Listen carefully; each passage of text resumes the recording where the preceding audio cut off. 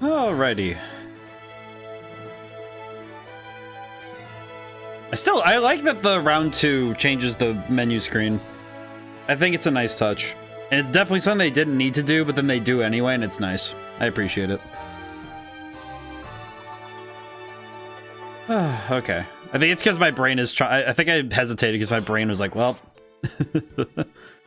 I have to... I recognize that now I have to mentally grapple with, okay, what do I do next? Okay, how far? Alright, I need to recap myself what we got to.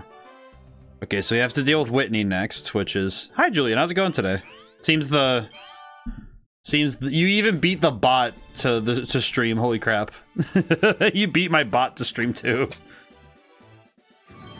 That's how you know it. That's how you know it was fast. How's it going today? Oh boy, we have a fair bit to do. We have, let's see, 3, 1, and we have 4 cups here. We still have all the gym leaders. I think I'm gonna start with the... I've been watching GTA RP, a lot of funny shenanigans. Oh, that's...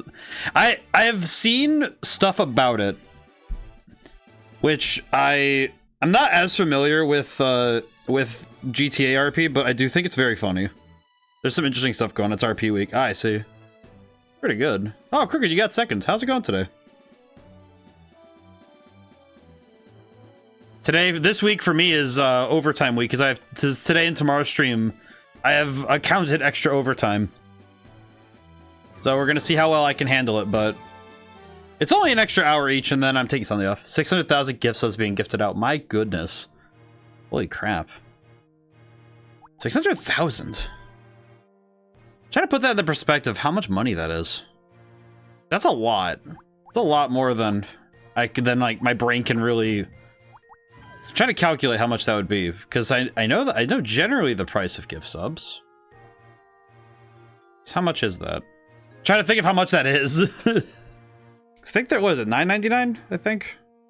Good God, man. That's basically times 10, so that's a lot. Let's see. I think, well, we're gonna go with our, let's see. I need to make a team again. Go with this one. Go with, let's see. Should probably look through all the Pokemon. Oh, you have agility and psychic? Right. Wait, I could use agility and then use baton pass. Big promotion leading up to GTA 6, I think. Oh, I see. That makes sense. I'm not as excited about GTA 6 yet. I think I'm not really big on when it's just cutscenes usually. If I was a small streamer with lots of experience, you answer most of my questions. Oh, I see. See, I think small streamers always have the... I think it's interesting because whenever you go to a smaller streamer, they usually have like a lot... They usually have a lot of knowledge of the topic that they focus in on, you know? Because some people have... I think the smaller streamers have a lot more of the niche knowledge, where, you know, the stuff that's harder to find. And I think that's really cool. I think it's very cool, personally. Let's grab Jinx. We need an ice type.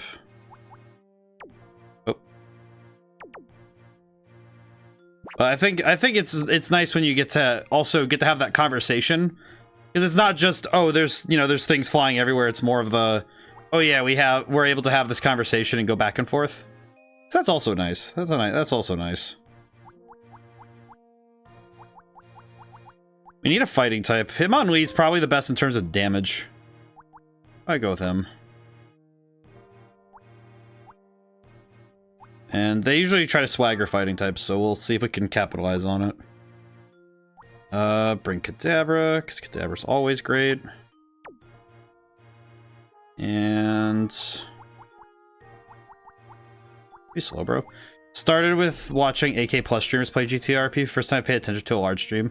I have not... sometimes I watch big streams, but if I'm watching a big stream, I'm usually just kind of sitting back and, like, you know, just kind of taking it in, because I don't really know how to communicate in a big stream, I guess would be the way to say it. Sounds kind of weird to put it like that, but that's kind of what it means, you know? We'll just run with it. We'll see if this team works. I think it's mostly just because I did not get into streaming culture until I started streaming myself, and even then I had to slowly kind of like lower myself to go into bigger and bigger streams. I know one of the ones that I know one streamer I do like watching sometimes. Sometimes it's like it depends, because there's a couple that are like the really big ones that I'll sometimes go like look in sometimes and see what's going on. Yeah, it's hard to have your messages noticed, but it can happen sometimes. TTS is sometimes an option. Yeah, I think big streamers usually do that. They make TTS a way for you to get your thing like directly to them if you are really confident in wanting to have it just right there. We are going to Thunder Punch because we have it. Oh, it paralyzed it. Okay, well, that's actually pretty good. That's lucky. Fully paralyzed? Oh, nope, flew. Okay. Guess the question is, do I want to cheese for a continue and swap to somebody? So I could swap to Jinx and she could probably take that. But... or I could do Reflect. I've seen a smaller streamer do DTS for 1 bit. I feel like with my streams, it would be rather difficult to do that because I usually don't have my... I don't actually usually have my my headset hooked up in a way that I get my PC's audio unless I'm streaming a PC game or I'm, you know, doing like emulation or any of that stuff. Like unless I'm doing one of those, I usually don't get audio from my computer. Which is kind of it's a conflict I've run into a couple times where somebody will say, hey, that was kind of quiet. And I'm like, oh, I didn't know. Oops. And that can be difficult. But it is cool when it is funny. I think the text-to-speech also has some fun. I think it has some fun ramifications because sometimes people send funny messages and it's made funnier by the way it's delivered. You know, the delivery of the joke suddenly changes because of the way it's produced. It's pretty good. Okay, one more hit will put down Noctowl. I'm grateful I was able to put up that Reflect because I'm pretty sure Kadabra would be toast if I didn't do that. And I got lucky with that. I got really lucky with that paralysis on the fly, though. That would have been a stab move. That would have hurt. Actually, technically, wait. No, takedown's also a stab. But it's fun. But I think that's why I'm just kind of enjoying the... You know, it's like I do hope that one day streams are... You know, I do hope one day streams are bigger, but I appreciate the time now that I can enjoy not having stream, like, you know, just zooming by, so I have to keep scrolling back up to check everything. Because I really like being caught up with chat. I don't like leaving people's messages unanswered. Like, obviously, if a bunch of people say similar... If everybody's on topic and everyone says something similar in a bunch, then it's like, okay, I can answer it as a generalized question, but it's still like, I think it's nice that it's more conversational. At least in my opinion. But I do also see I think the benefits of a really big crowd is that you have a lot of different ideas coming in and you have all these different angles on the same event. Because, you know, you're looking at the game and stuff and you have all these different angles of that same event being talked about, and that's really fun. And sometimes that, you know, spirals off into side conversations and you can see that happen. It's really fun. I think it's also just, it's fascinating from the analytical, you know, the looking at how social circles form and how people discuss. Ow. Oh, that did not do much. This Shuckle enjoys its trainer. I could probably, I don't remember, I think Kinesis does more. Aqua-chan, how's it been? It's been a while, hasn't it? How's it been? I haven't seen you since... It's been a while, hasn't it? If I recall accurately, it would have been back when Freya was still Freya. How's it been? Can get annoying too, though. Tons of people backseating. See, the nice thing for me, though, is if people backseat, then it's really funny, because sometimes I'll go out of my way to not. It's actually why, a long while ago, that's why King exists. It's really been a while. I'm doing quite well. That's great to hear, Aqua-chan. That's great to hear. Yeah, but Julian, that's actually why we have King in Pokemon Scarlet. Because somebody was trying to tell me, it's like, why are you bringing Slack King into the fighting type star leader? It's just not optimal. And I'm like, listen, man, I have to plug my nose to it. That's not optimal. It's like, but for me, it's just like, I don't really care. Because to me, it's just like, well, now you're just giving me ammunition. Now I can be rather perturbing by just consistently, I can just consistently do exactly what you're telling me not to do. Because that's funnier. It's like, it's way funnier if I just start messing around. Pokemon Stadium? Yeah, we're playing the second one. We're on round 2, which basically means the game stops being fair. I'm kidding. But also, the battles get to a point where it just gets insanely hard. But I've been playing through the Stadium games on the Switch, which means you only get rental Pokemon, which has been a unique challenge. Honestly, I feel like this is why I'm actually better at battling now. I don't think I'd be good at Pokemon battling, well, at least as good as I've gotten, if I didn't do these games, because now I actually think about stuff. Let's see. Yeah, it's fascinating how much these games force you to have to be really good at analyzing your opponent.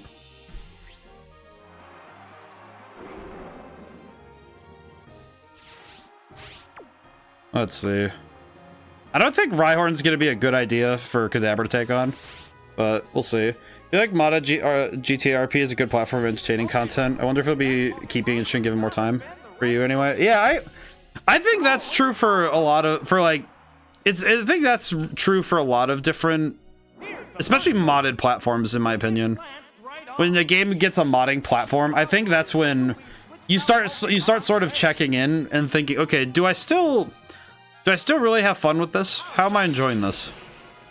So I think it can be, because sometimes the novelty is in finding a really interesting mod or finding, you know, a fun story to follow. I think especially with story-driven stuff, like, because technically GTRP is a great form of emergent storytelling where the story comes from the setting and it being a great ground for improv.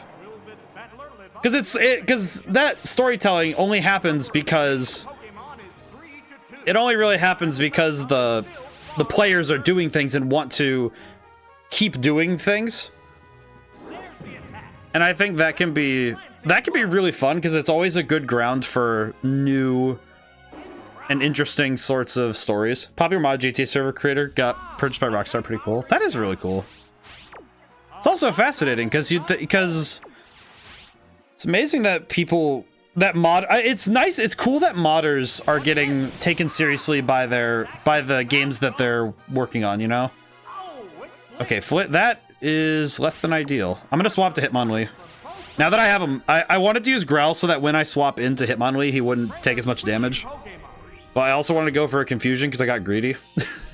That one's me getting greedy. However, he is still under Growl, so this will do like nothing. Yeah.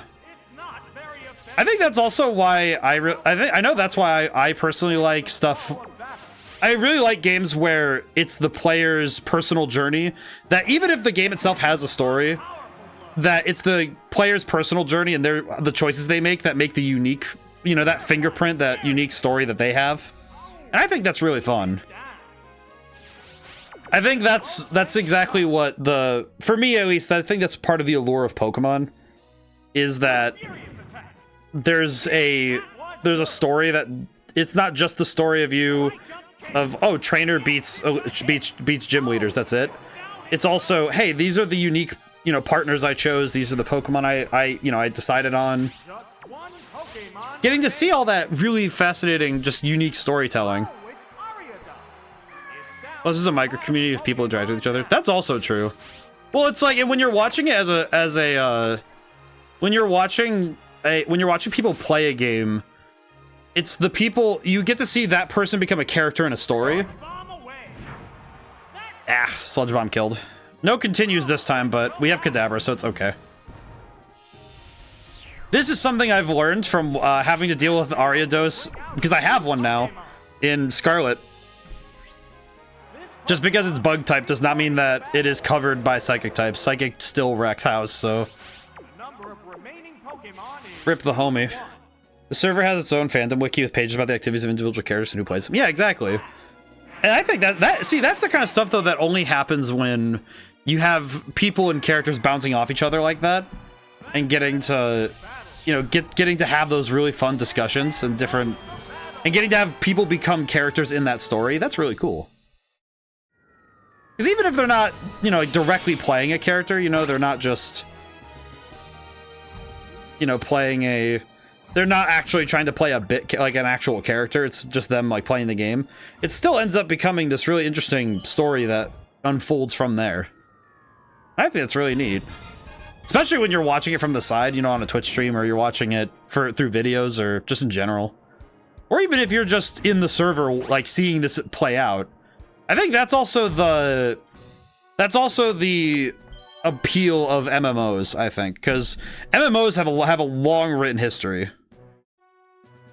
So we'll bring Donphan, we'll bring Hitmonlee, and we'll bring Kadabra as the anchor.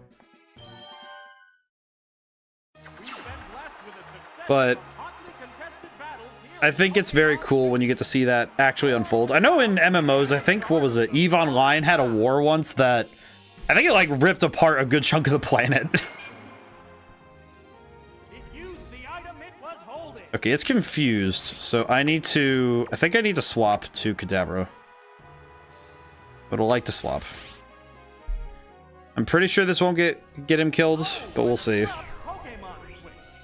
But I think that's the great fun of stories that are driven by the player, because you suddenly have these really insane tales just being born out of, oh hey, look at this, we're gonna have all these characters, like the players become characters, and then those characters start building up this wild history.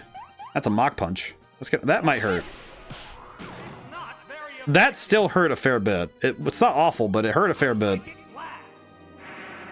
I'm probably going to make this run by having one continue. Then again, we have the suspend menu, so I'm not too worried. Usually it's the first 4 battles I don't worry about, and then... Okay, I need to get to Hitmonlee, but... Okay, I'm gonna use Reflect first, so that when I swap to Hitmonlee, it's not bad. It's like what games will be like when NPCs are intelligent.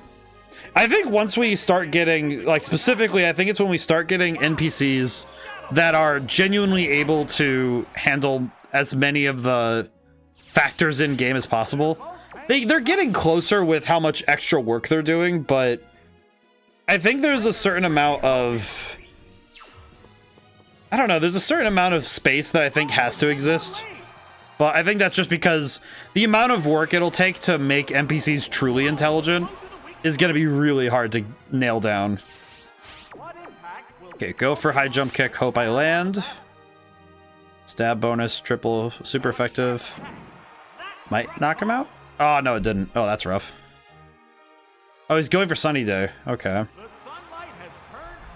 Which I'm going to guess is because he's going to either go for Solar Beam or... He might have, his last Pokemon might have just be going for high stab bonus, so.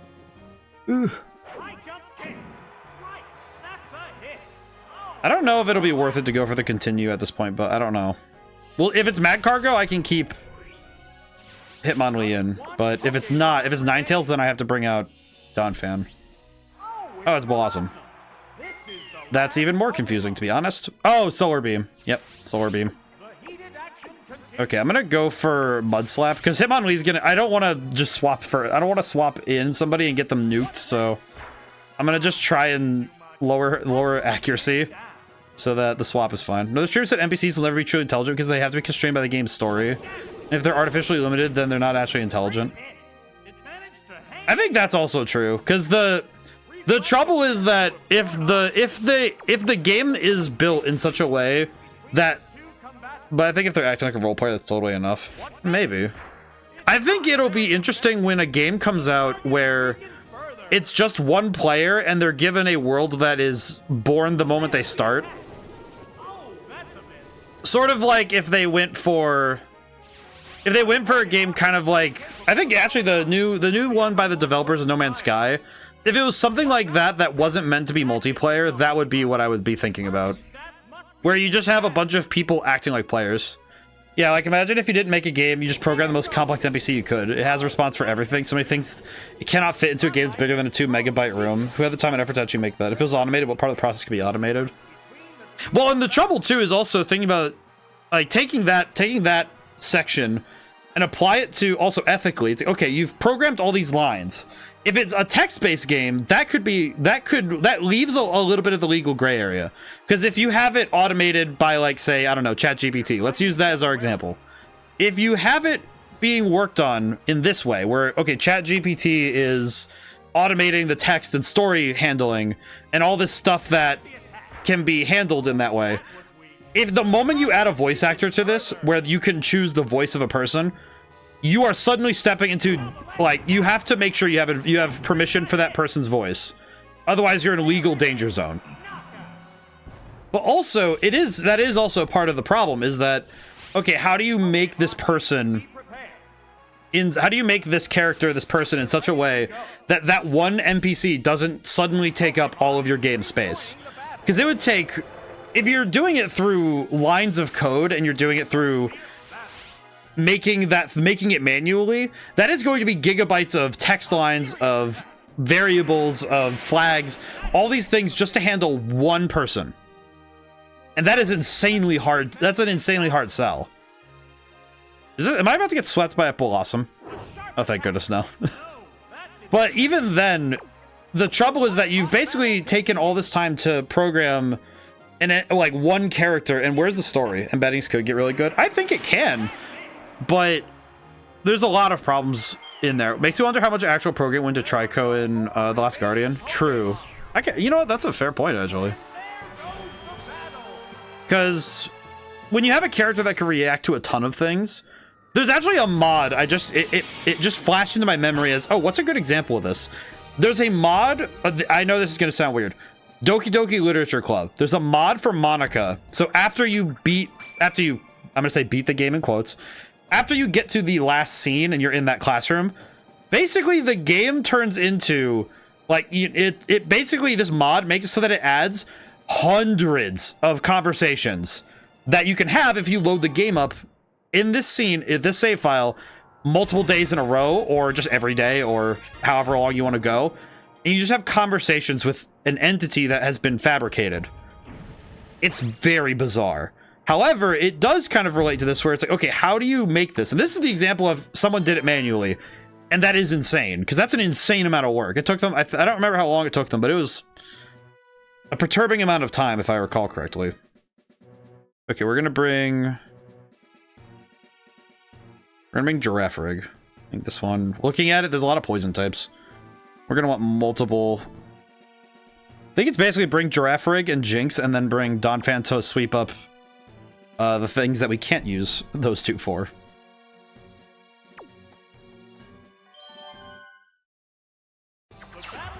Well, I think it's the... I think it is genuinely fascinating, though, to see, okay, because it's also a matter of work ethic, of not just like work ethic as in will you work harder. It's also the nature of, okay, to what end are you going to do this work? What are you going to do? How are you going to do it? And how are you going to handle some of the issues in solving the problem that you're trying to, right? Because it's like, okay, if the problem is, okay, how do we make an NPC that's this, this powerful, frankly, and then also make them make sense? I should have used another agility. I could have used another agility. I think I am going to use another agility. Yeah, we're going to do another agility.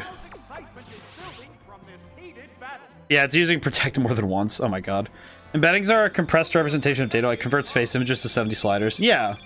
Which I think it, like, with compression, even with compression, even more troubling, how do we ensure it's fun? I think that's probably the bit, in my opinion, that's going to be the hardest part, if I'm just being honest, is that the hardest part is making sure, okay, how do we even guarantee that the player is going to enjoy this thing that we've made? Beat up. Ow. Okay, I'm gonna baton pass. This next turn, I'm gonna baton pass. Oh yeah, I can. Just got my Xbox. Ooh, excellent. That's awesome. Okay, now I baton pass. and pass this to, yeah, it's protecting, so this is fine. That's really good. I happen to like the Xbox controller, so let me know how let me know how it goes, like how it goes using it, because I'm curious to how you'll like it. But yeah, I think Crooked, I think you're on the right track though of how do we ensure it's fun, because just having an entity to talk to doesn't necessarily guarantee that it'll be fun to talk to them, which is the hard part. It's like, okay, how do we ensure that this is fun? And I think with it's like, the trouble is that if it's something like the NPCs in Skyrim, if we use that for modded ones, some of them have a stupid number of lines. Recorder, there's one named Sophia in Inigo. There's a couple in Skyrim who are like that, where they are insanely well programmed in that sense of being able to, of just having so much that they can do. Probably should have swapped it, shouldn't I? I did not think, I was just... Okay, well, it's gonna Screech, which means it's going to go for a physical move, probably. I'm gonna swap to Jinx while I have a moment. Swap to Jinx. But I think if it's something that enhances the experience, then it's a good idea. Because just making something because you can doesn't guarantee that people will find it fascinating. I think that's been true in a good number of positions, actually. There's been a good number of things that have happened where it's exactly that, where somebody says, hey, I'm going to make this really big thing, and it's really cool, and I'm going to make all these bells and whistles, and it's fascinating, and then nobody cares because it's like, well, what are we supposed to do with it? It doesn't actually do anything, and that can be difficult to... It can be sad when it happens. Because then you have this entity that can do all this stuff, and then it's just not very interesting to deal with them. You know, it's like, oh, well then why should I deal with them? That's not weird. That's kind of weird. I think that's... I'm gonna... Oh god, I'm never gonna... I think I'm just going to have to rip the band-aid off. This is what the problem with Starfield is. With games like it, too, where just because you made something that's technically impressive... even if it's a technical marvel, like it is a technically impressive achievement, whatever you've done in the game,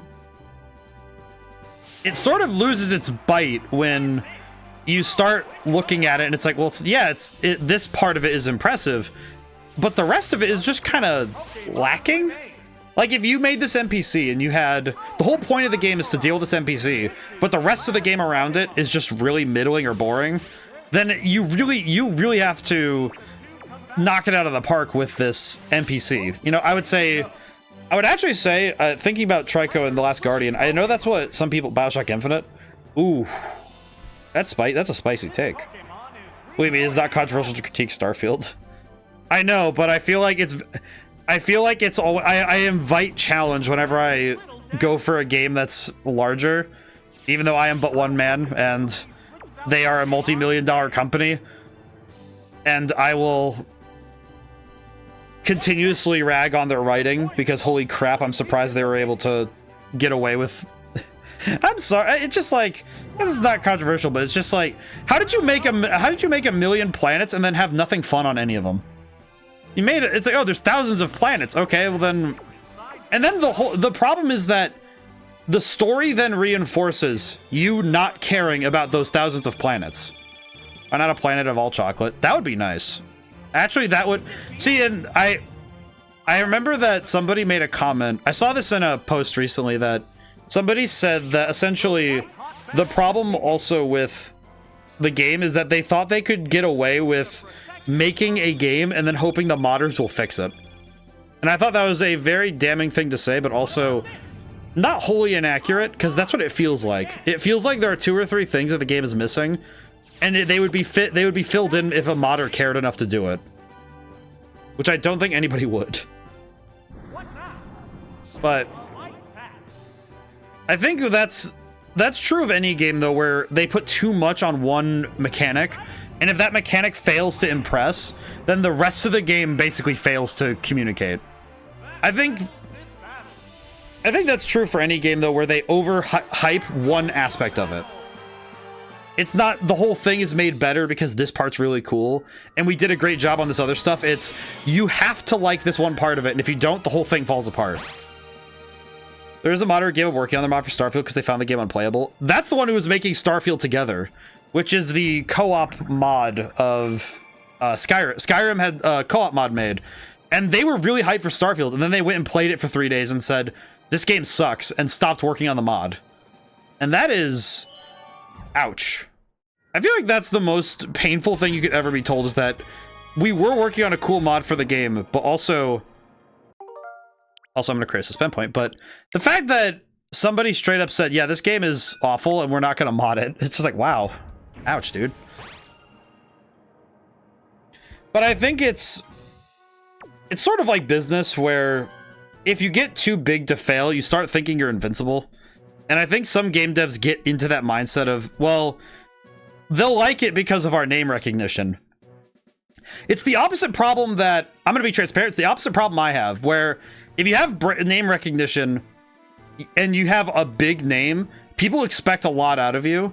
And by extension, they might continuously buy your game until they find you, until you do something that really gets to them. And then they'll say, okay, yeah, well, then we'll never come back. See stuff, I would say see stuff like the Saints Row reboot that came out. Great example of this happening, where they just kind of forgot who their audience was and thought they could skate by making something that's good enough. And that doesn't work when you have a name that demands respect. And then my problem is, and game developers like me, where you have to get people to trust your name. And it's those two extremes where the most critical people can get, I think. Because how do you follow up after Saints Row 4, though? Unfortunately, you don't.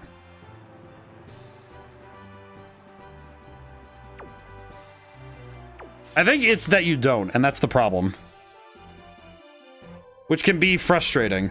I think that's also a frustration, is that if you make something too good, it's almost impossible to follow it up.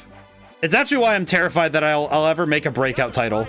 If I ever make... Saints Row 4 was amazing. It was really good. I played it a little bit. It's pretty good. But I think this is... It's something I actually had thoughts about in terms of being afraid of, was that I would end up making something that I could never match in terms of expectations. I'm grateful that I have not yet reached that point, which is great. Because holy crap, I'd be scared if I ever did.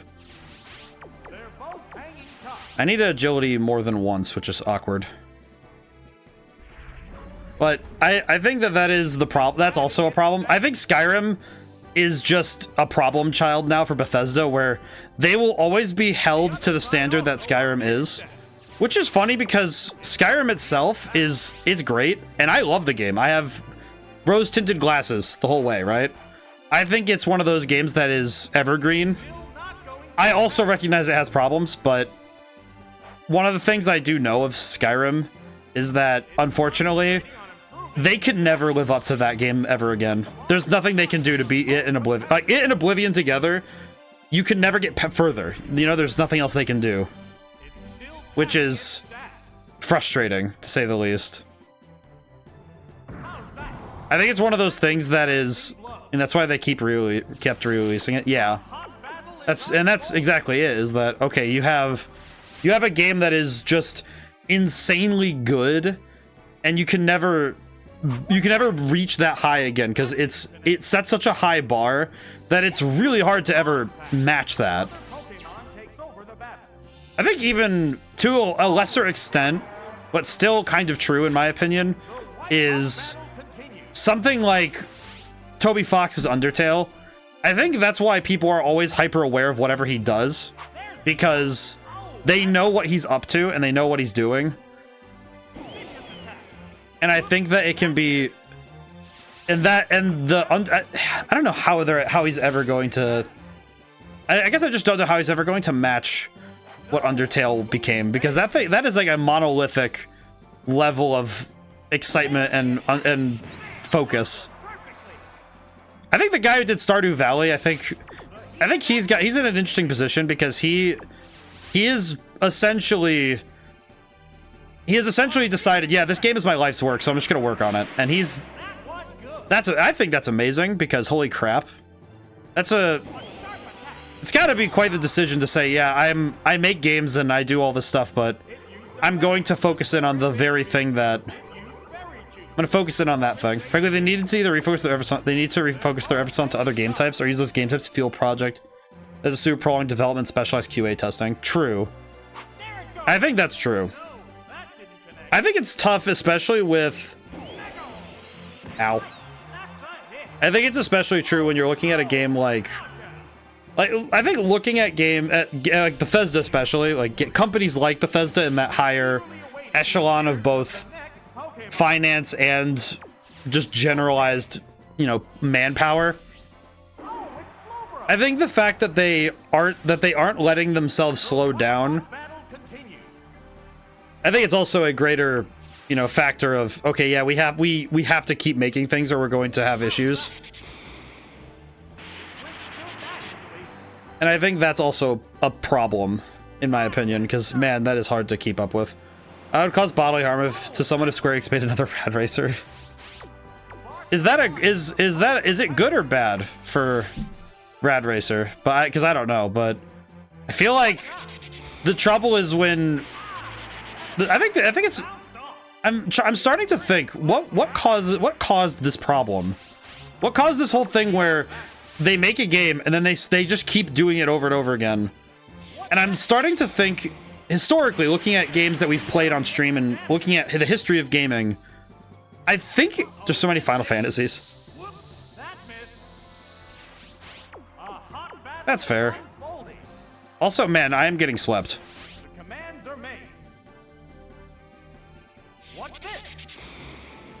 I'm trying to figure out precisely where I could have...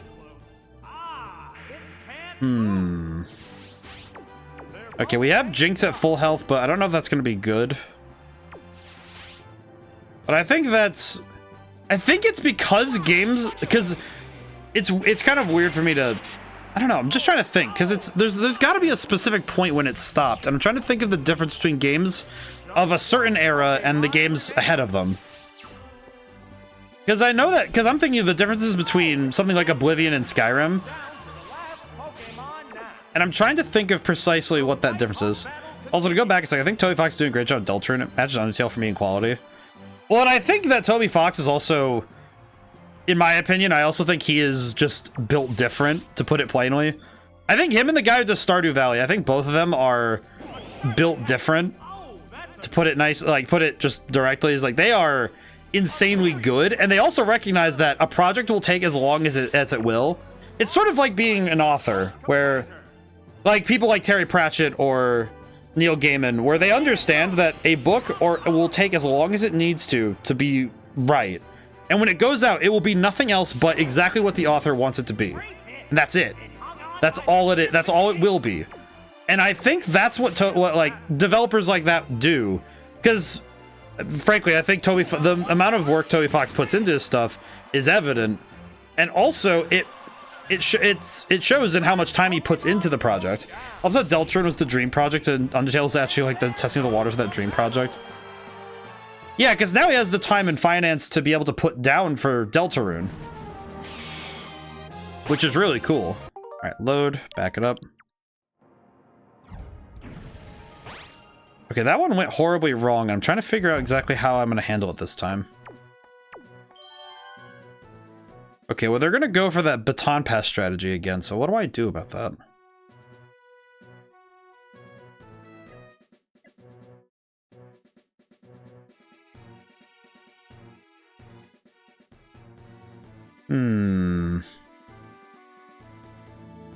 Well, I know I need Giraffe Rig. And I guess that's where I hope to be one day. That doesn't sound too much. It's like, I know it'll take me a good long while. It'll probably take me a good long while before I ever make a game that even comes half as close as Undertale ever did. Even a quarter, I would say. But that's kind of like the dream, right? Is being able to... making something that people get passionate about. So I think that's also part of it, is that it goes both ways, where the person is really passionate about the work they did, and then people feel that passion, and then they form a community passionate about that thing. And I think that's super cool. And it's important that that sort of thing happens, you know? Now I'm really hoping the psychic lands. It increased its evasiveness. There it goes. Okay, that landed and almost knocked out. So I'm gonna go for another psychic and try and knock this thing out now. But I think that is also a big part, though, is that great individuals can really lift a project, and by extension, make that thing even greater than it could ever be. But, like, you know. But I think, trying to think precisely what caused big companies to have this issue, where it kind of feels, like you can tell when things just start getting corporate. I'm trying to determine exactly what it was. Because I don't think it was exactly the money. Because I do think it does affect it, but I don't think it's the whole cause. So I almost wish it was just like, oh, it's because ballooning budget can be a problem, but I don't think that's it. It might well be a perception issue where how somebody sees. Ow. Eesh. Okay, we're gonna agility one more time if we can help it. Yes? Nope. Ow. I would like the baton pass before I die. Well, that's not great. Because I'm trying to, because I'm wondering, I'm trying to like put it down into words. Because I'm thinking about it more. You know, it's grinding in my head of, okay, what exactly is causing this grander, you know, concern of we've been thinking about, where how do we ensure that the game will be fun, and also how do we focus in on making something that people will be really excited about? Major problem with big companies is that they have the money for all the cool projects, but they're run by people who don't want to spend all that money because they like to dragon hoard it all, in my opinion. I think it also, on that point, it's also the fact that they stop taking risks because they don't want... It's a matter of record profit, I think. Because for some reason, a lot of companies are not run by profit, but by getting more profit each year. And that's their focus, which is not accurate, in my opinion. I think it's difficult when you get put in the position of, it is now time for us to... We need to make more money, and that's it. And it's like, are you sure? Because it feels like one of those things where, okay, well, how do you excuse that, I guess? Because they really want to have big money. Which is why I think that some businesses have been getting it right, in that they do understand that risk is part of business, that it's part of how... It's also part of storytelling. And I think that's the thing that some game companies are forgetting. And also, by extension, I would say this also goes to any entertainment media, where the fact alone, you can't just kind of skate on creative bankruptcy. You can't just say, oh, I'm going to just keep doing this same thing and people will enjoy it. And even if you're doing a show with, like, you know, consistent characters and all that, it's like, okay, we have to figure out how to make this work well. And I'm reckoning that that's part of the problem, if I'm thinking about it. You know, it's like, okay, how do you run a company in a way that makes money, but also makes things that are fascinating to the audience, and also keep the people making it excited? Watched an interview recently where Bill Wirtz advised to never commit to a creative idea that you like passion for, because it's like painting with colors you can't see.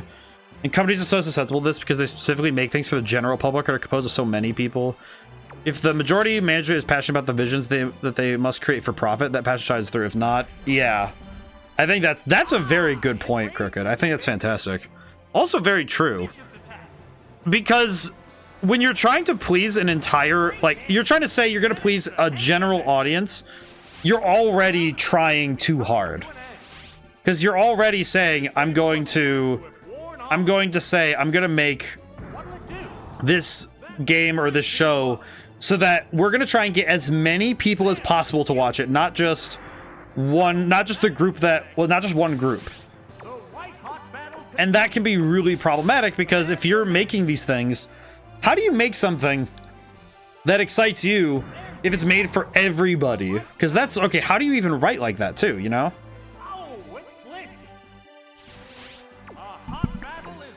And that is an insanely hard thing to do. And then, all right, how do you make that, how do you make everybody passionate about that, right? Here's the neat thing, you don't. I mean, that's kind of what, if I'm being 100% honest, that's what Red Genie is. Like, I know very well that most people on this planet, like a good chunk of people, are not going to be playing my games. Any game I make. I don't think that's, because I'm making it for people who just, I don't know who I guess I haven't really determined truly the audience. I guess it's just people who like video games between the age of, I guess, 18 to 42. I don't know. It's like, I guess it goes 18 plus. What games are you making? I saw your username and I didn't want to refer to you by the first half of it. However, hi. I made my own game. It's on Steam right now. I made a game called Red Genie. And it's a turn-based RPG, everybody does. Ah, I see.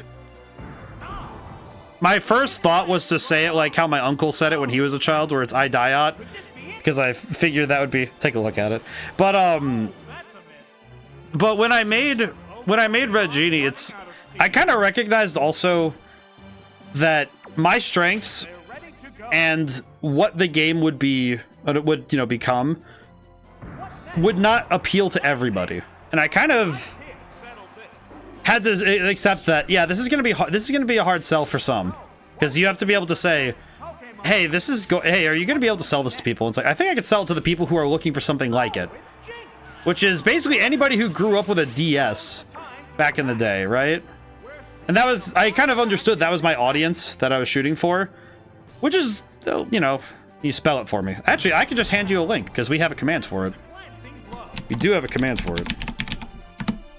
We have a command. It's on Steam. Yeah, no problem. I'm still, I know you said I can say the first part and refer to you as idiot, but that's like, it feels rather bizarre to do so. Also, this double team is confusing me. He has 1 HP. I just need to land a single hit. I need a crumb of a hit, please. Ow. Please, I need this. I just need one hit. Oh, for the flinch. Go for Ice Punch again. I could go for, well, Mean Look wouldn't mean anything because it doesn't do much, but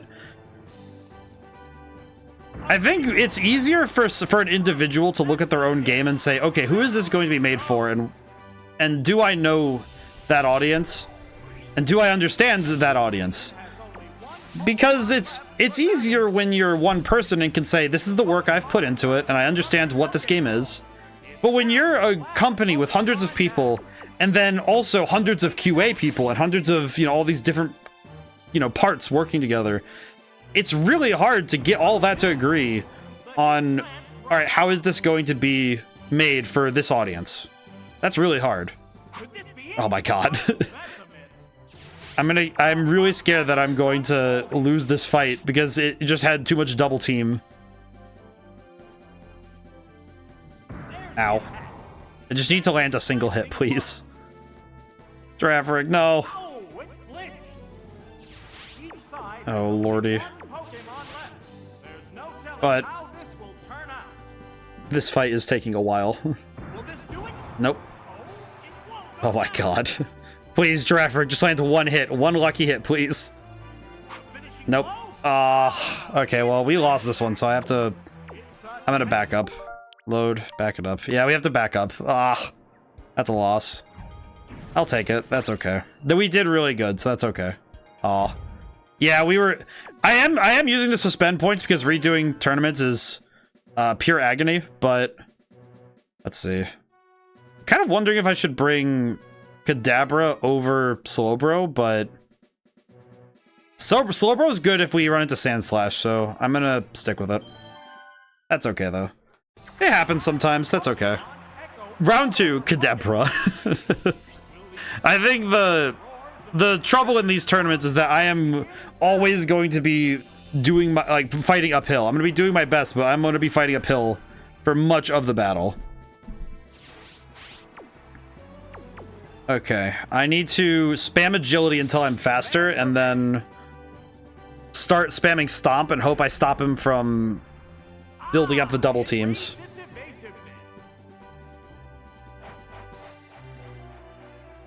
I forget if one agility is enough for me to go faster. I'm gonna go for a stomp and see if I'm faster. I don't actually remember. Oh, it went for it went for an agility itself, really. I guess if I alternate between agility and stomp, I'll whittle it down, so before it gets way too out of hand. So I need it to I need it to be worried that I'm going to be faster than it. But with a lot of, I think with a lot of big companies, especially nowadays, I think also the trouble is that, ironically, with 100 people in working on one project, I find that mistakes are easier to get snuck in than if you're dealing with a project that is smaller in scale. It's sort of, I'm reminded of a Great Gatsby quote where it's, when you have a party of, 5 to 6 people, it's very hard to sneak away and be alone in that party, right? But when you have a party of 100, it's very easy to sneak away in that group, in that crowd, because it's very easy. And to me, that's similar to how things like bugs or issues in the game can get lost because you have hundreds of people passing this thing around and the party vibe, and suddenly you have something that is so massive that a lot of things get passed over because of it. And it's very... Oh, speed won't rise anymore. Okay, so capped out speed. I'm gonna go for a stomp and see if I can deal damage. I can. Okay, hope for a flinch, I guess. Yeah, no, it knows Mega Horn, so I need to swap to Slowbro soon. I need to swap to Slowbro because it has better physical stats. Okay, Baton Pass, and we'll swap to Slowbro. It'll be fine. I think I could swap to Jinx maybe, but I'm uncertain because I think Slowbro... I could just try to use Growl and weaken its attack, but if it lands a crit, I just die, so that's awkward. Yeah, because that's the difference. That's a lot less damage. So I'm gonna go for Disable actually. Maybe I can stop it from doing that. Oh yeah, because it's gonna Thunderbolt. That's right. Ow. Okay, stop doing that. Oh, it missed. Oh, geez. Okay. I was hoping to stop it from doing Thunderbolt, but I'm just gonna have to suffer, I guess. Oh, brother.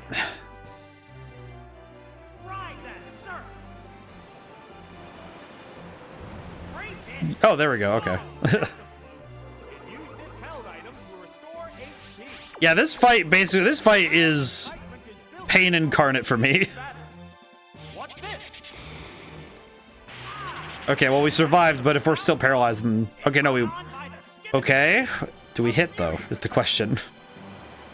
Nope, we missed. Ah, okay, Slowbro's dead. I'll just go for Growl. I don't know. This one's rough. If Smeargle goes down, though, then we reset their stats, but... Oh, wait a minute, I know what I can do. Hang on, I know what I can do. I'm gonna try and knock out Smeargle. And if I do knock out Smeargle, I'm gonna use Mean Look. Okay, go for Ice Punch. Pokemon Stadium 2 is tough. Help. Oh, Drifter, what can I help you with? I have the hiccups. Try push... Oh, I think, what is it? Is push your tongue to the roof of your mouth. It's been 10 minutes. I think it's tongue to the roof of your mouth. I think I just lose. I think I just lose this. I think I just lose. I think it's tongue to the roof of your mouth. Hold your breath. Hold your breath for 10 minutes. I think it's hold your breath and push your tongue to the roof of your mouth, I think think that's the method, but I could be mistaken. I'm uncertain, to be honest. All of my usual hiccups treatments are weird. It's like put sugar under your tongue. This Pokemon is rejoining the battle. It's down to the last Pokemon now. What happened, Drifter? Jinx dropped her weave. Yeah, she just kind of leaves her weave behind if anything happens. It's very bizarre. Ow. I'm kind of worried that even if I knock out Smeargle here, that the thing I'm worried about is if I knock out Smeargle here and they just go for one stomp and knock me out anyway. Because I'm pretty sure they could just go for whatever Pokemon and knock me out. I'm pretty sure they just knock me out right now. Unless I'm mistaken. Unless I'm mistaken, I'm pretty sure they just knock me. Yeah, they just knock me out. And ow. Yep, that's it. Ugh. Back up, back up we go. Ugh. Okay. How did I deal with something like this last time? Kind of feeling like.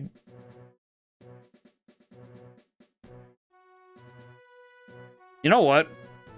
Being careful's for nerds. I'm gonna do Girafarig, Hitmonlee, and Jinx. I'm gonna swap Slowbro out because he has been a liability every time. And at this point, if Smeargle shows up, Domfan and hit him really hard. You know what, Lollifat? That's a fair point. I'm gonna go with Hitmonlee because if Smeargle's nerd face shows up again, I'm gonna kick him really hard. Just putting it plainly, I'm gonna kick him real hard. Okay, we're gonna go for Psychic right away so we can stop this fool from doing double team. The fact that this is the whole strategy, it's effective. I dislike it, but it is effective.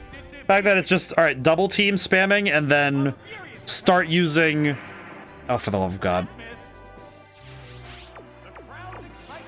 I might need to use agility so that it stops doing this, but... What would be great is if I get lucky and get a special defense down as well.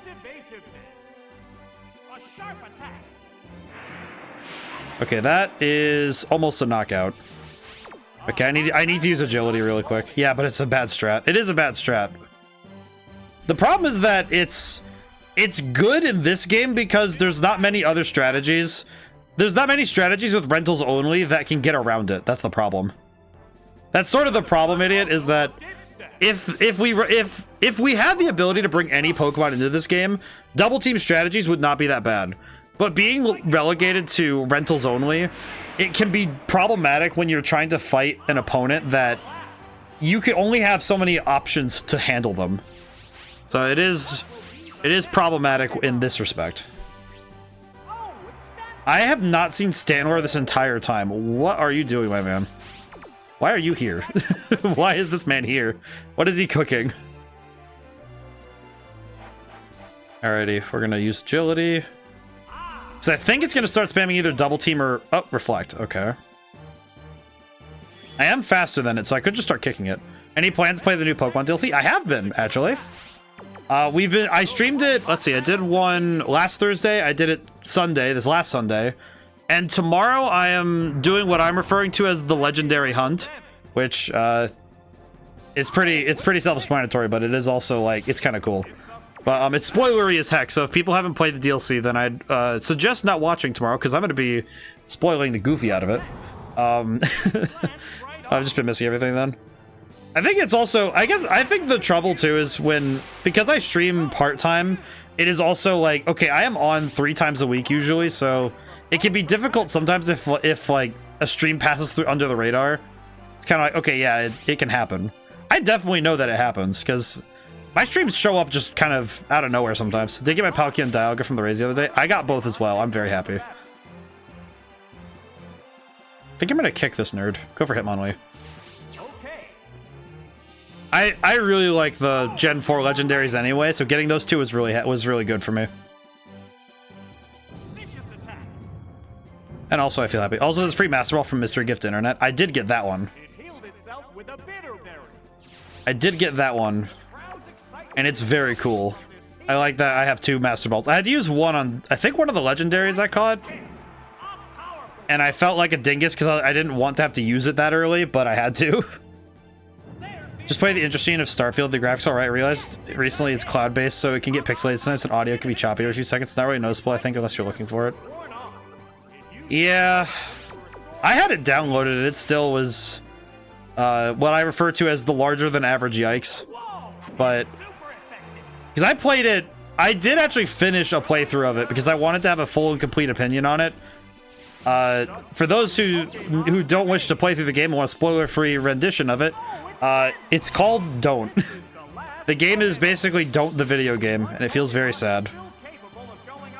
I'm gonna try going for Mud Slap. I'm gonna just see if I can stop it. I don't know why, I find it really funny when I just start throwing mud with Hitmonlee, or just keep hitting him. I knew about the Darkrai, but I didn't know there was a Lucario. That I did not know. Okay, I'm gonna go for Meditate. I'm going to guess that I'm going to be fine. He's gonna miss. Pretty sure I used my Master Ball in the Mewtwo event. I had 2 Master Balls, which it felt like that one meme, the gee, ODaM, how come the game lets you have 2 Master Balls? And I'm just like, story-based events. I need to restart because I actually made my pronouns she, her. I will say I kind of forgot. I kind of forgot those existed. But I also, oh, it used Swift. That's a smart move. You know what? That's on me, but also that's a good move. That was a fantastic play because yeah, you can just kind of avoid having your accuracy lowered with Swift, huh? But yeah, I think with, yeah, thinking back on Starfield again, yeah, that is, it's like, I feel like the problem is that if the story didn't go out of its way to essentially nullify any amount of connections without spoiling anything, because if anybody wants to go play it out of morbid curiosity, I'm not going to stop you, but I'm just going to say that the problem is that it builds up the story and the world and all this cool stuff, and then it completely nullifies all of its work by the ending. Like, the ending essentially just renders mute anything that happened before it, and it's like, dude. kind of feels like it kind of feels like the devs got too insecure about people replaying the game and then said it has to be part of the story.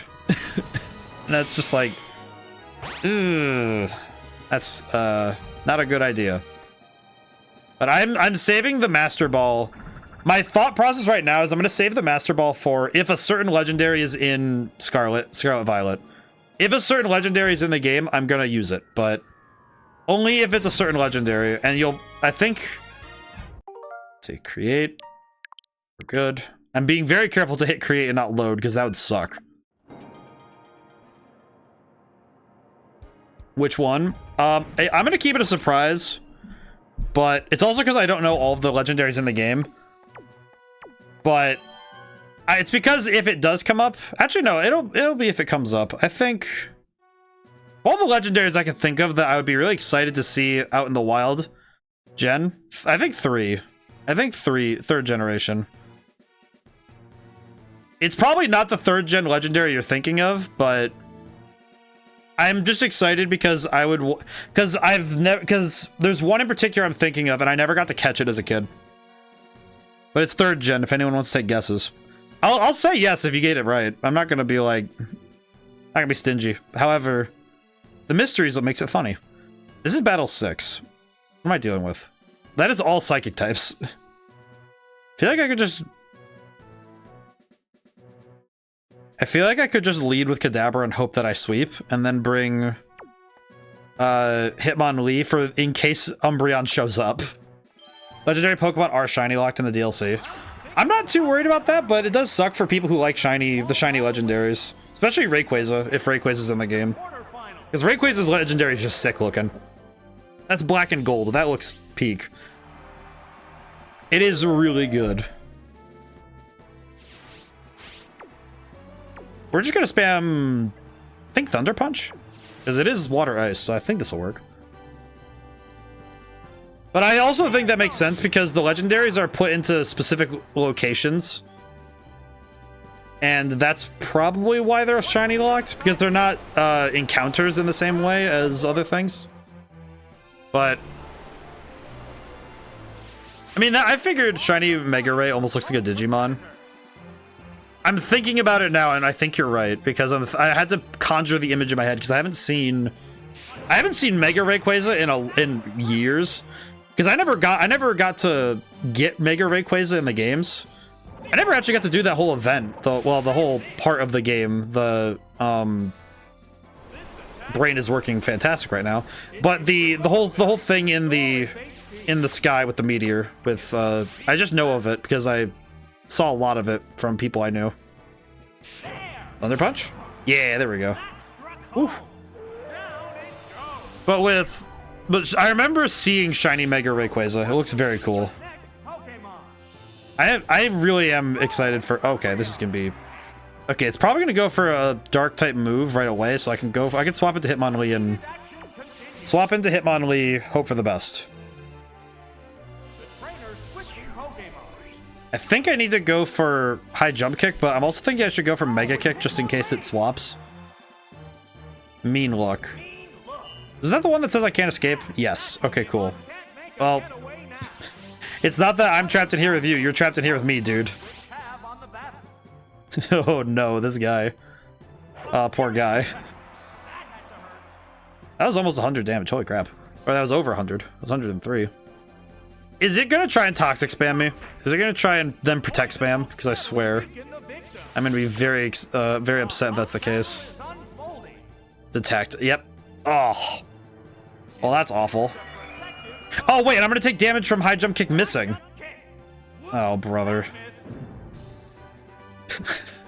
God dang it, man. Oh well, that's okay. I'll make it work.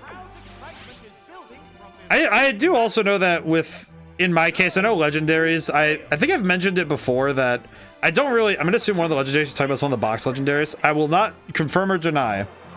But I know for me, I like catching the legendaries because they're the ultimate challenge in catching because they're the hardest Pokemon to catch in general.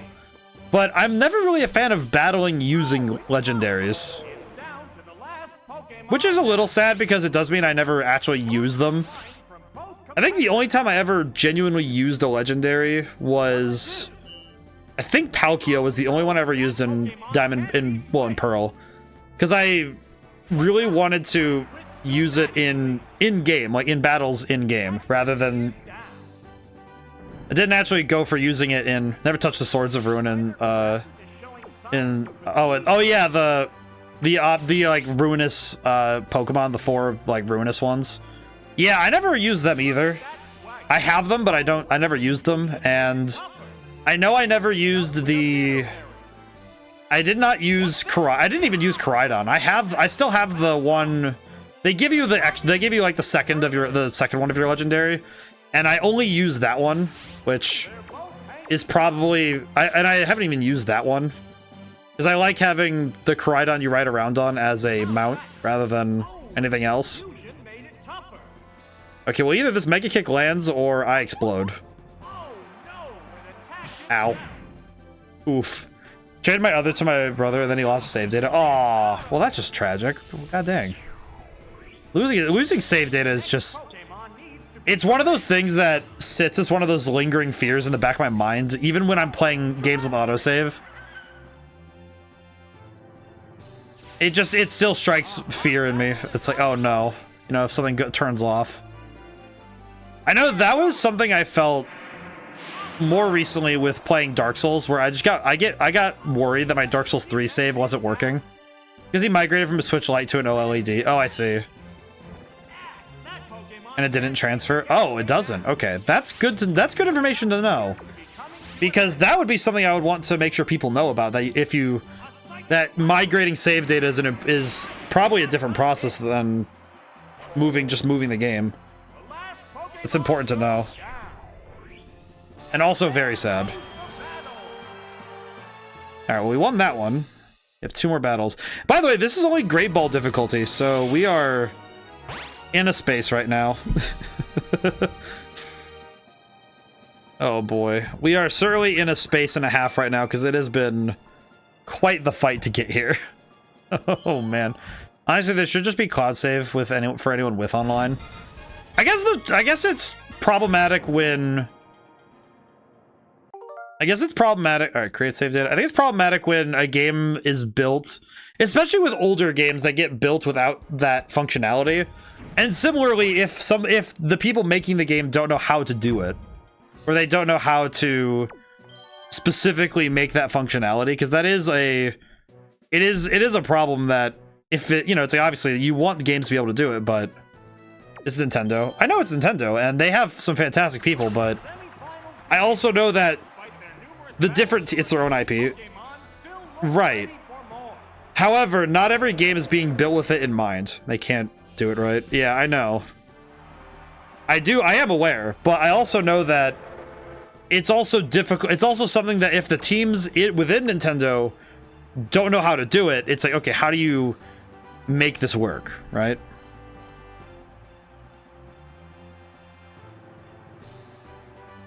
I'm gonna swap to Giraffe Rig. I think swapping to Giraffe Rig and spamming Agility and Stomp will be good. But it is problematic when a game is built with because we have modern conveniences in mind, and it is difficult to handle it. I think. I don't know. I don't think they should have an excuse to not know how to do it. I guess that would be true for every large company. I think it's true for a lot of companies, but oh god, okay. I'm a little uncertain how I'm going to handle Kadabra now, because I don't really have a good option for him otherwise. You know what? Actually, I do have a good option. I'm going to take that loss and go backwards. I'm going to accept that as a loss and then go back. I think it is a problem that it's still coming up with a lot of games that some companies, because they, you know, either due to older people still in the company or just frankly a lack of knowledge in a certain section, some game companies just straight up lack the knowledge to handle certain things, which isn't a bad thing on them, but it's also they don't really, it's not even their fault. It's just, oh yeah, they just literally lack the knowledge. I should have gone for, probably should have gone for Agility. I need to lead with Agility, I think. I'm definitely noticing that this fight of all, I need to have Agility on hand. Okay, I'm going to use Agility and then swap to Kadabra. So I think I'll be fast with one Agility, but I'm a little worried that's not going to be the case.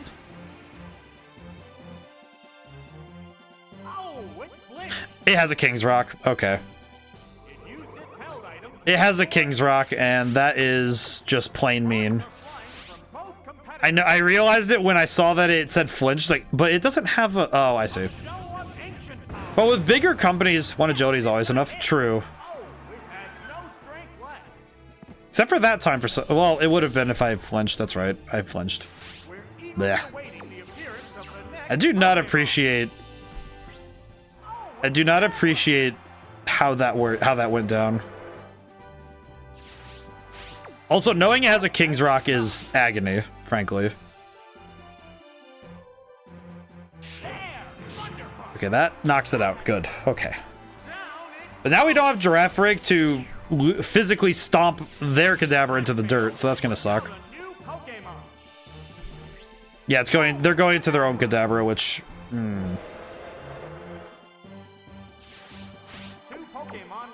Oh wait, I could use Kinesis, because Kinesis, it probably has a held item. I could probably just beat it to death with its own held item. Oh, that's awful. Well, that's also awful that I got burned, but please get paralyzed. Nope.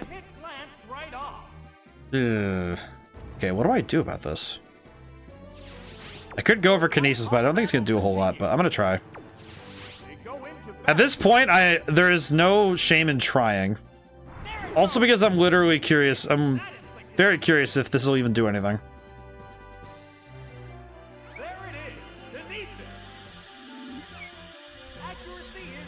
That is not what I remember that move doing.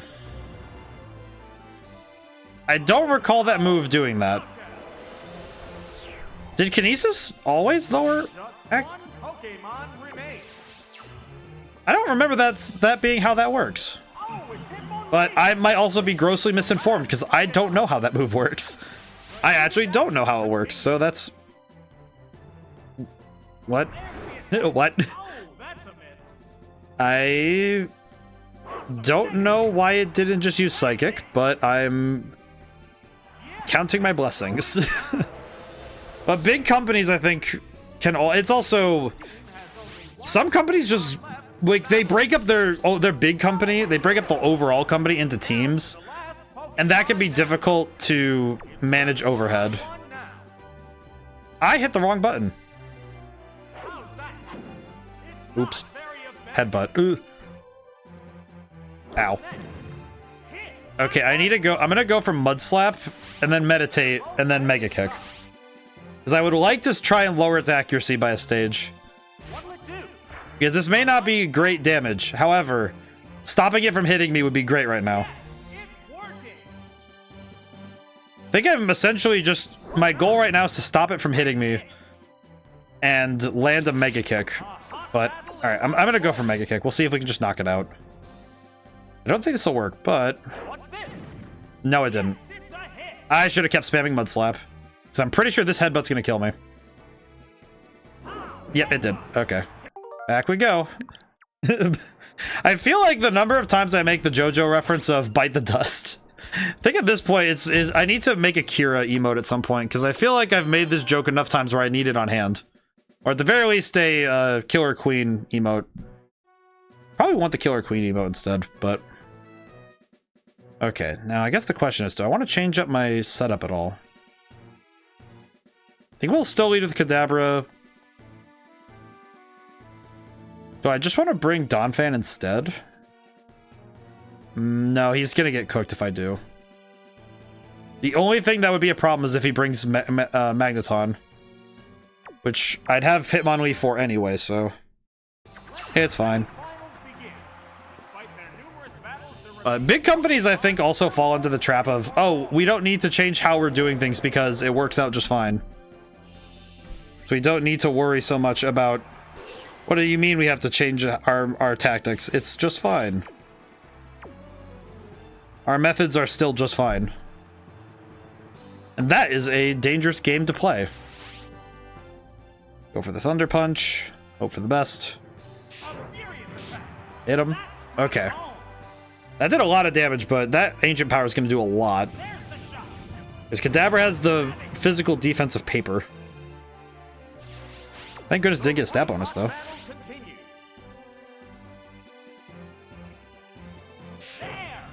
Whew. Okay. Well, we're cooking, though. We are cooking pretty well, though, I must say. Now, if he sends out Kadabra... Okay, it seems like he always has Kadabra at this point, so... Did I send no Bakuten bites the dust? Did I send no Bakuten bites the dust? As I prepped a second ago, I just want to double check it was accurate from memory. Pretty good, though. I remember distinctly when we played Conquest of the Crystal Palace earlier this year, and I still the videos is still one of my favorite things of me constantly saying bite the dust, and then the edit that Future Savior did of just it constantly warping back to each playthrough. I think that game had the most save state usage of any game I've ever played. I honestly think that's probably true. Okay, so we're gonna agility and then spam stomp. That's the goal. That's the method. So agility once, one agility, and then start spamming stomp. Ow. Okay. Agility, and we actually get to use agility this time. I think Killer Queen is probably one of my favorite stands in JoJo's, because I think its rules are fascinating. It's like, oh yes, I touched this thing, it's now a bomb. And then it's like, huh? Making bombs out... I think just making bombs out of anything is just a hilarious power, though. Of course, I think the classic rushdown stands are hilarious, but I think it's... And they're very cool, but I also think that there is something really neat about the special powers that some of them have. I think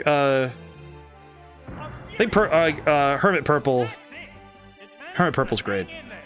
Also, the fact that it survived on 1 HP, you've got to be kidding me.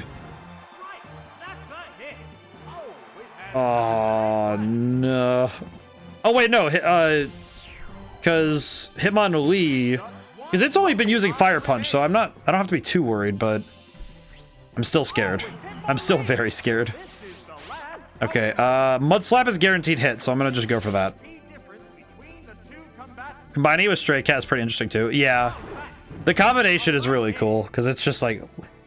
It's again, it's the powers. It's the fact that they have unique systems, and each one does interesting stuff. And I think that's what made Stand so cool. That's what makes Stand so cool, is that it's not a power levels thing. It's okay, sometimes you just run into somebody who's... I think my favorite unspoken rule is that the bomb explosion acts exactly like a bomb shouldn't and eradicates a lot of evidence of itself, but not all evidence, which is very funny. I'll say for sheer heart attack, yeah.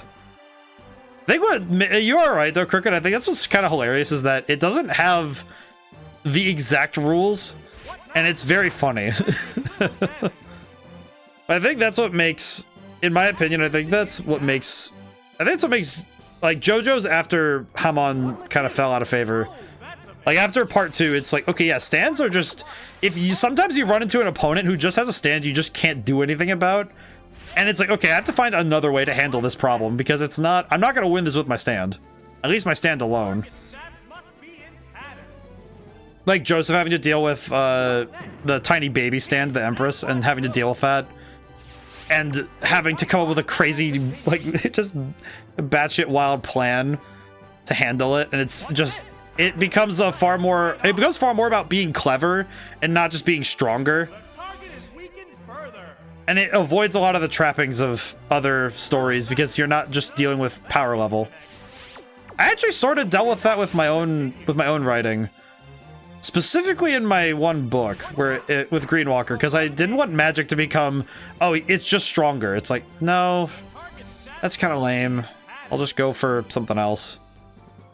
Okay, now I really have to hope that... I have to really hope that I've lowered its accuracy enough to be able to start throwing mega kicks without issue, but I'm very scared. I am very scared. Because any one hit is going to knock me out, and I know that. Okay. Oh no. I feel like the comic book for Boingo is kind of sad because it's supposed to show the future, but it's just plain wrong at times. Yeah. I'm gonna go for one more Mud Slap and then go for Mega Kick, because it'll set up Mega Kick. Yeah, I think some stories it's really sad when it's like you're like, oh, I see. In any game where an enemy can retreat and come back for the fight with full HP, replacement I refer to as they're going for D4C. They're going to use D4C. True. Oh man, you know what? I kind of feel bad I didn't stream more of me playing the JoJo's Bizarre Adventure fighting game, because I love that game. Ah, gonna pick your brain. I am ready. Also, who do you think would win? Oh, right at the end I lost. Well, that's okay. Who do I think would win, Emperor or Sex Pistols? I feel like I need to review, because I think I'm trying to remember what Sex Pistols does, because I'm trying to remember its ability. You know, hang on. I'm pulling up the wiki because I want to make sure I have a proper comparison, because I remember them. I have it's like my brain is like, okay, I remember what they do, but I also don't. And it's one of those things where suddenly trying to reach for the information, suddenly put it right on the tip of my tongue, and I'm like, oh, cool, great, thank you. Where it's just like, oh, cool. I appreciate getting to... I almost feel like I should bring Jinx instead, because Venusaur has been getting me whooped every time. I'm gonna bring Jinx instead. Okay. I'm gonna look up the stands.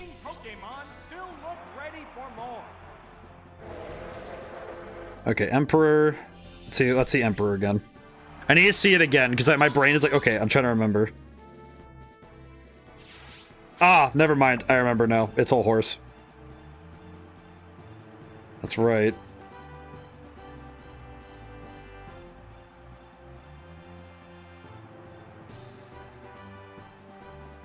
Really control the trajectory of its bullets as they're also part of the stand. I see. And he has basically infinite ammo. Okay.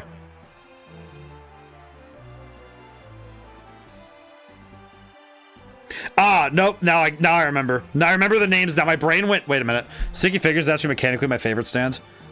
Ooh. Actually, yeah, Sticky Fingers is great. No, Sticky Fingers is fantastic. The zipper, the fact that the whole zipper thing is, it's such a fascinating and unique power system because it's just, oh, cool. I'm gonna open a zipper in this wall and just walk through. It's like, what? What do you mean you're just gonna walk through? You just zipped. You just open. You just closed. You just opened and closed the zipper on the wall. What do you mean? And looking at Emperor versus, you know what's the only thing I can think of though, looking at those two? Because all right, it's also a matter of the wielder. Because a stand is a representation of the wielder, so we can't take the stand away from the wielder, and vice versa. So, man, it's too far away. Unzip my arm so I can zoom punch. Yeah, it's like it's funny because it does the thing that it does the very thing that Jonathan Joestar does with Hamon, but even further away and with the crazy zipper arm. It's nuts. But thinking back on your question, Drifter, with Emperor versus Sex Pistols, I think it's a matter of then of who's fighting, and it's Whole Horse versus Mista, which, thinking about it critically, I think the only problem is that I think Mista is great, but Whole Horse is better suited for single, like, he's actually really good at fighting by himself, whereas Mista works really well as, like, he's really good at backing people up, which I think is what makes him really good, which just makes him a fantastic teammate. Because I think in a, like, straight on fight, I think Emperor wins really fast. Because also Whole Horse is he's slimy. That man is absolutely going to cheat in a fight. As stance, Emperor should win, but as stand users, no way know that Whole Horse could kill Mista with bullets. Mista's been shot too many times to him. Actually, yeah, you're right. Mista survived getting shot, like, he's taken about like 50 bullets at the just sitting there like, yep, you know, normal day at the office kind of thing. It's like, really? You sure you don't need to go to the hospital or, like, you know, anywhere? I guess plot armor stand. I guess that's the problem. Sex Pistols is a plot armor stand, which would be difficult to handle.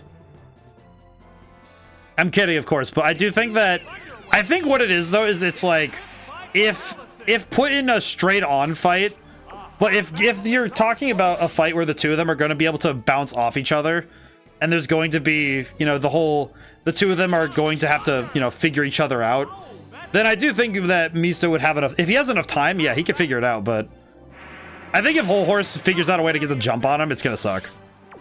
I think that's just it's a theory. Because I kind of have started to realize with some of these hypotheticals, we have to step back and say, okay, we're going to engage with the hypothetical. Number 5 in his helmet protected him from 3 bullets to the head, which is still so shocking that even Prosciutto couldn't fathom it. Actually, you're right. Actually, now you're right. I'm thinking, I'm placing the evidence into position. You are right. Because the bullets themselves work individually, which is way different. Because I guess that's the trouble is that Whole Horse using Emperor, he has to control it manually. Like he doesn't just, you know, for lack of a better terms, he doesn't just fire and then do that. Let's go. Hey Kairos, how's it going today? Nice to meet you. It's see your first time. How's it going? I'm hopefully going to win this, but I'm kind of scared that this Magneton is going to cook me. Ow. Oh my goodness. I do not want to lose this after getting this far.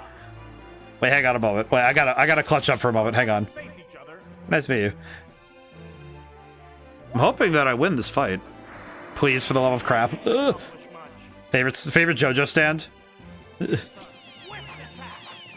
Oh. I am now starting to realize I should have brought Hitmonlee. Wait, the one time I don't bring Hitmonlee, I need Hitmonlee. The one time and whenever I do bring him, I get put up against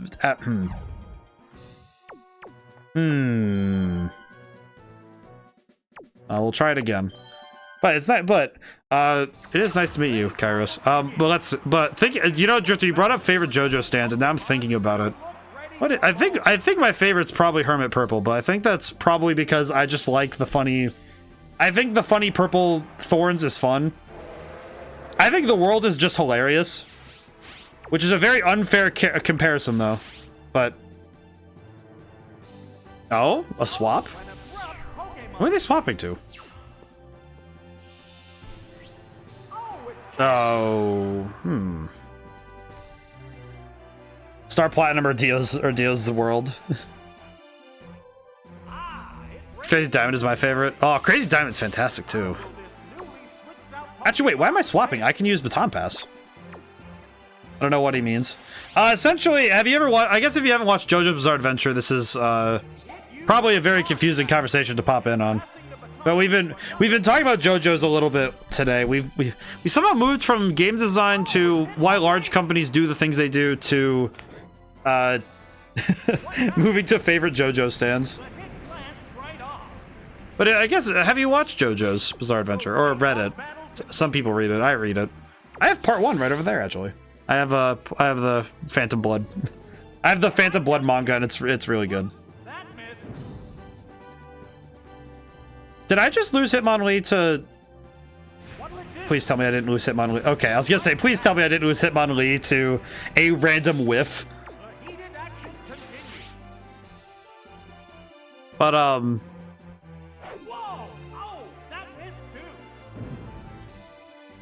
oh, heard of it with cooking with Sanji. Oh, I see. Yeah, it's because the stands are kind of the whole is a big part of it. Also, why did I miss every attack known to man? What is happening? Does this thing have bright powder? Because that would be the only reasonable thing I could say is why I would miss this many times in a row. Because I can't fathom why else I would miss that many shots in a row. Yeah, this feels like... Why does this feel like I'm being had on at this point? It's like this Chansey is just... What is this thing doing? I missed 3 attacks in a row, and it just lands shot for shot Fire Blast. Pearl Jam, best support. That's pretty good. That is very good. Also a fantastic band. Oh, freaking... And now I land to hit on Chansey, and suddenly it can't do anything. That's rare. I'm very surprised at how many attacks I've missed fighting this one Pokemon. I'm getting absolutely cooked right now. I wonder what item it does have on it. I would have to guess it's a bright powder, but... Because I can't think of any other item that would make my accuracy dip that hard. I like that the child is ready to throw hands with me because I hit the Pokemon hard enough. That KO will bring out a new Pokémon. The Pokémon appears with a cry. Okay, well, I have to deal with Kadabra, but my favorite stands are either Metallic or Sticky Fingers. Shame Metallica dies such a lame way. Yeah.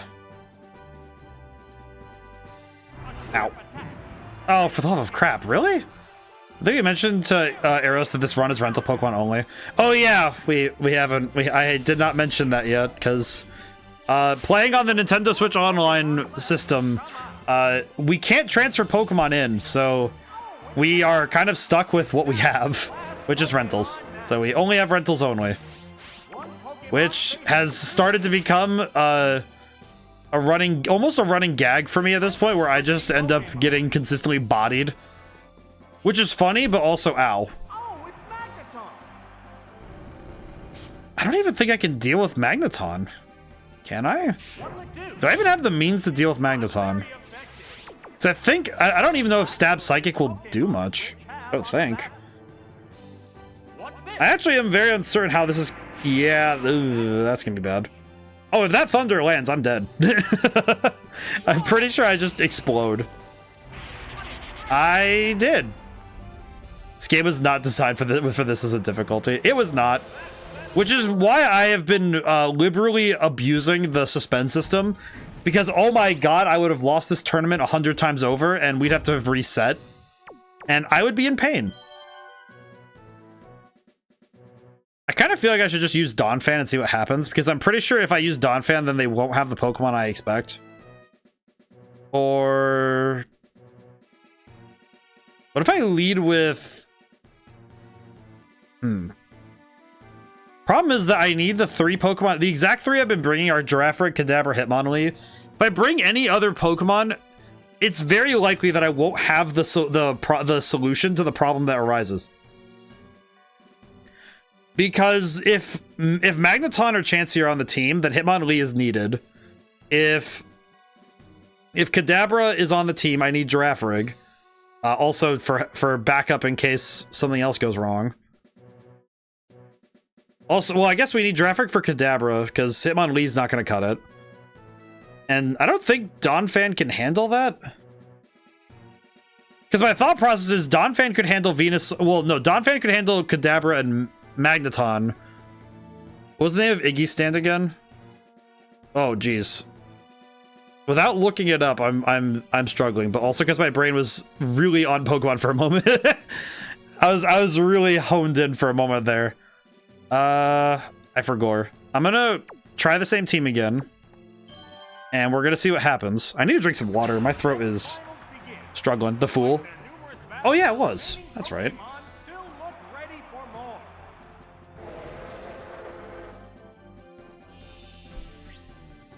Okay. So it's going to go for Fire Punch every time. So I need to... I have a stupid idea. I'm gonna go for Hitmonlee. I have an idea. I have a very stupid idea for this one. Because I need to force a swap. I have a really dumb idea. Also because at this point I need to go for an unorthodox strategy, because at this point does it also have Thunder Punch? No, it only has Fire Punch, which is the weird thing. That's kind of the part that I'm not sure why it's the case, but it is. I'm gonna try something. It's not great. However, I'm also kind of running out of options, to be honest. I'm trying something very stupid. Gratefully, I know I can go back if I need to. Then Slowbro would be good. I think Slowbro might just be... If I lose this one, I think I'm gonna swap out Girafarig for Slowbro and see if it works. Okay, I'm gonna try and get 2 stage. So here's what the plan is: go for 2 stages, 2 stages accuracy down, swap to Girafarig. Okay, swap to Girafarig now. So the thought process I have right now is swap to Girafarig now that it's 2 stages of accuracy. Use agility. It's either going to swap or stay in. Doesn't matter which one, honestly. Hopefully it misses. Nope, it still hit. Blech. So they're gonna swap, either gonna swap or they're gonna stay in and keep spamming Fire Punch. Yep, okay, gonna keep going for Fire Punch. Okay, get my agility. I lowered its accuracy by 2 stages and it is just ignoring that. I see.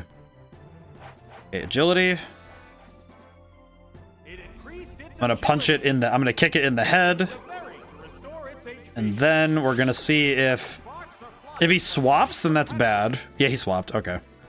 We got access to all the Xbox Cloud games now that have Game Pass for $1 for 2 weeks. It's very... that's really great.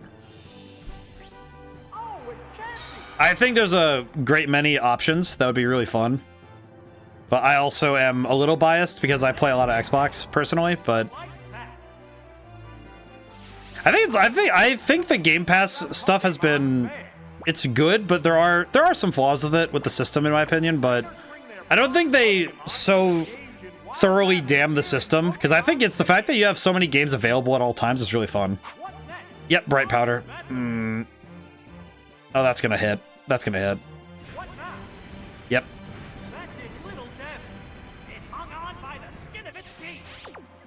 Okay. I'm gonna Baton Pass and pass over to Kadabra.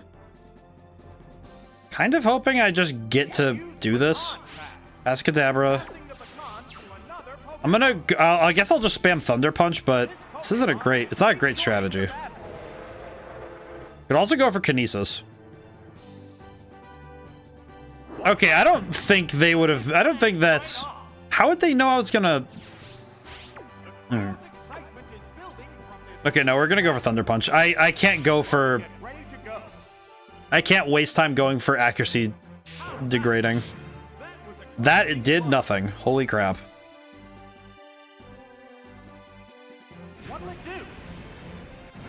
Oh, good lord. These battles get unnecessarily brutal in terms of trying to handle the opponent. Okay, I'm gonna try and stop that Fire Blast crap from happening. There it is, Kinesis. No, the move failed. Like, Kinesis only fails if they don't have an item. But that's impossible because I know I wouldn't be missing this much if it had an item. So I know that's some hot malarkey. White hot battle continues. So I know they have an item. There is no earthly way that I would be missing this often. Unless the game is just really messing with me at this point, then yeah, maybe, but Kinesis has nothing to do with items. I thought it, well, I know the modern version does. At least I thought it did. Will bring out a new Pokemon. Just a low accuracy sand attack, really? The Pokeball opens. Because I thought, I guess that's why I didn't know, because I wasn't sure, because I remember in the modern games, it's something that does like it does something weird with items now. It's super effective. At least as if I recall. It's very weird. I'm gonna look this up, because now I'm curious. What does Kinesis actually do? Now I'm curious. The battle now. So I know it did something else later. This Pokemon is back for another go. Oh, I had to sneeze. Oh, jeez. Sweet. Now's the time. Kinesis, Pokemon. Pokemon remain on each side. Sparks are Kinesis move. Non-damaging move. Signature move, Kadabra and Alakazam. Okay, but did it... has it always done this stuff? What does it do? Effect. Come on. No, brother. It's being slow. Okay. Well, I think I'm gonna lose here, but... I think I just... Yeah, because he gets to go first. And my other Pokemon has no moves. Has nothing. So we're gonna take that L, and we're gonna go back. Generations 1 to 3 decreases target's accuracy by 1 stage. Generations 4 to 7. If powered up by Psychium Z into Z Kinesis, it raises users' evasiveness as well as lowering accuracy. I see. Okay, that's weird. That's also that is kind of useless. I'm not gonna lie. Okay, so we lost. So we're gonna bring. I think we want to bring Slowbro. We still need Kadabra for Thunder Punch because of Mantine and Kabutops. And I guess technically Venusaur, but that's kind of dicey. So we'll do that. I think we want to bring Slowbro, and we're gonna bring... We still need Hitmonlee in case of Chansey and Magneton. I was about to say Metaton, which is not true. That is not the enemy.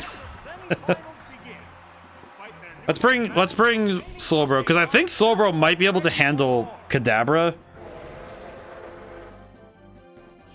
I think. The only downside is that Slowbro has no physical moves. So swap into Slowbro, see what happens.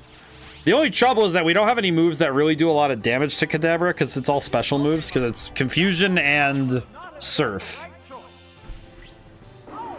I could use Disable so I could force it to do something else.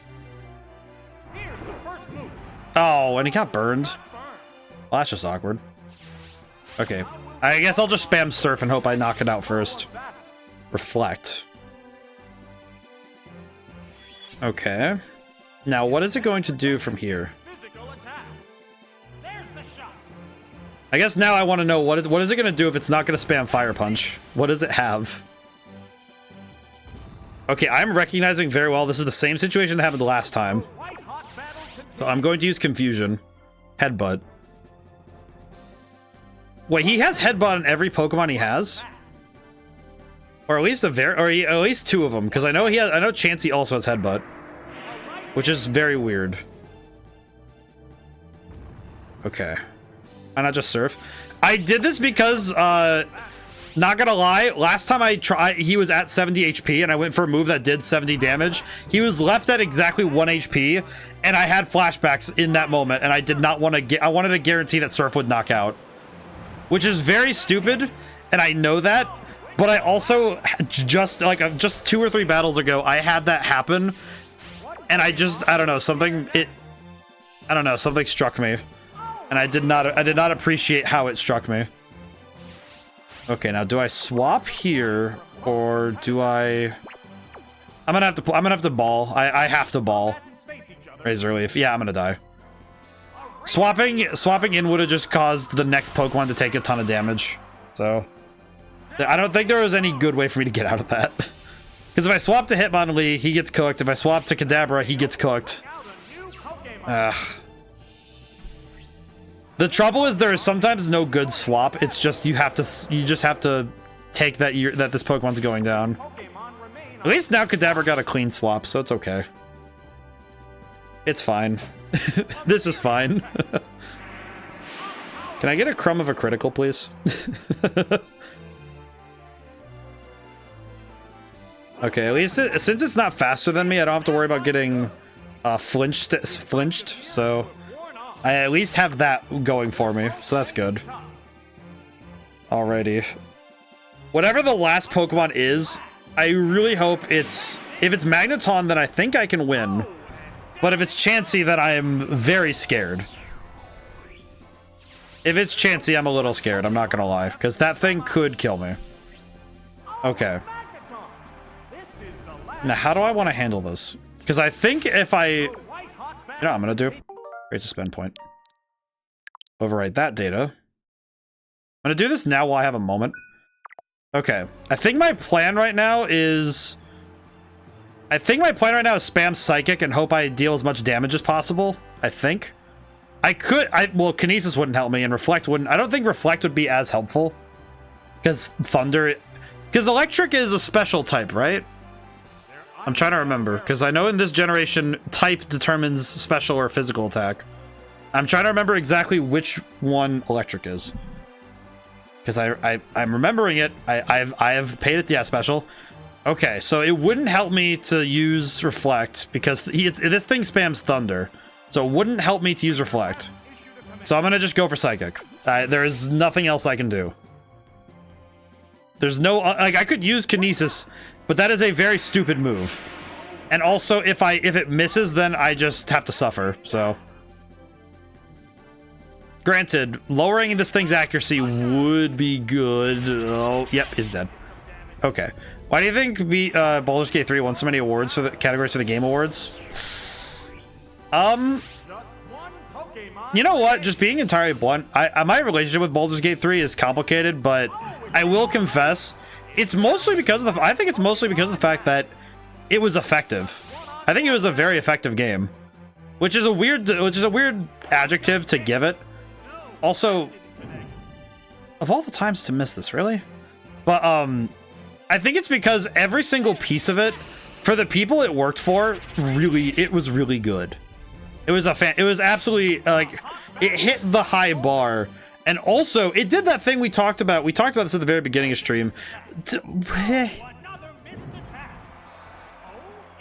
Oh, okay. I'm just gonna... You know what? Screw you, Magneton. You know what? Actually, screw you, Magneton. I'm gonna use Spam Kinesis. I do not care if it doesn't work. I'm going to do this. I'm going to lower your accuracy. Perish. I have control over time and space. But back to the topic. I think it's because it really does come down to the fact that Baldur's Gate 3, like at the end of the day, it's a stellar example of fantastic game design and it's fantastic game design, great storytelling, and really well done and well thought out mechanics coming together to make a cohesive and coherent unit. It comes together to make a fantastic experience that really does it for people. And I think that's why it won so many. Because it really was doing everything. It was firing on all cylinders. From what I understand, it was firing on all cylinders the whole game. And people loved it. And I think that that's entirely fair. Like, I've made comments about, like, I don't understand it, but I also fully get it. Also, okay, high jump. Why is high jump kick not working? Please don't get hit. It's also just huge in a way no other game could feasibly be possibly ever again. I think that's a fair point, Crooked, because it is a massive game in terms of the fact that they went out of their way to make it as close to D&D as possible in terms of the options you have in any situation. Like every single class, like Larian was the only studio that could pull it off. Yes, I think that's a fair statement, honestly, and only at this point in time. Yeah, it's one of those once in a generation games that no one else could come close to at this point. In what it was trying to do, no other game will get close to it at all. Also, Swift. Okay. Back we go. I'm going to use Kinesis once, because I know it's going to land, because this... By the way, I know that the accuracies now are decided before the attack, like, before the attack is chosen. So I know I'm going to land a hit. Which is really stupid, to be honest. Because it'll miss this thunder. And now I change my fate by using Psychic. It feels weird that now I understand Pokemon mechanics enough to know that Pokemon Stadium 1 and 2 specifically have this weird mechanic that the moves are predetermined when the turn is loaded. As in, if you choose something specific, it already knows if things will work or not. It's very weird. It's one of those things that feels very bizarre once you learn it. But I do think that's why Baldur's Gate did as well as it did. Yeah, that was going to happen no matter what, unfortunately. So now I have to choose... I know well enough at this point that I need to choose 2 Mud Slaps and then go for the third attack being High Jump Kick. Or I could just spam Mud Slap. So I think that's the safe choice, is just go for Mud Slap and hope I win. But I think... I would kind of wish that Baldur's Gate 3 went to Game Pass, because I would have tried it, genuinely, but I feel like for me, it's so much of a gamble for me to play the game that I didn't want to spend $70. Also, yeah, it's $70, which is like, ugh. That to me is like, okay, wow, holy crap, that is a lot.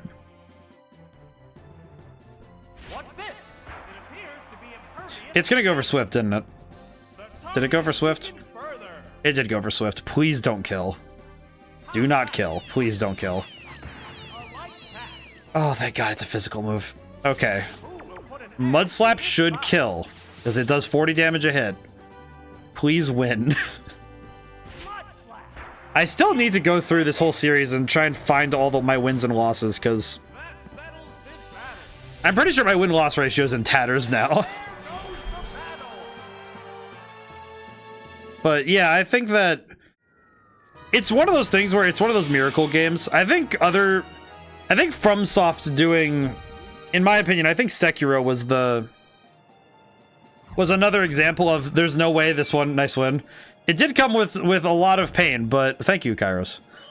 I did my best. And also, holy crap. I think after this tournament, I'm gonna go do one of the other tournaments that does not make my brain hurt. Or do the gym leaders, because we still need to do those. We have a lot of those to do. Alright, what does this guy got?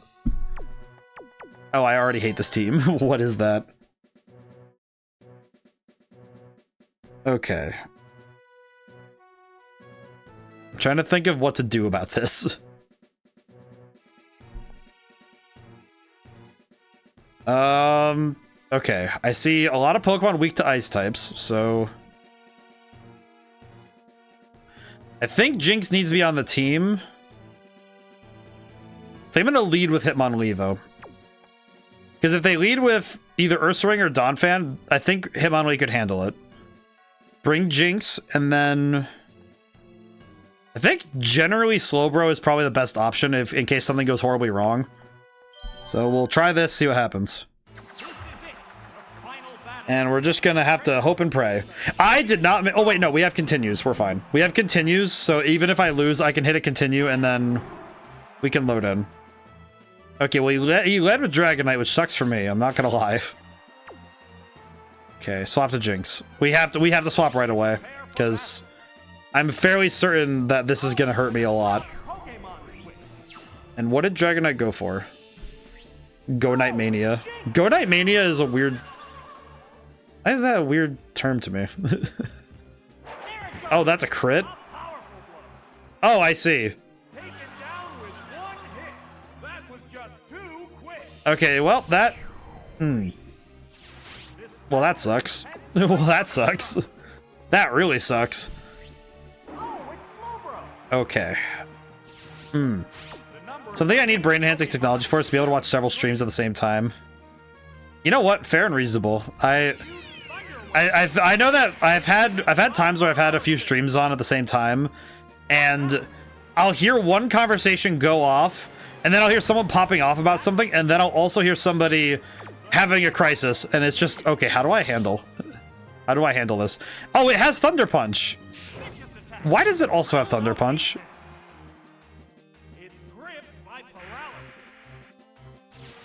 Okay, well, we're gonna consider this we are testing the waters here because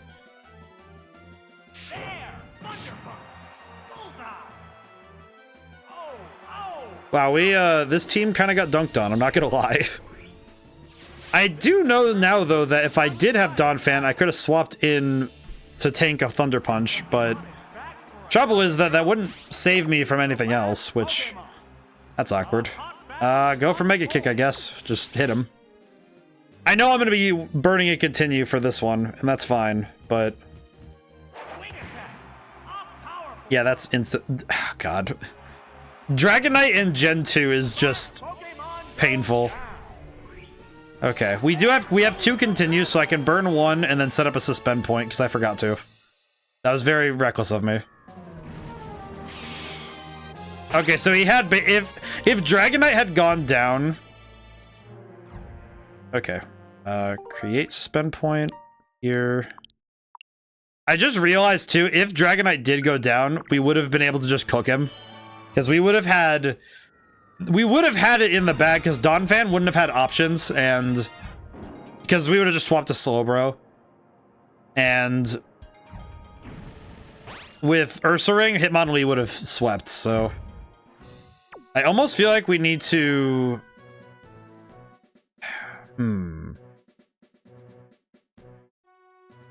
I guess the same team. Let's try the same team. Actually, you know what I'm gonna do? Do this. Because the Pokemon don't actually get chosen until later. Yeah. Create suspend point. We'll create this here. Jinx, Slowbro. We'll try it again. We'll see if we can make it work. I think him leading with Dragonite was just bad luck, because if he didn't lead with Dragonite, it would not have been as awful. Interesting. I'm gonna go for a high jump kick. It's probably a bad idea, but toxic? Really?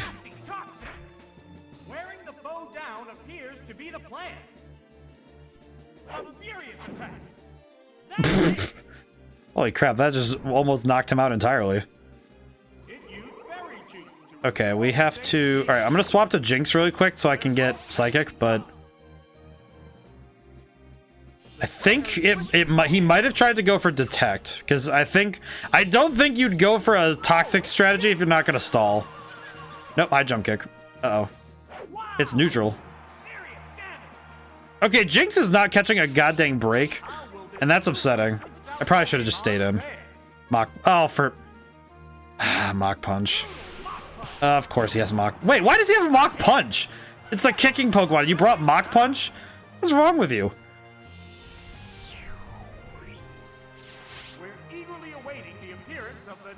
Well, don't I feel like an idiot?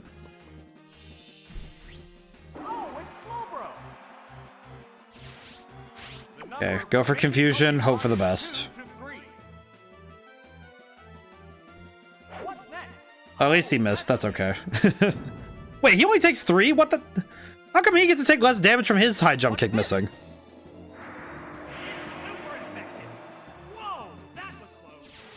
I'm starting to remember that these Pokemon are actually trained, which is concerning to say the least, now that I'm remembering how all this works. Because I'm remembering it's very rapidly coming to mind how this part of the game, how the game works in general. Because the effort value trained Pokemon exist in this game, and it's pure pain. And we don't have Jinx for this either. Okay. It's 1/8 of the damage it would have done, so against Chance you take massive recoil, but almost none versus Slowbro. I see. That makes sense. Okay, no, yeah, that makes actually a lot of sense. Which also is still very sad. You know what?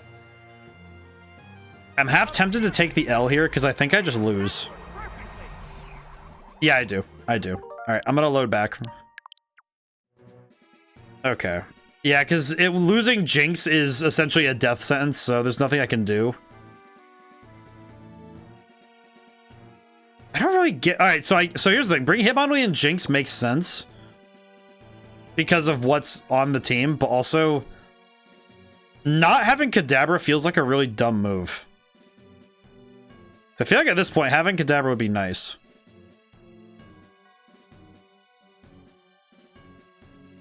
Because I don't know if having Slowbro is going to be worth it if I get stuck with Jinx exploding again.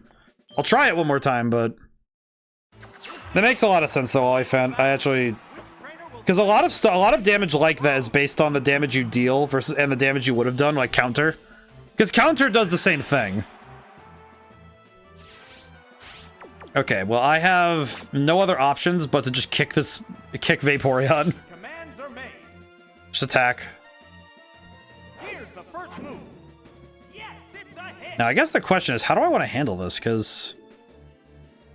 Okay, well, that's going to be awkward. Uh-oh.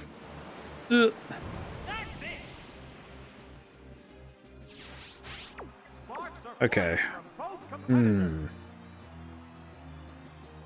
Okay, so that did...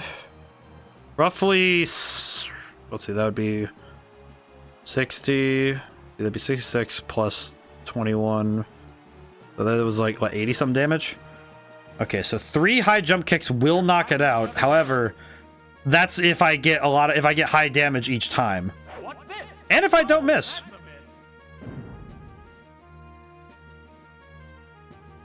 I'm really curious as to why the accuracy problems in moves is hitting me now of all times.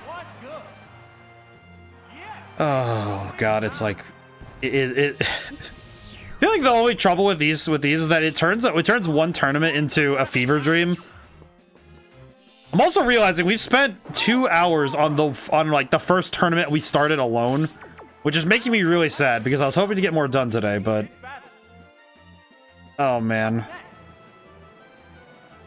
Granted, I also have no choice over that, so it's fine, but also sad.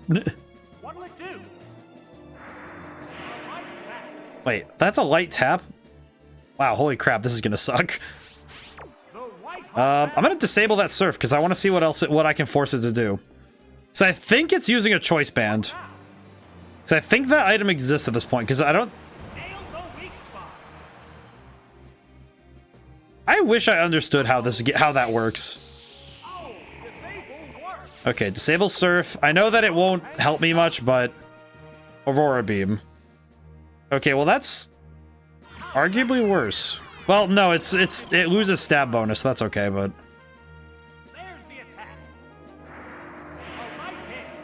two crits is good. That's good.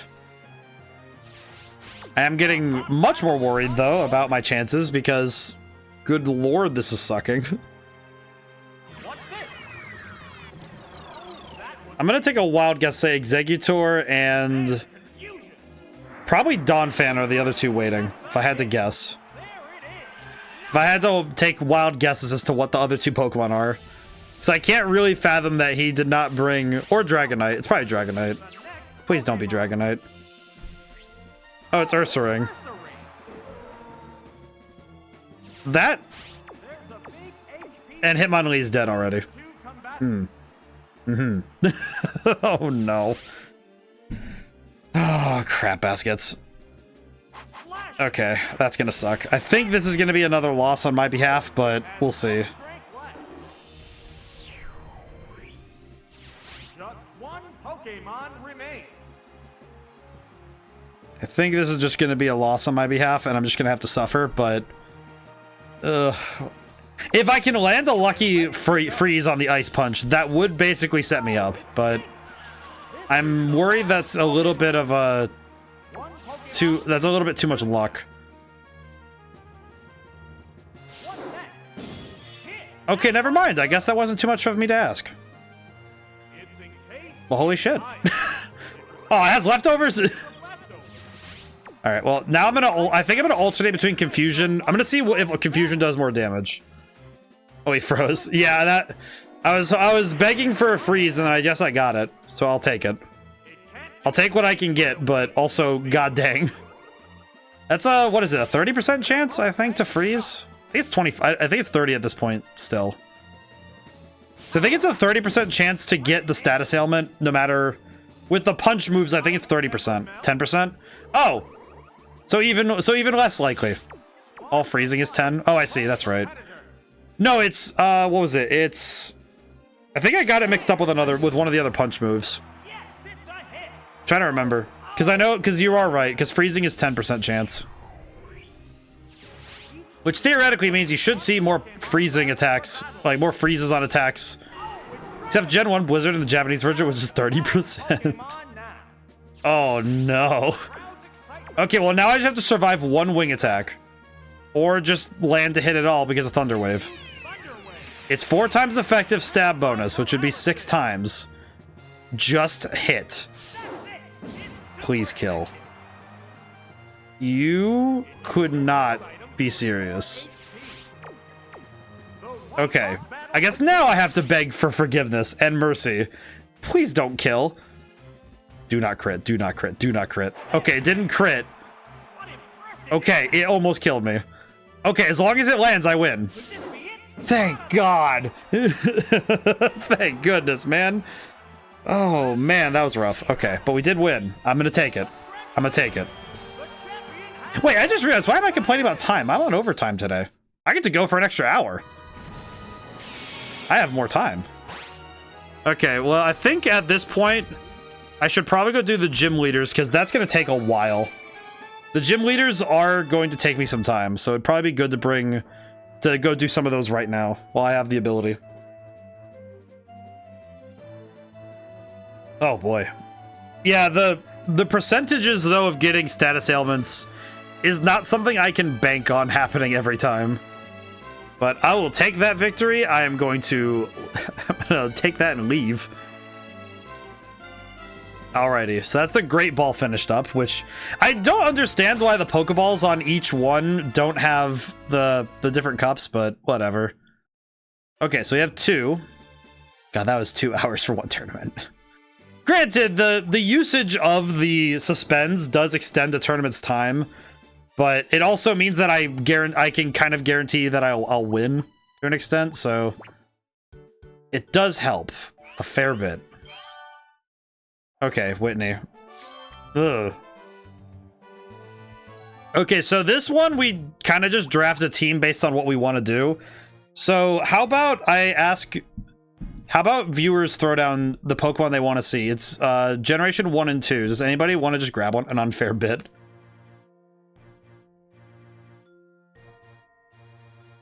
I feel like the only unfair bit I ran into was getting critted by Dragonite in that. Actually, no. I think the baton passing lady was still harder than that last fight. The baton passing lady with the giraffe rig. I think that was still worse than Dragonite and his wing attack crit. Okay, so anybody can choose a Pokemon. We're in the normal type gym, and they will have everything but normal types except for Miltank. Because reasons. But does anybody have options they wish to see? I know I kind of want to bring Tangela. I'll bring Tangela. Heck, I'll bring him. What does Tangela even have move-wise? Because I know that the nice thing about the pre-evolved Pokemon is that they have different moves. Giga Drain, Sleep Powder, Thief, and Growth. I could see this working. We're gonna ball. We'll bring an Ice Berry for the boy. Actually, it's a girl. Okay, anybody else have Pokemon they want to bring? I'll make it work. Butterfree? I'm gonna go get Butterfree. Butterfree. We're gonna just make this work. Gust, Stun, Spore, Psychic, Hyper Beam. Okay, that's actually kind of that's kind of impressive. Let's grab... I'm gonna grab the Burnt Berry. I don't know. I'm just kind of throwing berries on them because we can. I think I'll pick one. Get an affirmation. Well, Kairos, I know we've just met, but I do appreciate you being here, and I hope that Hope that the holiday season has been kind to you. And, you know, I hope that you have reasons to smile, you know? Because everyone deserves a reason to smile, especially during the holidays. And that goes for everybody. I hope that everybody's taking time to breathe coming up on the holiday season, because it is rather intense at times. So I hope everyone's taking time to take care of themselves. I'm going to bring Hitmonlee. Give him the Bitterberry. But I hope everyone's able to take care of themselves. And Kairos, thank you so much for coming by. Thank you, I feel appreciated. Well, my unconditional love goes to everybody who shows up, because that's what it is meant to be. This library is meant to be a safe space for everybody, and also a place of fun and learning, which I hope that I can continue to foster, because it's excellent. Kairos, would you like to choose a Pokemon?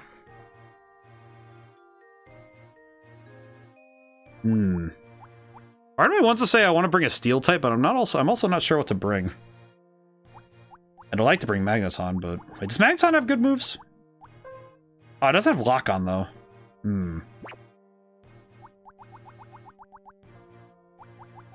Oh yeah, that's right. He has Earthquake. Could bring.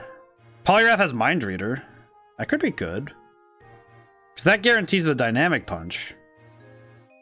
I'll bring him just in case. We'll bring Poliwrath as well. But I want to leave some spots open for viewers to pick, because I will make this team work, dang it. I will make this work. Let's see. What else do we have? Wait, what does Smeargle have in art for us? Body Slam, Confuse Ray, Mach Punch, Flamethrower. Why? That's what a weird set. What a bizarre setup. Ah yes, the best moves, Psychic and Water Gun. Let's see. I know that the one I'm scared of is dealing with. It's trying to deal with because Miltank is a problem in this gym too. I should probably bring something. I think Steelix might be the pick. Because Steelix does just kind of shut that whole thing down. Alrighty. I'd like to leave 1 or 2 spots open though, in case people want to choose Pokemon, because I do want to make sure that we can choose enough. We have more gyms to go, so we should probably keep going, but I would like to make sure that a couple people get to choose this one. So I've chosen 3, so 3 from the viewers and 3 from me would be good. That would be a reasonable split, actually.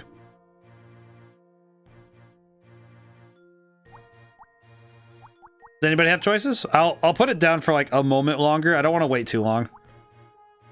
Because we do have, what is it? We have this gym and then 5 more, technically, because there's also the Team Rocket thing. Because the Team Rocket thing is a problem. I still have to get through that. I do hope we don't have to deal with the guy with the hand grenade again, because that was upsetting. This is only water. I forgot that I'm so used to Azumarill being fairy type that it is very strange to see just water type here. I'm very used to the fairy typing now. 6 Pokemon with an O at the start of its name. You know what? That's a fair point. And if there's any other choices, we'll use them for the next time. 6 Pokemon with an O. 1, 2, 3, 4. There's only 5?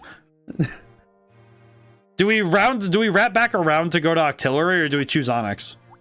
Oh my god. There's only 5. Do we go with Onix or Octillery then? Do we wrap back around, or do we go with Onix? That's actually really funny. It's so weird to me to think about the fact that Octillery. All right, we'll take Octillery. We'll bring this boy. Octillery. Okay, we have by the council's decision, we bring this boy. There's something so funny about Octillery, just like, yep. All right, lady, let's see what you got. Oh, you have oh, what the heck is this team? I rolled for that. Let's see. Okay, they have. Let's see. I'm gonna do it. So I'm gonna bring. Let's see, looking at this enemy team, I think we unironically, I think we want to lead with either Butterfree or Tangela. Not even kidding. I think we want to lead with Butterfree or Tangela. Or we'll just bring both. Bring Butterfree and Tangela. I think I'll bring Poliwrath as the anchor just in case. Because I think Poliwrath can handle anything that those two can't. Alrighty, here we go. Alright, Butterfree, let's do this. My controller battery's low. Well, that's just a falsehood. Just, no. Okay, Jump Pluff. Hello, small friend. Okay, what do we have? I could go for Stun Spore and try and paralyze it, but I could also just go for Gust and see what happens. I think I'm gonna lead with Stun Spore. Let's lead with Stun Spore. Okay. Oh? A swap? A swap right away concerns me, but I'm curious what they're swapping to. Porygon. Okay, my guess is that they have a electric type move, and that's why they swapped. So I might want to swap to Tangela to dodge that. Yeah, I want to swap to Tangela. Let's swap to Tangela. I'm fairly certain they swapped for an electric type move. I don't think they would have done that unless they had an electric type move waiting for it.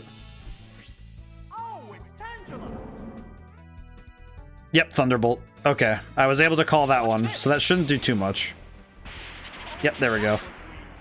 And now, I'm gonna use... I think I'm gonna use Giga Drain first, then do Growth, and then Giga Drain again. So I think boosting Tangela's stats might actually help. Especially with what we're about to deal with. Unless it has Flamethrower, which would suck. Oh, it has Psychic. Okay, that's still not great. Ow. Ugh. Okay.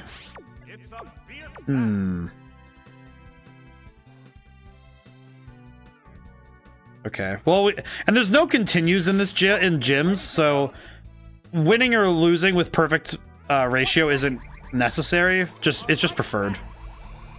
Okay, we'll just go for Giga Drain and try to drain him out some. Oh, it's fully paralyzed. Yes. Okay, good. Thank goodness. Go for another Giga Drain.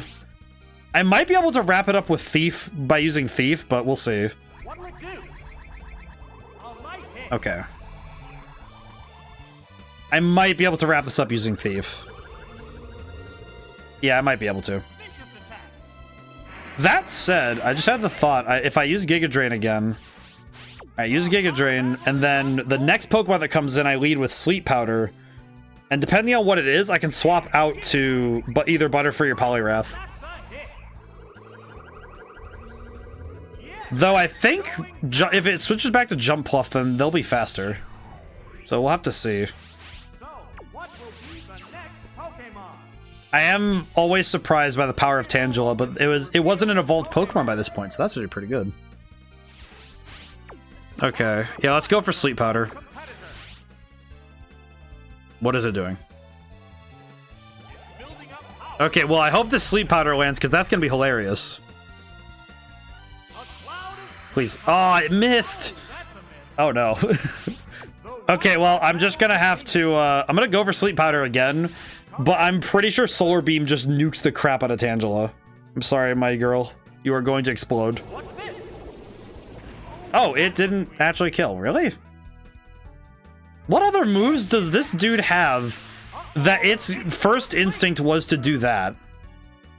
Okay, I'm gonna spam Growth until it wakes up. Okay, never mind. I did not get to do that. I did not get to spam Growth. I see. That's an Apom.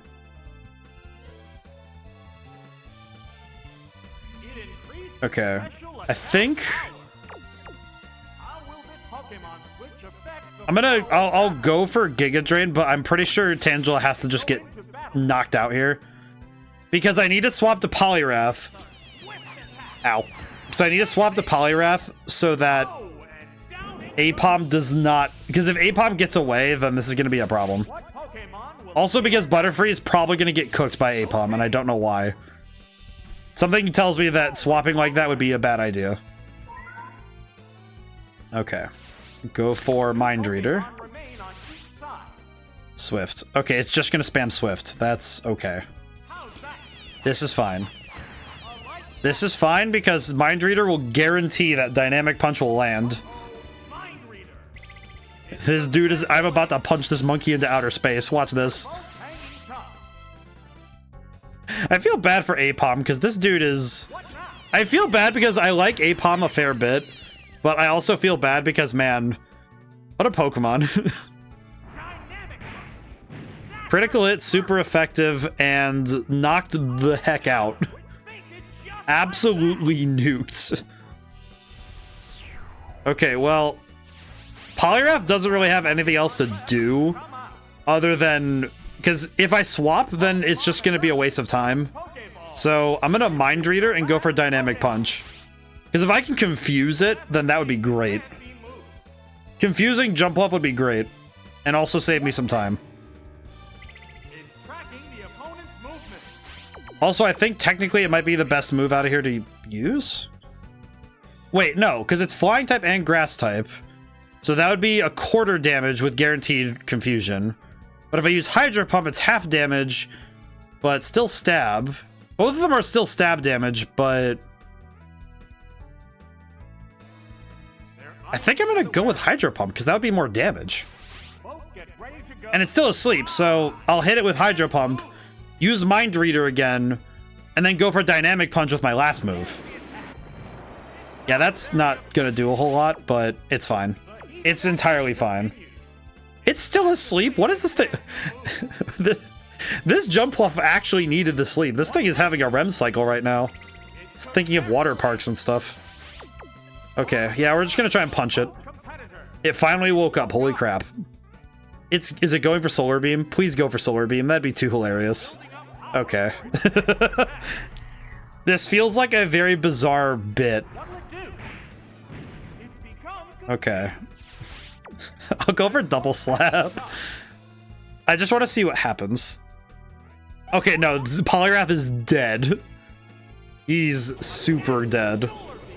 Yeah, he's beyond dead. That's okay. All right, Butterfree just needs to clutch up, so this is good. I'm pretty sure Butterfree's got this. We have this, guys. You know what, though? I've said it before that I think Pokemon's RPG... The systems of which it makes it an RPG, I think it lends itself better to being so personal. Okay, I could go for Stun Spore. I'm gonna go for Gust first. I want to see what we're dealing with damage-wise, but... ready to go.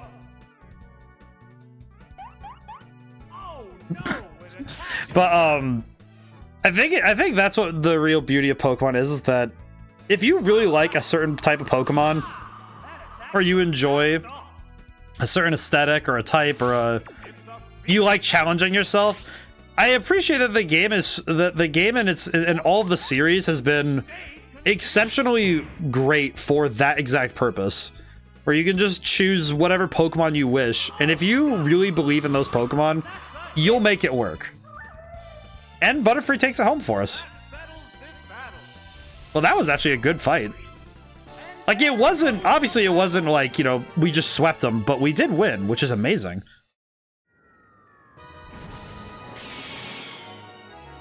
Alrighty, we are going to use suspend states during this because I don't feel like having to redo some of these fights, and also, just in case. Great. We'll do it in slot 2, though, just in case. Alright, continue. Alrighty, hopefully we can keep the good luck going, though. I think this team's got legs to win this, though, so let's see. Okay. Question, what else does Octillery know? Oh, I see the strategy. Okay. That would be a heck of a lot of setup, but it would be hilarious. So, for those who can't see it, so Focus Energy boosts critical chance. Lock-on guarantees a hit. So if we use Lock-on and Focus... If we use Focus Energy and Lock-on, and then Lock-on, and then either use Hyper Beam or Octazooka, we essentially guarantee, like, shooting the crap out of somebody with critical hits.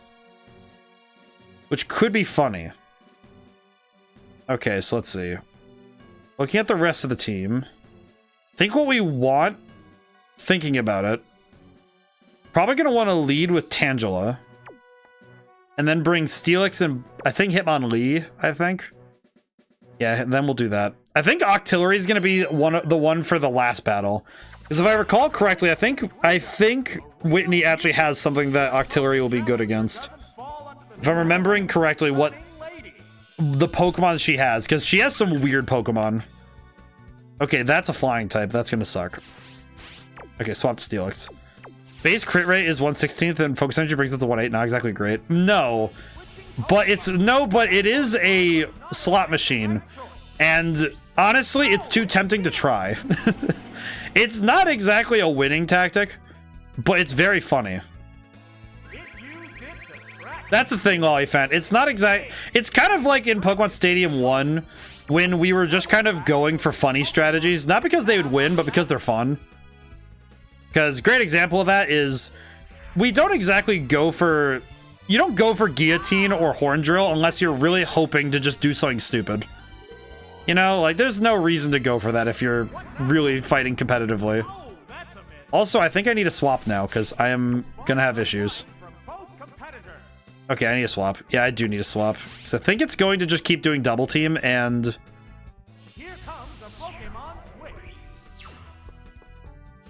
I swapped into Steelix hoping I wouldn't get attacked, and then Encore. Okay. Alright, go for the high jump kick. Here comes the jump kick. Please kill her. Please kill Hitmonlee. Oh, for the love of crap. Oh, that's not telling. That's a little bit worrying, to be honest. Okay. I'm kind of concerned I don't know what to do about this, because this is going to be tough. Let's go for Mega Kick then. I'll go for Mega Kick just to land some damage.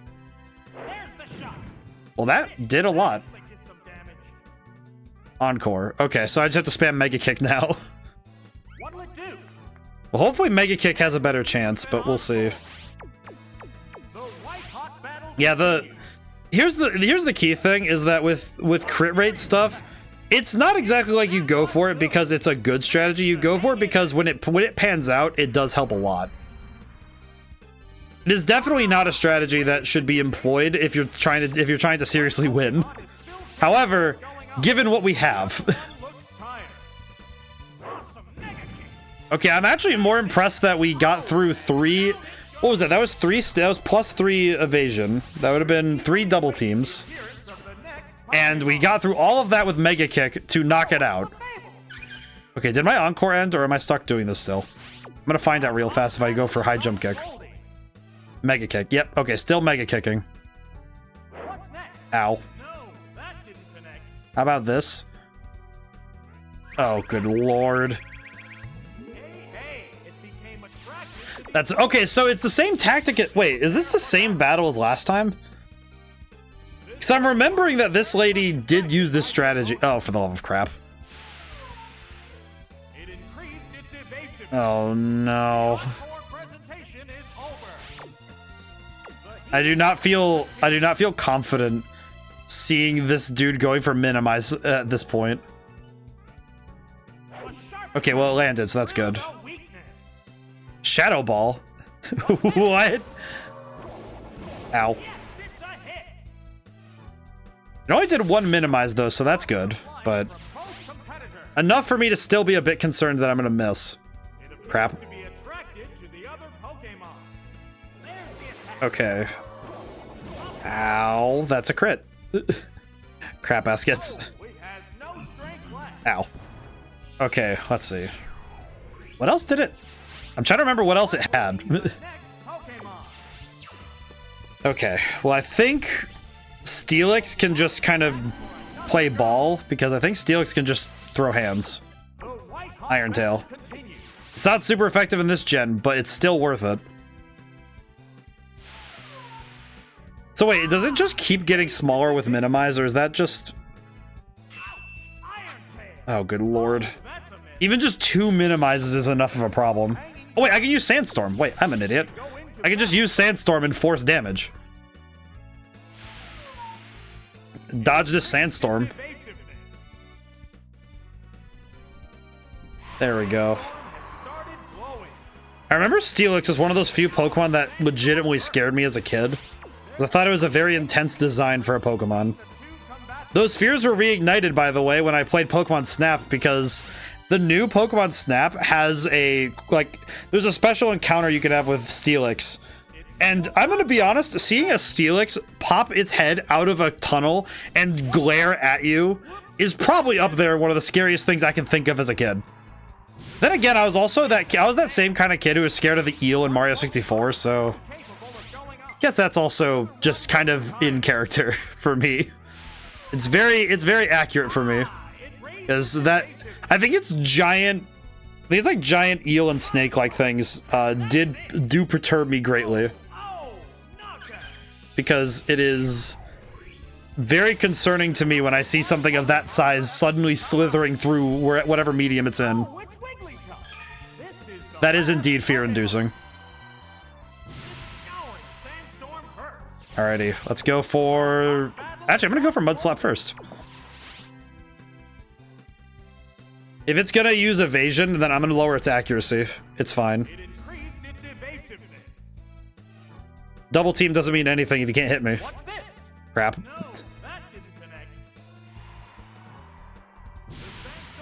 Alrighty. Rips and tears? Doom? Oh man, I don't think I've ever played any of the Dooms on stream. I know I've played them off stream. I definitely have done that, but I feel like these evasion strategies only really work if you aren't caught in a way that the opponent can keep landing damage on you. Because yeah, he's gonna keep double teaming, but it doesn't matter if Sandstorm just slowly drains them of their health. Matters very little. It's probably very good we had Steelix, but also, good lord, this is... It's real pain, though, when you're trying to just hit them. I guess we'll alternate Mud Slap and Iron Tail because it doesn't matter, but ooh. This battle is definitely going to be...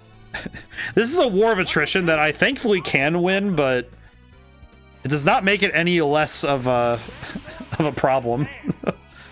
Still a bit of a slog to push myself through, but it'll work out.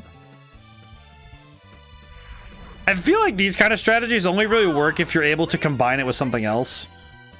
You know, like double team strategies are really good, but they don't actually affect your opponent. It kind of feels like when somebody's doing strategies in, you know, like we've played Yu-Gi-Oh! On stream before. When somebody just goes for life points and that's the only thing they worry about, I think that's the kind of thing that also can be problematic. Because that's kind of what this guy's doing, what this AI is doing, is that, yeah, I won't hit you very often, but it doesn't actually move the game state forward to just keep doing double team. Because all it does is make it so, okay, yeah, I might not be able to hit you, but if you can't hit me at all, then it doesn't matter. It matters very little if I can continuously hit you. I realized I picked Sandstorm on accident. Oops. All right, well, we'll reset the Sandstorm anyway, but... But the fact that I've actually almost killed this thing with just Sandstorm damage alone is kind of worrying. This Wigglytuff has almost died only to this damage and that damage only. Okay, we'll go for Rock Throw. Something I'm trying to do is create a chat GPT that generates a movie that you can modify in real time. More like a slideshow for now, though. I feel like that would still be impressive. Steelix is strong. Steelix is impressive. But I think it's more impressive in the setting where it's able to be the wall. It's very good. I do like Steelix a lot. I think Steelix is awesome now, but when I was a kid, it scared me. But Julian, to your point, I feel like that still is fascinating, because if it can generate a story following some form of structure, that would be impressive. That would be extremely impressive. Okay, create suspend point just in case we need it. We shouldn't, because our team is very baller. Alrighty. Continue battle. We were going to give Octillery his time in the sun. I don't remember if it was a he or her, but we're going to find out. Let's see. Okay, actually, I think... Okay. I do think Octillery could do something here. It's gonna be weird, but I think it'll work. But we'll see. If I recall, I think all right, so we're gonna. I think I'm gonna lead with Octillery. We're gonna bring. I think I want to bring Steelix and then Hitmonlee. I think that's how we're gonna do it. I'm gonna lead with Octillery though. The challenger now faces Whitney, Goldenrod's gym leader. Moves doled out by her But generating a story like that would be very impressive for that. That'd be pretty cool. challenger has what it takes to win. I'm gonna prepare a 2-hour-long plan, then a minute-to-minute plan, and make it so user inputs modifies the plan so it makes the changes interesting. That'd be pretty cool. Okay, we're gonna focus energy. I know it's a bit of a waste. However, oh, it's gonna double team? Oh yeah, I have an idea. You want to dodge this? Watch this. Check out this awesome move. Okay. Well, then we're gonna lock on, and then I'm gonna hyper beam. You want to keep double teaming? I hope you do. Image generators are super fast now. There's a service that generates 1 image per second. That's actually really cool. It is impressive. I know the. Wait, it can miss lock on. What's the point? What the heck with it? Just hyper beam it. Octillery, just hit him. Octillery, shoot this guy in the face. You know what? It's fine, because I'm gonna crit him anyway. Watch this. Check out my snake technique. Watch this. Boom. Ah. Really? Come on, man. If I download and host it myself, I could do 100 frames per second. That would be impressive. I'm gonna spam hyper beam until I hit him. At this point, now I'm just annoyed by this Mr. Mime. I'm just prototyping with APIs. That's still really cool, though. Is it bad that I really wish I set up a... You know what? Just go for it again. At this point, I know that the die has already been cast, so it doesn't matter, but... Octillery, my girl, please. Hit this mime in the face right now. Okay, that almost killed it. One hit was almost enough to kill it in the first place, so...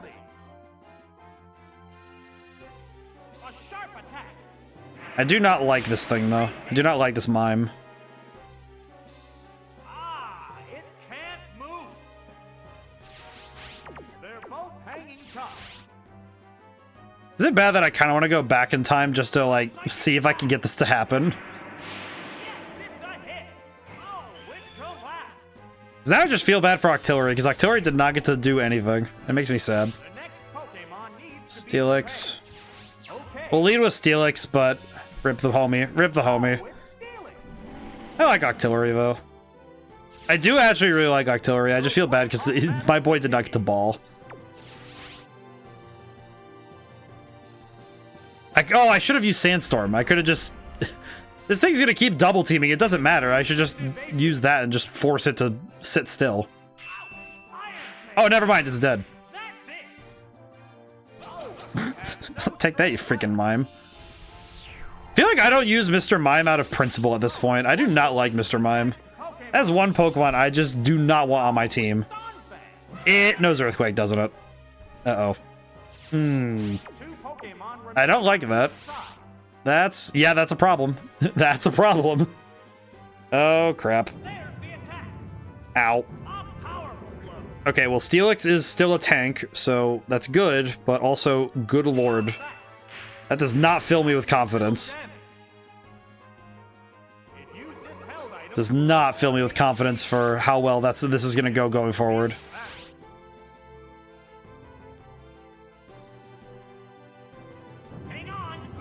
Ugh, yep, that's Steelix down. Someone I follow is doing an egg lock. I'm thinking of giving them an egg with a Mr. Mime called Daddy. What game are they in that you could give them Mr. Mime? Didn't we make a joke? We made a joke about that. Yeah, that's right, we did. Yeah, that's right. It all came flooding back to me. Oh, God. Ugh. Platinum. Oh. I feel like... I'm not gonna lie, I feel like an egg lock would be... If I knew how to do it, I feel like that would be one of those funny things that you would do, but... I feel like I would have to ask multiple people to give multiple eggs. Also, wow, I am about to get cooked, aren't I? I'm gonna mud slap because I don't think I'm gonna. I do not believe I'm going to. I don't think I'm gonna survive this, so I'm gonna have to try again. However, ancient power.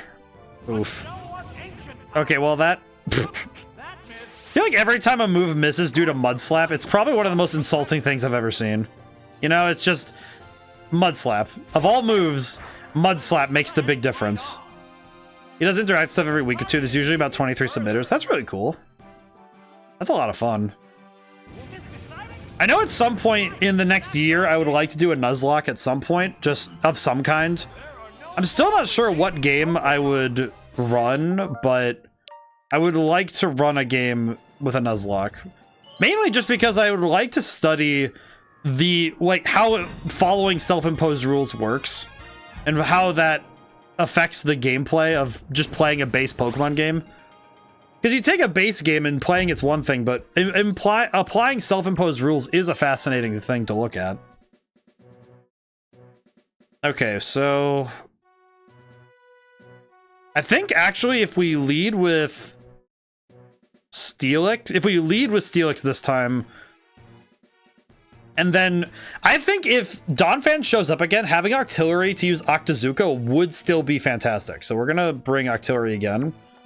And we're gonna bring Hitmonlee because Hitmonlee's still great. So we're gonna do that. This should work. Let's lead with Steelix though. If Donphan's up front, then we'll swap to Octillery, I think. Never mind, it's Mr. Mime. Good. We will use the Sandstorm. Activate the Darude protocol. It increased its evasiveness. Oh boy. Sandstorm has started glowing. I hope one day I could hit that point. Having 23 submitters for an interactive thing, that's wild. Hanging tough. Let's see. I think I'll go for Mud Slap just to stop it from hitting me. Also because, why not? At this point, it's funny. Activate Darude Sandstorm. It's just RGB sand flying through the air. That would probably be mildly concerning to see, is if you saw rainbow sand. Oh wait, that was the joke. I mean, now I'm thinking about it. See, Crooked, now let me think about, if you saw RGB sand, would that be concerning to you? You think that'd be terrifying? Get ready to go. I feel like RGB sand flying through the air at high speeds would scare me, especially if it was bioluminescent. Or is it still bioluminescent if it's just rock? Because I don't think it still is bioluminescent. That would just be a noise filter. The Earth itself has a noise filter. It's the atmosphere. The atmosphere has become RGB.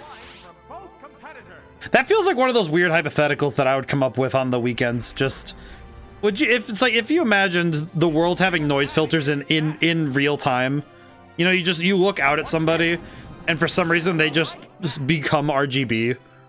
Would that be terrifying to you, or would that be mildly intriguing?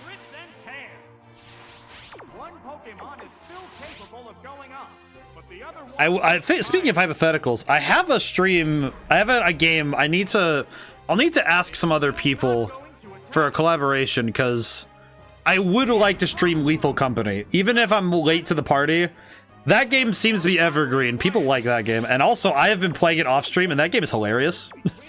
Oh wait, crap. I just saw that it was... Crap. I need to have Sandstorm up. Oh, shit. That's really not good. Oh, no. It would be terrifying for the implication that light is reflecting enough to cause a rainbow-esque effect across multiple small areas. Fair point. Thinking about it, that is also a fair point. Also, I just realized that that Mr. Mime just handed all of that to Donphan, and now Donphan has basically maxed. It has maxed out evasion. Oh no. feel confused that the normal type gym has not used a single normal type Pokemon. Like, you brought a mime and an elephant. Like, I understand that you are the clown leader of this circus, but come on, dude. This feels insulting. Okay, let me think. Okay, if I can land a lock-on, then I can guarantee Octillery lands. However, I think Lock-on's ability to land is just as good as if I use Octazooka. Lollifant, I have a question. Should I go for Lock-on or should I go for just start spamming Octazooka? My controller's gonna die. I should probably change that. One moment. They're eyeing each other warily.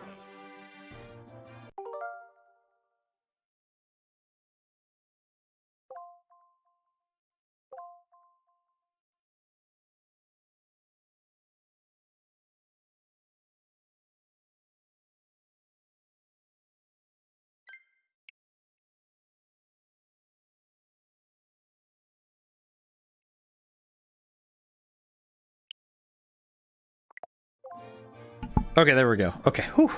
I feel like the implication, though, of light refracting in that way would be scary, though, because... Yeah, it would just be like, oh, yes, this person is just refracting. It's like, how? Oh, crap. Wait, what button did I press? What button did I just press? What did I just do? What did I do? A sharp attack. Ow. Great hit. Oh, my goodness. Please tell me I used... Octazooka. Okay. Please land. A furious attack. Oh, that's Oh, man. they're both I'm pretty sure I just lose, but I... combatants face each other. Unless it somehow misses an earthquake because of that one mud slap. Nope. Hit. That was good. Oh, I might want to soft reset. I feel like the fact that Mr. Mime is cooking me this fast, I really need to stop that from happening. oh, it's Hitmonlee. It's down to the last Pokemon. Okay, high jump kick. It sucks, but I have to go for it. I need stab damage. What's this? That did little Wow, that really did do nothing. Holy crap. Whoa! I'm gonna... Oh, That didn't connect. okay. The white hot I'm gonna go for a mud slap and try and make sure that happens more often. Oh, we're speed tied. Wait, we're speed tied? How is Donphan speed tie a Hitmonlee? What's this? Oh, How do you speed tie Donphan? That doesn't even make any sense. how's that? How the heck does Donphan speed tie Hitmonlee? Yes! That is an insanely fast Pokemon. It's a speed Okay, I'm gonna go for Mega Kick because it's safer, but... go into battle pose. Ugh. What now? That was a cleanse. I really have to hope that I can land with evasion, but... Ah! Oh, Oh, that's a crit. Oh, I died. Okay, back we go. Good lord, man. Why am I getting this cooked every single time? This is Sag. Okay. I did not realize that Mr. Mime was the final boss of this, so... I think I know what the game plan is. We need Tangela. We need Tangela, Butterfree, and... I think... Hitmonlee. Okay, I just realized we need Tangela. The way I'm gonna win this is not through traditional means. I am not gonna win this by just beating him harder. let's see if the challenger has what it takes to win. Okay. To sleep with you, fool. Okay. To sleep with you, strange fool. You have Ice Beam? And also, wait, why'd you bring Gold... Of all times to bring Golduck, it's only when it would be convenient to have a Golduck. A cloud of sleep powder. Okay, well, it's asleep now, so it can stay there. Sleep. You can stay there for a moment while I use Giga Drain. One-sided. The trainer switching Pokemon. I despise that. Especially given that the sleep clause is still on, so that means that I can't even put it to sleep. I can't put another Pokemon to sleep at this point because of tournament ruling. The hit lands right on. So I do not have the means to stop this from happening. Okay, I need to switch to Hitmonlee. Pokemon switch have on the battle.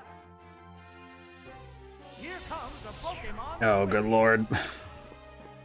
This is how is this somehow worse? Lead. Stomp. There's the I will confess, I'm pretty sure Whitney's Miltank is going to delete my soul right now, but we're going to find out. Let's high jump kick. It's still faster. And it knows Earthquake. Of course it knows Earthquake. I know the big move it has is Rollout, which is its signature thing. Oh, that didn't even get close to knocking out. Okay, now I guess the question is it going to go for Stomp or... It's probably going to go for Stomp because it doesn't need to Earthquake. Oh, Reversal. Ow. Okay. I am beginning to see a catch-22 here of if it uses Rollout, Butterfree gets nuked. If I switch to Tangela, Tangela just dies. I do not see a good way out of this one. We're just gonna have to tank. We're gonna have to face tank the first one and just hope that Psychic kills. Milk tank, drink. Oh, for the love of crap. Wait, so that means it has Earthquake, Reversal, Stomp, and Milk Drink. So it doesn't have Rollout. Well, that's good. Thank crap. Holy. You spamming... Then again, if I had a recovery move, I would use it too. I can't really blame the AI for that, but also... Good lord, man. Alright, well, get paralyzed, fool. I am not dealing with that anymore. Okay. Psychic... I should see if Gust would do enough, but I know Gust doesn't have good damage, so... The stat bonus would not be enough to justify using Gust. Especially since, as I recall, I think Gust is a physical... Because flying types are physical moves, so... So is Hyper Beam, so that's kind of awkward. I'm kind of banking on the fact that Psychic is a special move, and Miltank's special defense isn't as high, but... That's still kind of... Not the best thing to... That's not the best thing to count on, is it? Heading to bed early night. Well, hey, Kairos, it was nice to meet you. I guess I would, if you haven't followed yet, I guess it would be, if you want to catch the other streams I do. I know the holiday season's going to be weird for me streaming, but I do stream most of the time. I know next week is an exception, but I stream usually Wednesdays, Thursdays, and Sundays. But I hope you have a good sleep. I hope that, my brain just turned off for half a second because I just realized that Butterfree died. But I hope that you're able to enjoy the holiday season. I am streaming tomorrow though, but I do hope that if I don't get to see you before the holiday season, I hope you get to have a good time. I will continue to contemplate the mysteries of life. And also how to beat this game. Thanks. I'll see you. Well, I hope I get to see you again. I think this Stomp might kill Tangela. Please don't kill Tangela. Okay, we survived. I don't know how we survived what we did. I'm gonna go for Thief. Alright, Land Thief. Nyeh. That's a crit. Okay, well that's... one big Pokemon down. Oh no. Please send out Golduck. Oh no. Just looking at Tauros, just thinking, you know, it was a good run. It was a good run. Oh boy. Yeah, that was it. Ugh. Oh man. Whitney's tough anyway, but I think I'm having trouble just trying to get through. Okay.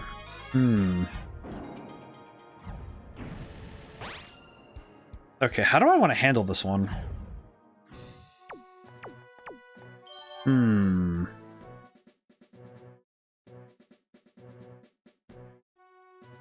I think I want Steelix. Actually, no. Do I even want Steelix to come with? Because the only thing Steelix would be able to do is stop... Actually, Steelix wouldn't be able to stop any of them because all of them have Earthquake and Golduck has Ice Beam. So I don't even think that would be super helpful.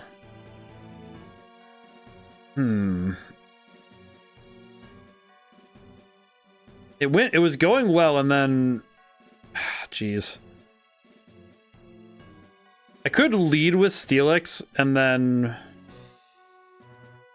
I don't know. This is a tough one. This is a tough one to figure out. I could just bring, we could just do Poliwrath, Hitmonlee, Butterfree, and if I see Donphan, then I can swap to Butterfree and dodge an Earthquake and go for Stun Spore.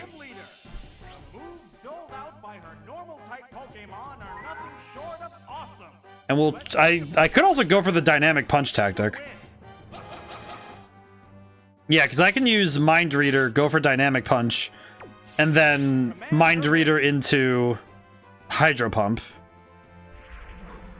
Yeah, because I can Mind Reader into Dynamic Punch and start and maybe confuse it, which might work. Yeah, we're gonna Dynamic Punch and stop this thing from doing a ton of problematic stuff. This problematic behavior can cease.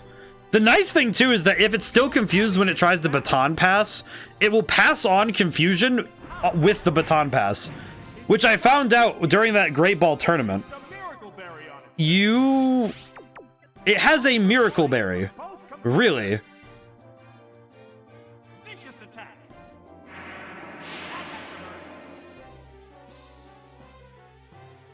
This Mr. Mime feels like a wall. This feels like one of those things that the game... Alright, you know what? Actually, I'm gonna take that L. I'm gonna go back really quick.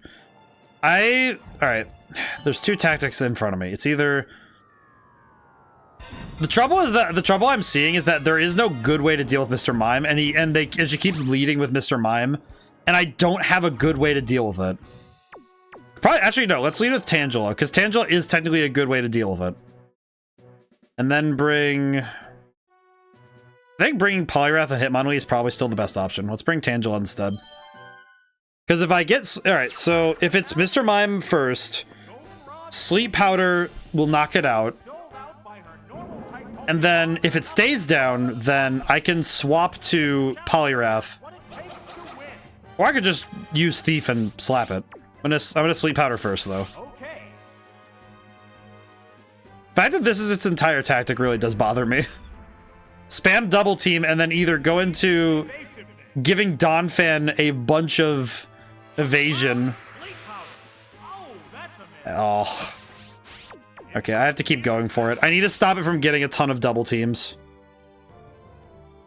I need to stop it from getting all those double teams with sleep, so... Please go to sleep. Okay, and now I just spam Thief until it goes... Oh, no, that's right. It has a Miracle Berry. That's right. I hate this. I hate this Mime so freaking much. I do not like this Mr. Mime. This thing pisses me off. I do not appreciate that it is consistently just... The fact that it has a solution built in to deal with being put to sleep is really annoying. And he swaps. I went for Thief, though, so hopefully I can snag whatever item it is. If it's a one-use item like a... Oh, wait, no. What? Nope. I think Tangela's going to go for Stomp. It's going to go for Stomp, so I'm going to go for Hitmonlee.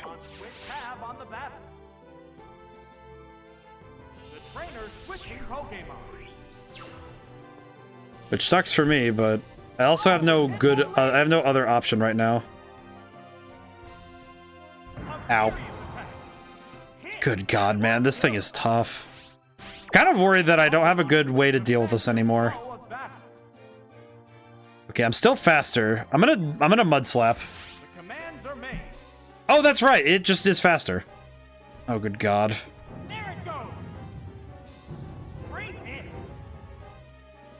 Okay, I'm gonna Mud Slap, and then I have no good choices. I have no good ideas as to how to handle this enemy. Okay, I'm gonna... Okay, I'm gonna... Do I want to even... Well, I have 8 HP. I'm not gonna survive if anything happens. I'm gonna go for Mud Slap and hope it lands. Because I think Earthquake... Because Earthquake can miss. It didn't, but it can. Okay.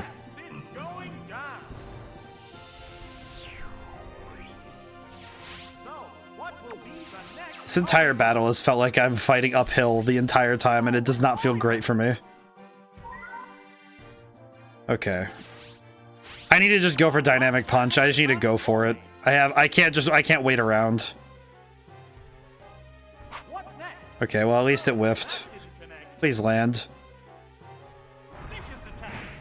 Thank God.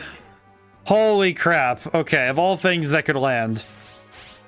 Okay. I need a guarantee. The next Dynamic Punch I land needs to land, so I'm gonna Mind Reader. Yeah, I kind of knew that was coming, so that sucks. That sucks. I'm gonna Mind Reader, so the next Dynamic Punch I throw is gonna land. I want to guarantee the hit. Also, because if it's confused, there's a chance it won't hit me in the head. Which is what happened. Thank goodness. Now I just need to hope I can knock out this freaking cow. Good God. Every fiber of my being is getting worried. Oh no. Okay, why did I do double slap? Okay. So I just have to do 22 damage to Miltank with double slap. Not impossible. Just highly improbable. Never mind, I guess Poliwrath was just working some stuff out for me, thank you. The fact that every single battle has felt like every tournament and every gym leader has felt like an actual ordeal. I'm not sure how to handle this. Oh no. Okay. Okay. I'm gonna Hydro Pump. I might as well just go for it. Oh boy. Okay, big hit, big hit. Okay, almost a knockout. Holy crap. Okay.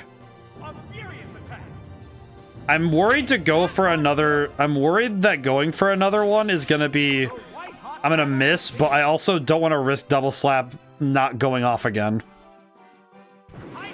Okay, it worked. Okay. I am. You know what? I'm gonna create a suspend point right here. I am legitimately nervous that this isn't gonna work out. If I could just get Whitney down, I'll feel good about myself. I'll be happy. Okay. I should have one turn. I'm gonna Dynamic Punch. I'm gonna just go for Dynamic Punch. If I can land Dynamic Punch, it'll be confused when it wakes up, which is fine. And punch. Okay, it's confused. Okay, it's confused. That means I can use Hydro Pump and then double slap. When it wakes up, does it just wake up with like a hangover? That's what its confusion is when it's asleep. Oof. Okay, double slap. Oh no. Mr. Mime is confused. It used Psychic. Oh no. Okay. So here's the problem, is that the reason I didn't swap to Tangela while I was still asleep was I was legitimately worried that this was going to go horribly. I feel like I should have swapped to Tangela now. Because I would have had 2 turns to play. Okay. Sleep Powder. Hope Sleep Powder lands. Okay, it hit itself in its confusion. Okay. Hope that Sleep Powder lands. Please land, please land. Okay, went back to sleep. Okay. I am going to use...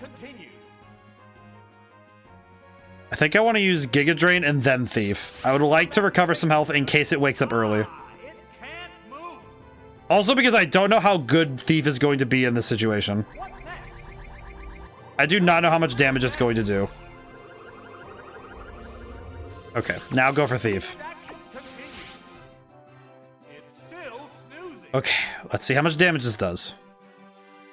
Please kill. Just kill it. It did not do enough damage. Okay. One more Thief will do it, though. Please stay asleep. Okay, okay, we won. We won. Why is Whitney so painful? And also, why is Tangela an MVP? This is like the one of this. I think we've had Tangela on 3 or 4 different gyms, and Tangela has been quite the MVP. In Tangela, we trust. Okay. Whew. Okay. This battle has been painful, but we did do it, so I will take it. Ba, ba, ba, ba. Thank God. Okay, next one is Morty. What is Morty's ghost types? Yeah, he's ghost types. Okay. Which does mean that psychic types do. So I know psychic types work, and Pokemon with ghost type moves work. So I need to find Pokemon with ghost type moves that are not actually ghost types. Wait, Clefairy has psychic? You know what? Just because I'm curious. I don't know if I'll hazard this as a legitimate try, but I'm very curious to see what happens. I think we'll bring... I'll bring Donphan because I know that a lot of the ghost types are poison. This should be good.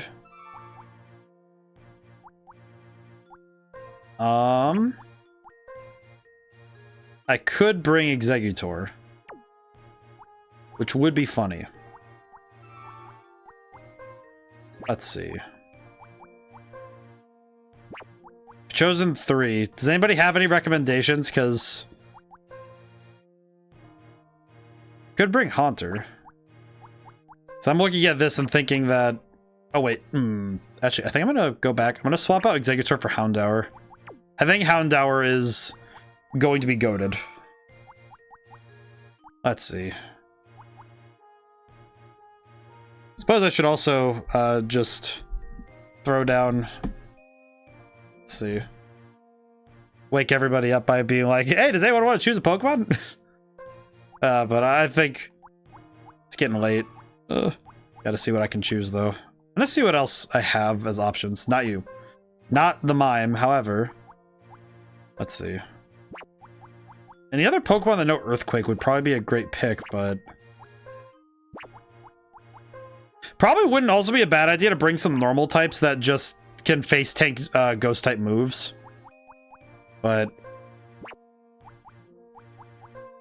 Whirlwind, Mirror Move. I know Mirror Move reflects whatever move is thrown at it. Which is really cool. Let's see. Kind of have to just go through and look. I think I'm gonna bring... what ghost? I think I'm gonna bring like Gengar or Haunter, I think. I think that might be good. I think I should also just... I'm also gonna pick up my pace a little bit, because I do want more gyms done. Actually, yeah, I think Haunter's the pick. I think Haunter's gonna be the pick here. And then... I'm actually not very sure. I guess something... I guess we need a grass type in case there's a abundance of water types. Because I feel like it's gonna be one of those weird ones where they just, for some reason, have something like... I don't know, they have a ground or a water type that just confuses me. We have... My brain just really turned off trying to look for Pokemon. Wait. Skiploom. Where's Skiploom? There it is. I want to try it. See what happens. Okay, let's play ball.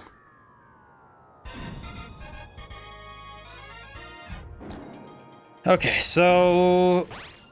One ghost type. Really? Alrighty. Okay, so I do see that psychic types are going to be the go-to now. Let's do actually wait. Yeah, Clefairy, Skiploom, and I think Houndour. I think that's the go-to. The challenger has advanced about halfway through the gym leader castle. Next up are the members of Ecruteak Gym. First, the medium, Holly. I think this battle, looking at it critically, I think if I can set up Sunny Day and then start spamming Solar Beam, I think I'll be okay. Because I don't even think... Yeah, I don't think Quillfish is going to be able to do much if I... Oh, wait, no, that's right. I landed with Clefairy. It has Psychic. I forgot. I forgot which one I led with. Oh. That was good. Well, that sucks.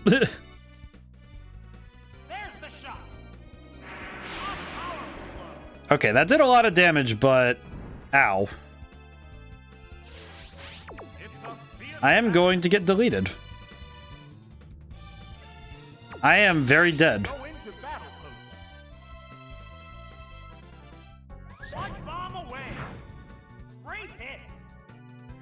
I will say it feels like I feel it feels like every time I leave the safety of the 12 really good Pokemon I know are fantastic in this game, it feels like I get punished for trying, which makes me feel very sad.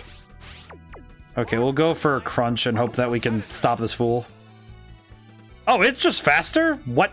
Oh, well, wait, round 2, EV trained. Ow. That almost killed Houndour. Are you serious?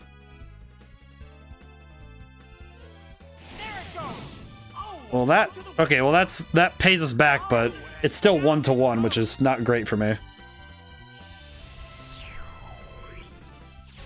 The next Pokemon needs to be prepared. Oh, it's Noctowl. I feel like if I lose this first battle, I feel like it is just like, okay, yeah, turn around and go back to where I started. Which is fine. It's good that we do these sort of preliminary fights anyway, but it does feel a little sad when you enter the gym and just get immediately slapped. Yes, it's a hit. Yes, it's going down. Yeah, ugh. Okay. Oh, Skiploom is about to get cooked. Oh, it's Skiploom. This is the last Pokemon. One Pokemon faces two now. Okay, well, oh wait, crap, I hit a wrong button. Oh no.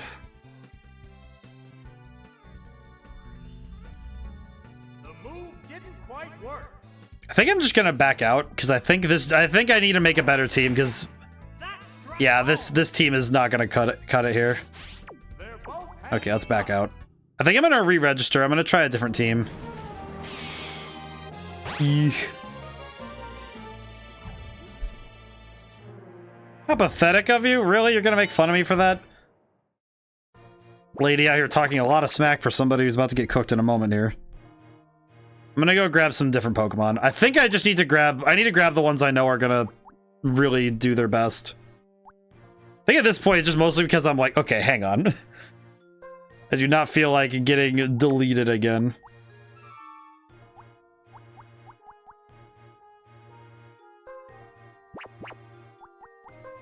Actually, we're gonna go with the berry.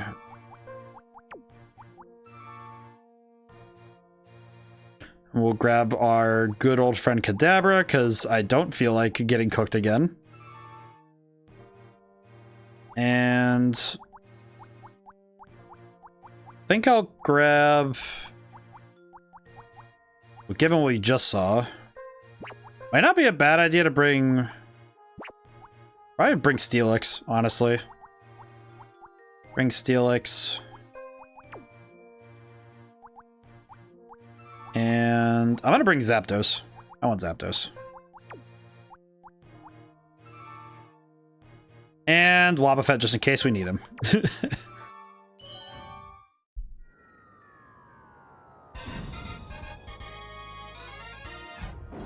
Alrighty. Let's do it.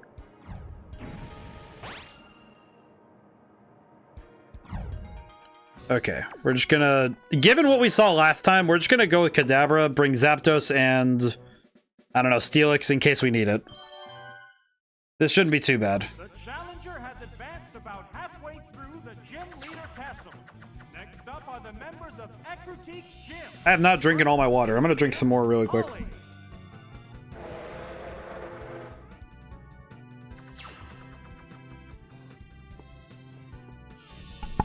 Spilled a little bit. It's fine. Did not land on anything.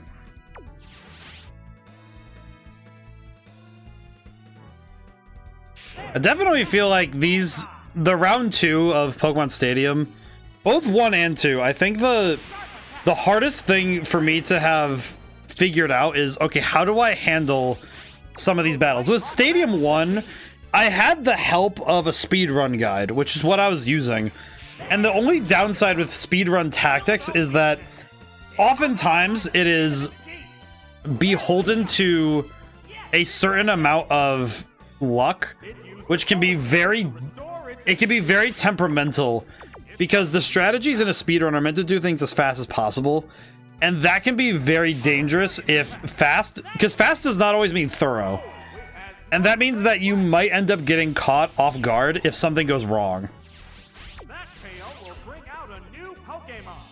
And trying to apply some of the same strategies to this game has been difficult because some of those strategies don't always work the same way. Because I know some of the strategies I tried to implement from Stadium 1 didn't quite work out in this game. Great example is you cannot rely on Jolteon in this game. Hi, hello. Hey, Sunrose, how's it been? By the way, I love that emote. How does round 2? Pain, but I'm getting there. We did beat the Great Ball tournament in the Poke Cup, which was good. And we did beat Whitney. We beat Whitney, which that worked out okay, but I had to do a lot of try. Goes, not does. I mean, how does it is descriptive. It do. it do round 2. But I am struggling a little bit because the gym leaders are giving me trouble, but I'm okay with that. I think as long as we beat a couple of the gym leaders today, I would feel pretty proud of myself. I am going to liberally abuse the suspend system though, because I have been, and the rental Pokemon with round 2 has been enough for me to say I do not feel like having to redo every battle every time, which has been important for my mental health.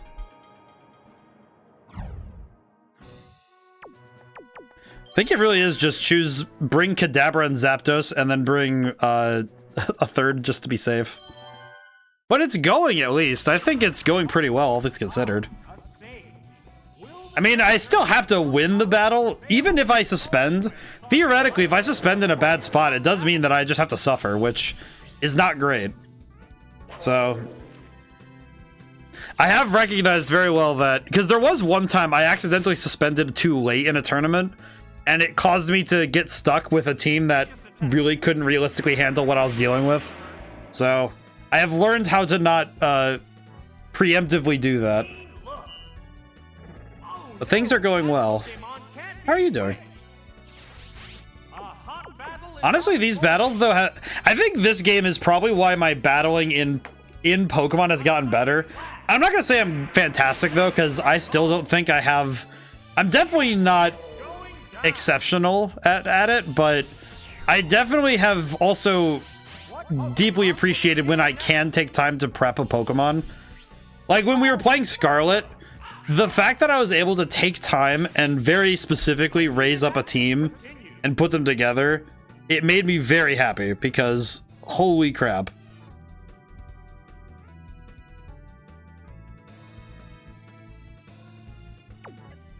But oh crap. I think I'm gonna swap to Zapdos because I don't feel like... I don't know. I don't feel like risking. Things are good. Just playing some Pokemon Anil, the definitive... Anil? Anil. Definitive Kanto experience. I don't need to write this one down. I've never heard of this. So when you say the definitive, what do you mean? I guess I'm curious because I've never heard of this one before. That Pokemon can't make a getaway now. The white hot battle continues. Anil is Spanish for indigo. Oh, I see. Okay. No, that makes sense. I did not know. It's interesting because despite my last name, my Spanish is it's bad at its best and horrendously American at its worst. I mean, I know some words, but it's selling me short, but given my last name, I think it is surprising for some people when they find out that I don't speak Spanish. I've had that happen where somebody sees my last name. Have you heard of Pokemon Crystal Legacy? Oh, what's this? I think I have once or twice. I swear I've heard of something like it, but I don't think I... It'd be something like... It would be something like that then, Hecko, if that is a proper comparison. I feel like I need to look into these. I am not as familiar with stuff like this, now I need to look into this stuff.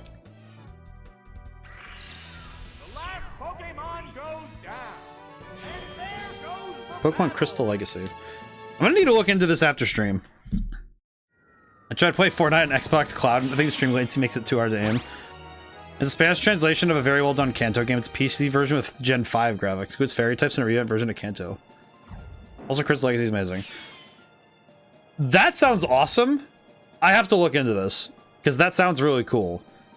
Julian, on your end, that does sound about right, unfortunately. Because, yeah, I think streaming latency... I think that's the only downside with cloud-based stuff is that the latency can be difficult to play through, especially in multiplayer settings. That does suck, but I hope it... Maybe it might be something that can be worked through, but... But I have not seen either of these, so I want to look into these, because that sounds really cool. Let's see.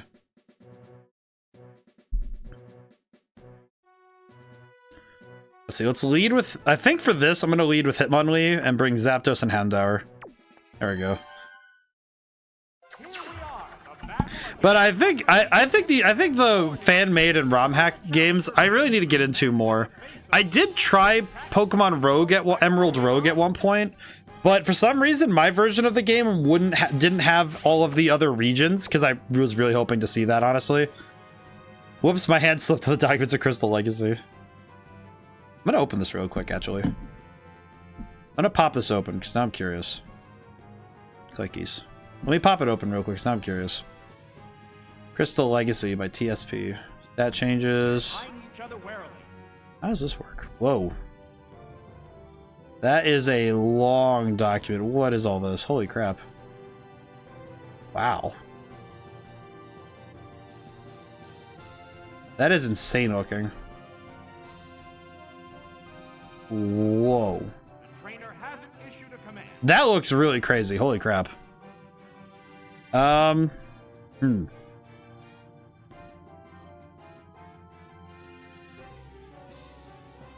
Think I could just hide jump kick and knock out Lapras. Dark is now physical, Ghost now special is great. You know what? That is a fair point. That is a fair point, honestly.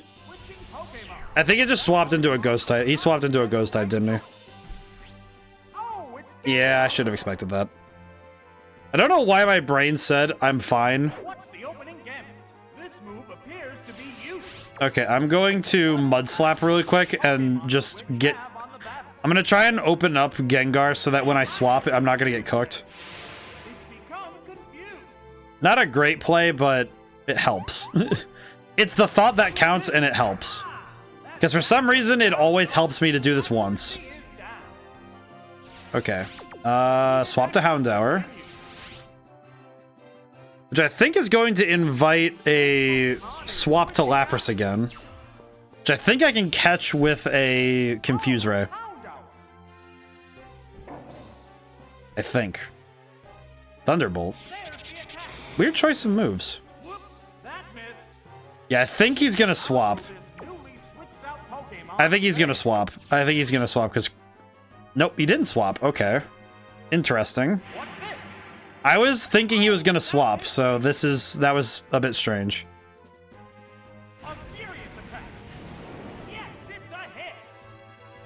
That still did a lot of damage. Alright, we'll just go for Crunch then. Why is he going for Confuse Ray so hard? What is wrong with him? It's very weird that he's really insistent on the... Really insistent on that, but... There we go, I guess. There we go. Hey. Alrighty. If he goes back to Lapras, I could probably swap into Zapdos just fine.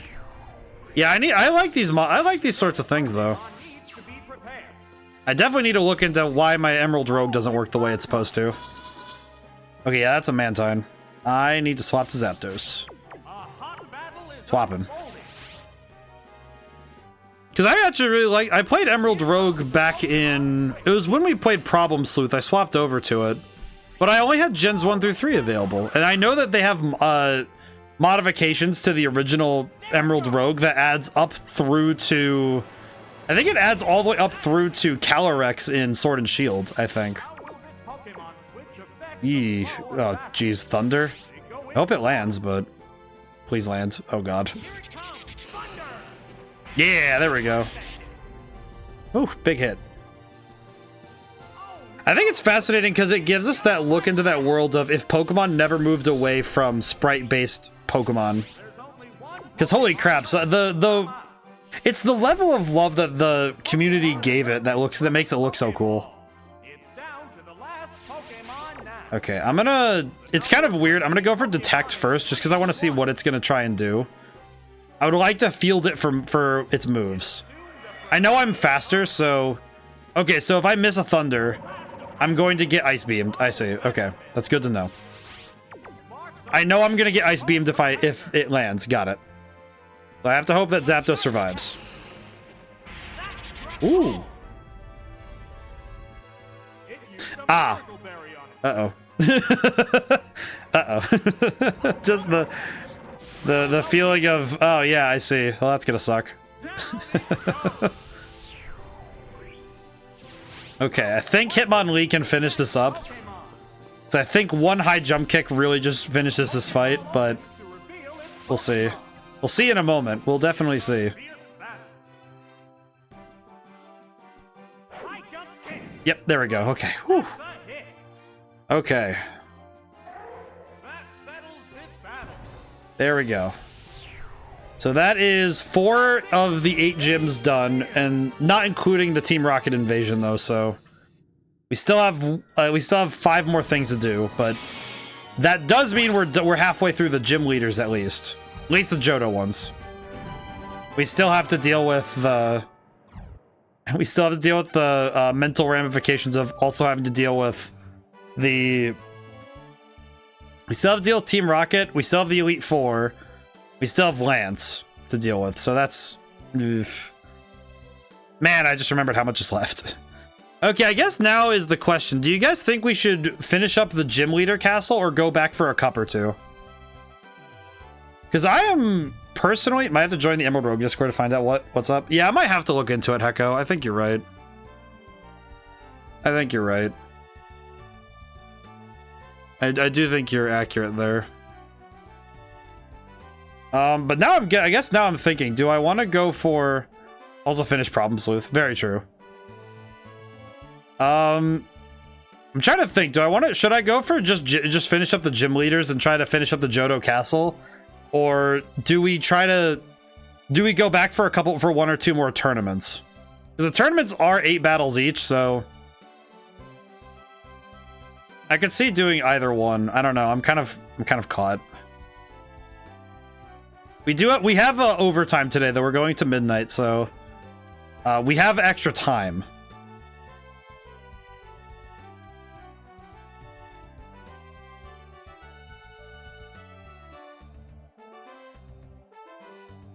We do have extra time. If anybody has any preferences, so I think I could probably. I think reasonably, given the time we have, I probably could do... I could probably either finish the Johto Gym Leader Castle, or with what we have, I might be able to beat the challenge cups if... with the time we have, but I'm uncertain. At least the challenge cups, I think I can get 2 or 3 done, because they're kind of weird anyway, because they're all random Pokemon. If I have any input, I'd say play Katamari. I don't know why. I will say, I find it Hecko, I do find it a bit bizarre that half the time it's, how about you go play another game?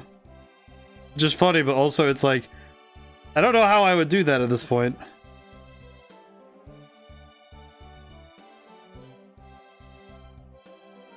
I think I could probably, you know what, let's just do Cyanwood and see if we can finish it up.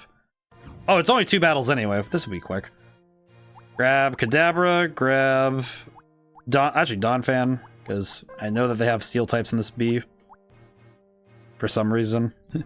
You got this. Yeah, I'm pretty sure I can handle this one. Handle this one real fast, because this one's gonna be quick. Grab Kadabra. Yeah, I'll probably grab Zapdos as my flying type of choice, just for you know, gigs. And then grab any 3 I want, because why not? Grab the Burnt Berry, because why not? And let's see. Let's bring Tentacruel for a water type. Bring Tangela for a grass type because Tangela's been really good for some reason. And I guess, do you have any? I guess I'll bring Pidgeot. I don't know. We'll just bring Pidgeot. It's fine.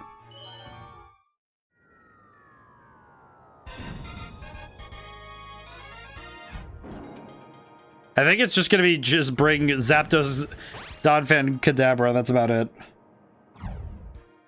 Yeah, because Kadabra, Zapdos, Donphan just kind of sweeps. I think. The challenger has made it to the CN Wood Gym. Alrighty, here we go. Nick, a black belt. Here we go.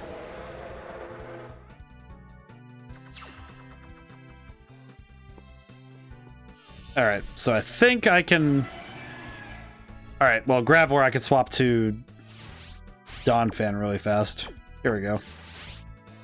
This won't be too hard. I think that's probably famous last words as somebody who's about to get swept on the first round. Oh, it's Donphan. Yeah, that's the kind of thing that somebody says when they're way too overconfident, but... I do feel confident in Donphan's ability to sweep Graveler. Very effective. How will this newly switched out Alrighty. Pokemon fare? I do need to see if Katamari's back on the Game Pass though, because I remember that Katamari Damacy reroll was on the Game Pass. That's how I played it first. So I should probably take a look at that. Terrifying fissure. Whoops, that missed. The white hot battle. See, this guy is going for the one-hit kill moves, even though he can't use them because he's slower. Hang on, earthquake. That's it. But I think if I ever go back to play Katamari, I'm gonna have to make sure that I have a save file open for it, because it would be really fun to play again. Here next. I think I don't know if I finished it last time I played it, but Oh, it's Pinsir. Sir. Ah yes, name it Sir. Both hanging tough. I think I'm gonna keep Donphan in, because the rest of the Pokemon I don't think I'm super scared of. Heads up, here. Oh, never mind. He just instantly killed. Slam. Oh, and down it goes. Alrighty, I'm gonna bring out Zapdos and wrap this one up. I was kind of expecting Guillotine to miss, honestly, because I have not seen Guillotine be very consistent in my time using it, so...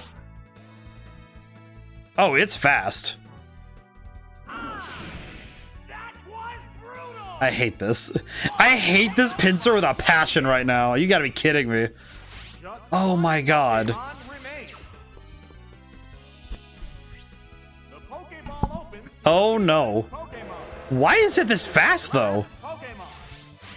One Well, this Pokemon is faces really gonna suck if it lands it again. Okay, no, it can't land it now because I'm faster. vicious attack. Perish. That inflicted some damage. Yep, alright. God. Whoa. I hate this dude so much. Didn't connect. Okay, I'm gonna do Thunder Punch to maybe... If I can paralyze it, that would make me happy. What's next? Also because yeah, okay. So now I'm guaranteed that it won't be able to Guillotine, and he won't be able to escape taking lethal damage.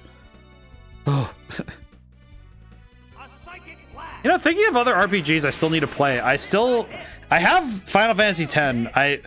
I've been trying to figure out where it's going to go in the schedule because I have it, and I'd really like to play it. But I also know Final Fantasy X is going to be essentially like playing when I played Persona 5, where it takes me most of the year to play it.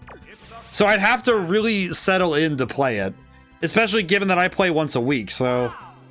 The only other option would be for me to stream on, like, some extra day or something, and just do it during the day and have a specialty stream somewhere where I just play the game for a very long period of time.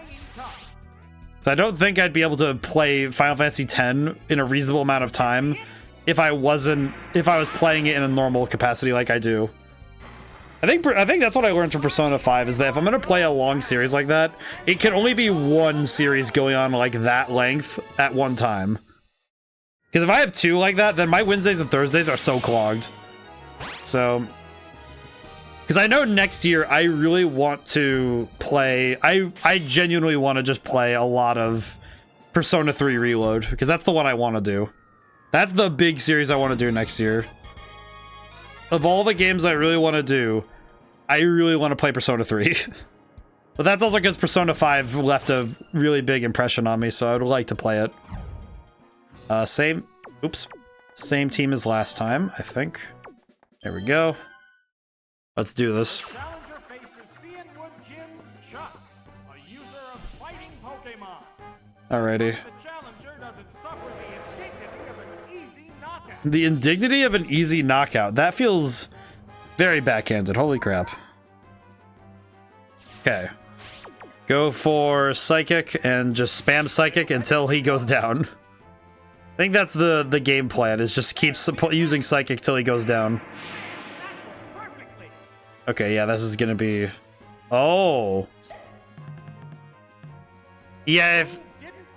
I was gonna say, if he was able to get off a belly drum, that would have been terrifying. Like, yeah, he would have died, but that's still scary. Belly drum enhanced anything is a scary thing to think about.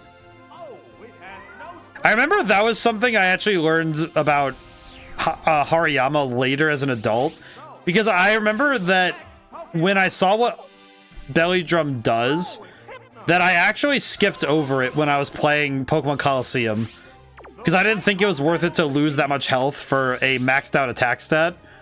How wrong I was. But also, oh, it has Shadow Ball, crap.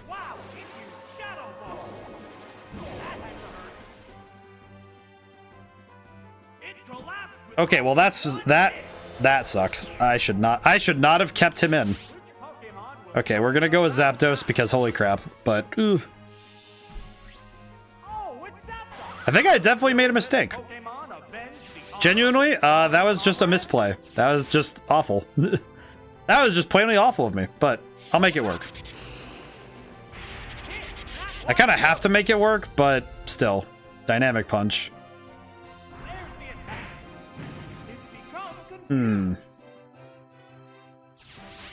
Okay. I think I'm gonna go for Flash. It's kind of weird, but I'm gonna... Ah, jeez. Yeah, this is gonna... Oof.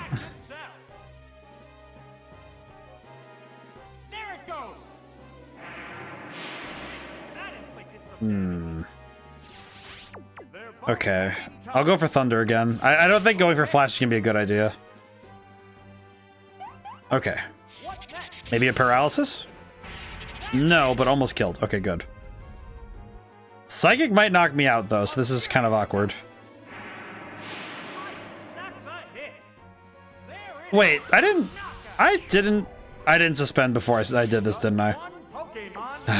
Okay. Well, that's not good. Okay, well, this is really not good, then. Well, I get to Earthquake spam and hope for the best.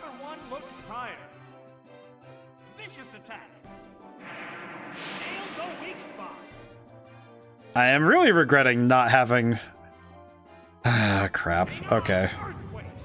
Yeah, now I'm starting to feel like an idiot for letting my... I got cocky. Yeah, I got cocky. That was... I think I definitely threw this one, and now I feel bad for it. Oh.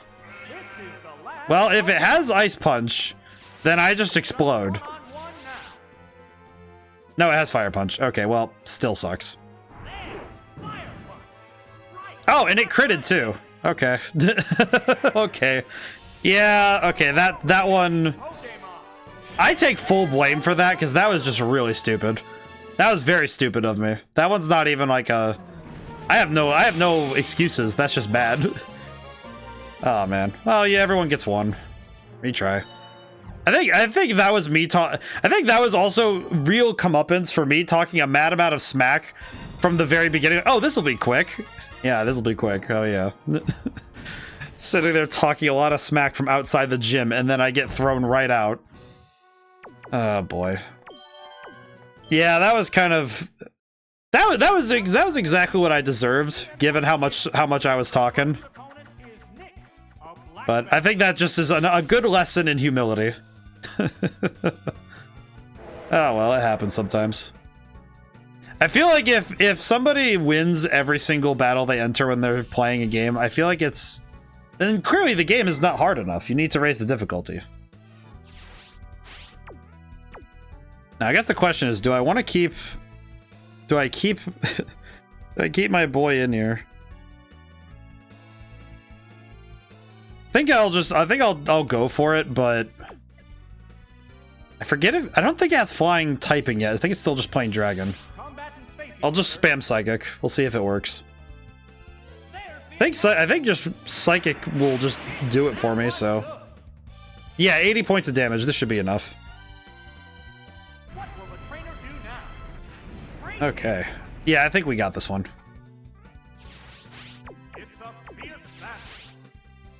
I probably shouldn't be as cavalier with Kadabra, given that if he goes down, then I lose my main psychic.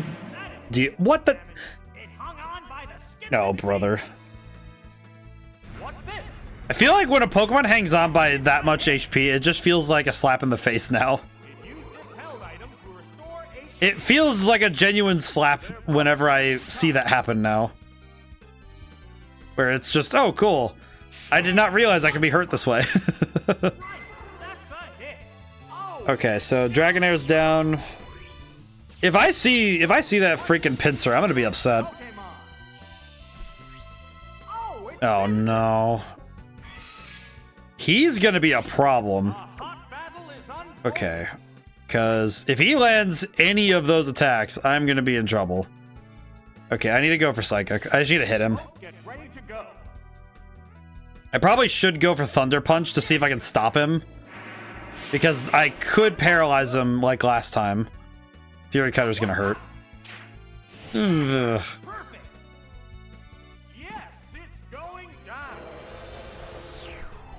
I will say, the fact that this pincer is faster than a freaking Zapdos really does concern me, though. Okay.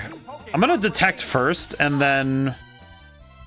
I think, depending on what... If it's gonna just spam Guillotine, I think I need to get... Yeah, I need to get rid of those as much as possible.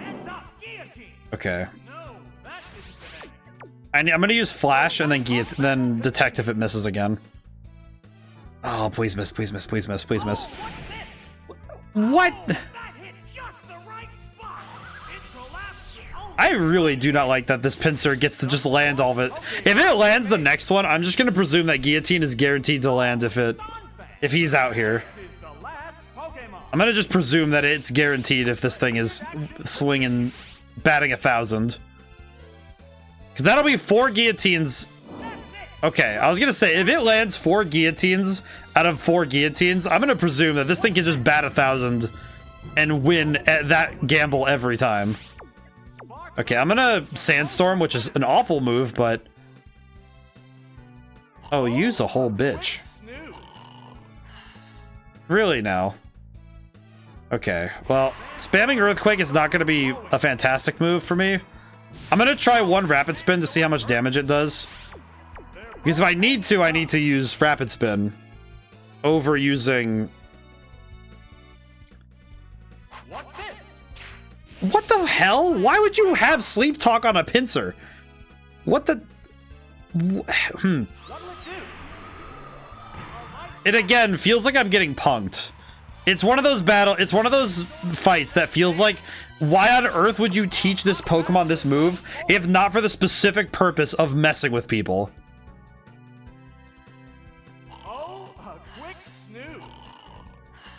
I hate this guy so much.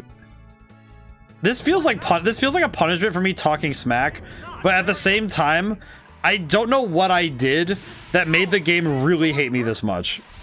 You know what? I'm gonna go back. You know what? I have a new game plan. I don't like this guy. Also, this guy sucks. I really don't like him. Be right back. Shut up. I'll be right back. Apologies for my disrespect, but also, buddy. I do not appreciate this happening. Okay.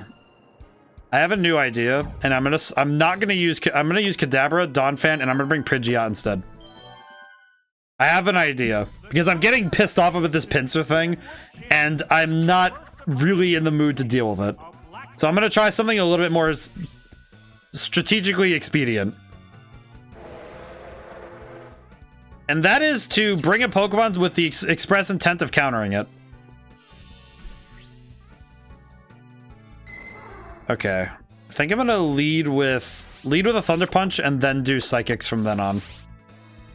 So I know that at the very least, 2 Psychics will knock it out after a Thunder Punch. I was hoping for a Paralysis, but that's fine. I know that 2 Psychics will knock it out though, so this is fine.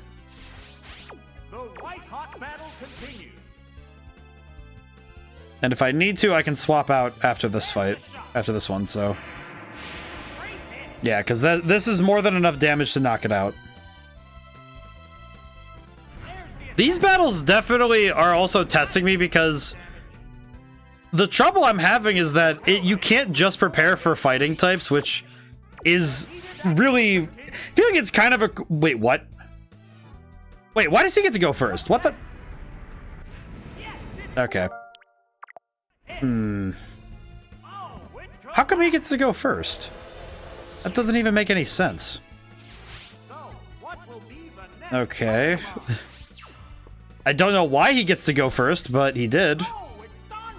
Which... He wasn't speed tied, so... Why did he get to go first that time? I do also... It's like something in me is just getting really... It's like the fact that this particular trainer has some of the most annoying tactics possible is really... It's getting to me. There's a certain point of it that is just getting to me, and I'm not sure why it's getting to me either. There's just something about that particular move that's really... It's really getting under my skin. You know what? No, I'm swapping out these 3 Pokemon. You know what? Yeah, you know what? To hell with this. I know exactly what I'm gonna do. Grab Aerodactyl. I'm gonna grab freaking... No, not you. However... I am gonna grab this. Then I am also going to grab this. No, not this. Actually. I am going to grab... I think I need something that can deal with a lot of different threats. And also something just to piss off the Hypno at the end. You know what? Sure. At this point, I think there's a certain point in my head where I just thought, you know what? I would rather not deal with that. We're still going to lead with Kadabra. However, I am going to bring Donphan and Aerodactyl instead. Because I'm pretty sure Aerodactyl, if I see Pinsir, I'm just gonna have Aerodactyl handle him.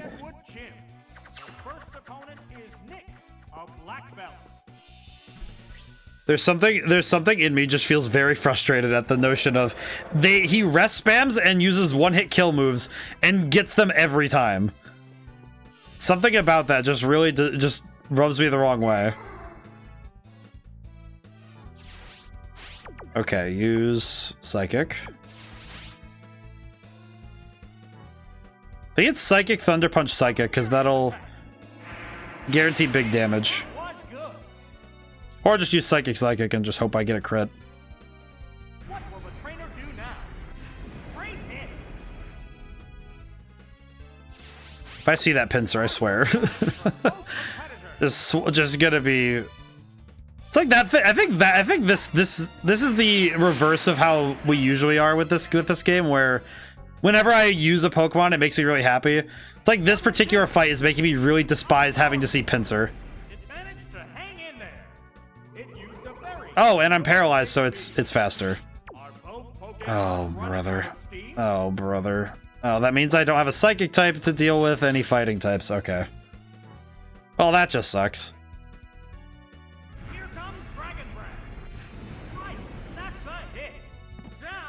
I think this is also just my luck getting to me. I think my luck is also just not staying with me right now.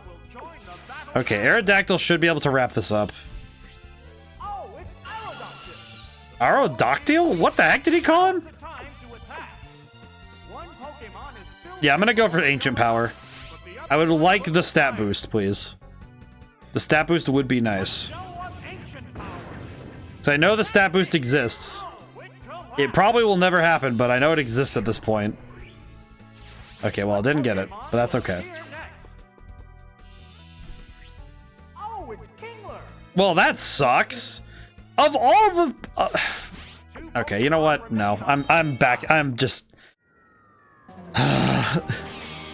of all the Pokemon that he has, the one time I don't bring Zapdos, he has a freaking water type. Okay, now I know I'm being punished for my hubris. And Chuck is just being... It's like this gym is specifically just saying, hey, listen, man, if you're gonna talk smack about CN Wood, it's like, okay. I get it. I get it. I get the concept. If I lead with Donphan, he's gonna get one shot by Pinsir, isn't he? I'm gonna try it, but he's probably gonna get one shot by Pinsir. The challenger has made it to the CN Wood Gym. The first opponent is Nick, a black belt. I'm thinking about the nature of luck. The factor of luck is something that we can't control when it comes to playing or making games.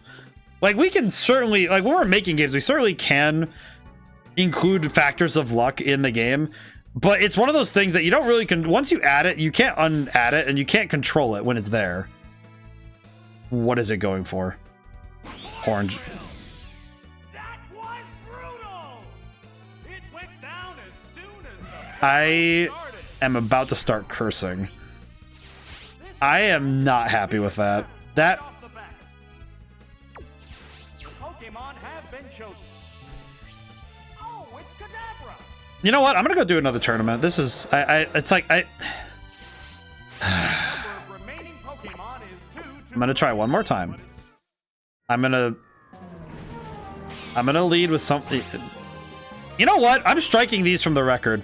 I'm striking these from the record. I don't care. I make the rules, but also, I absolutely despise this gym. Why is this one giving me so much trouble? It's like Whitney gave me trouble, and then I stomp over Morty like he's paper, and then for some reason, it's not even Chuck, it's Nick. It's this idiot. It's Nick. It's this idiot, and I don't know why it's giving me so much trouble either. It's like, according to you know, like, the way I understand this fight, this should not be this hard. It's just have Kadabra spam Psychic on the fighting types, and have the other two Pokemon handle the types they're supposed to. I don't know why this is turning out to be so hard.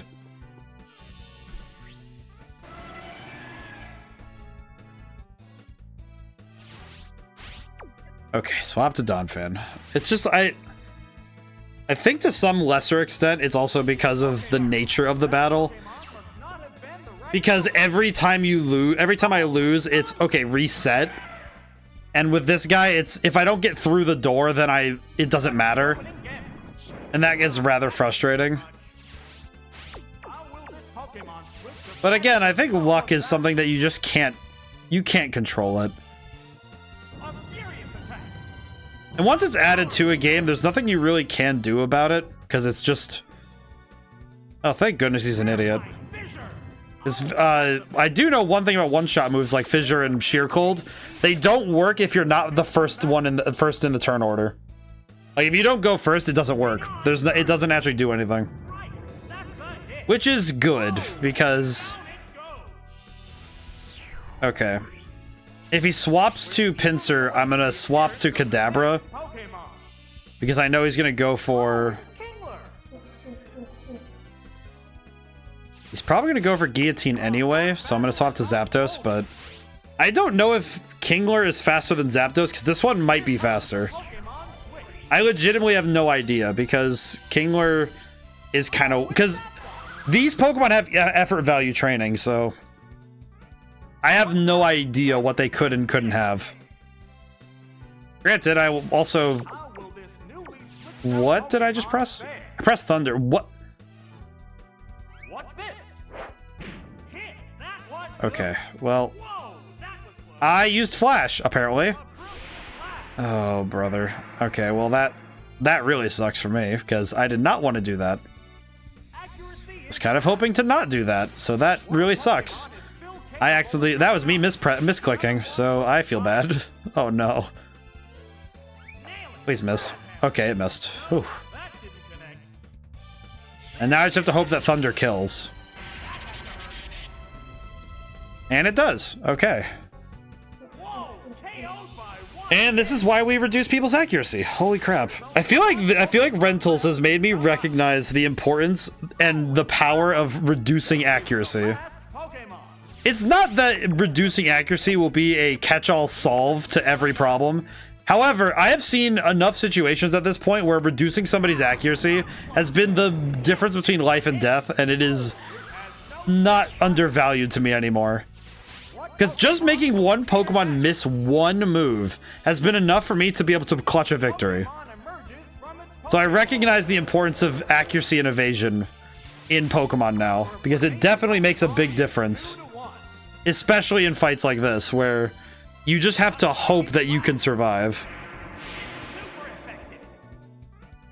Oh, the special defense even went down, so even if I...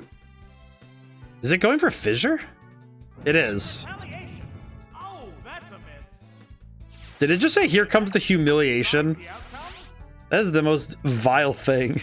What the heck? Oh boy. Let's do it. These battles are making my brain hurt, and I'm recognizing that. The last Pokemon I feel like this is one of those things that I'm starting to only realize once I've gotten this far in with playing this game again, is that one of the things I've remembered at this point is that, yeah, these battles get tough real fast. Oh boy. Create suspend point, just in case. I don't feel like fighting Nick again. I do not want to fight that guy again. Ah, okay. So if against Hypno, I have to swap.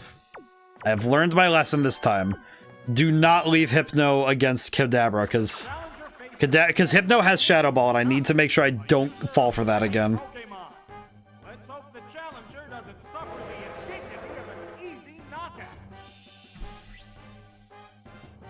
At the very least, I am aware, though, that Ghost is Dark is special and Ghost is physical, so... A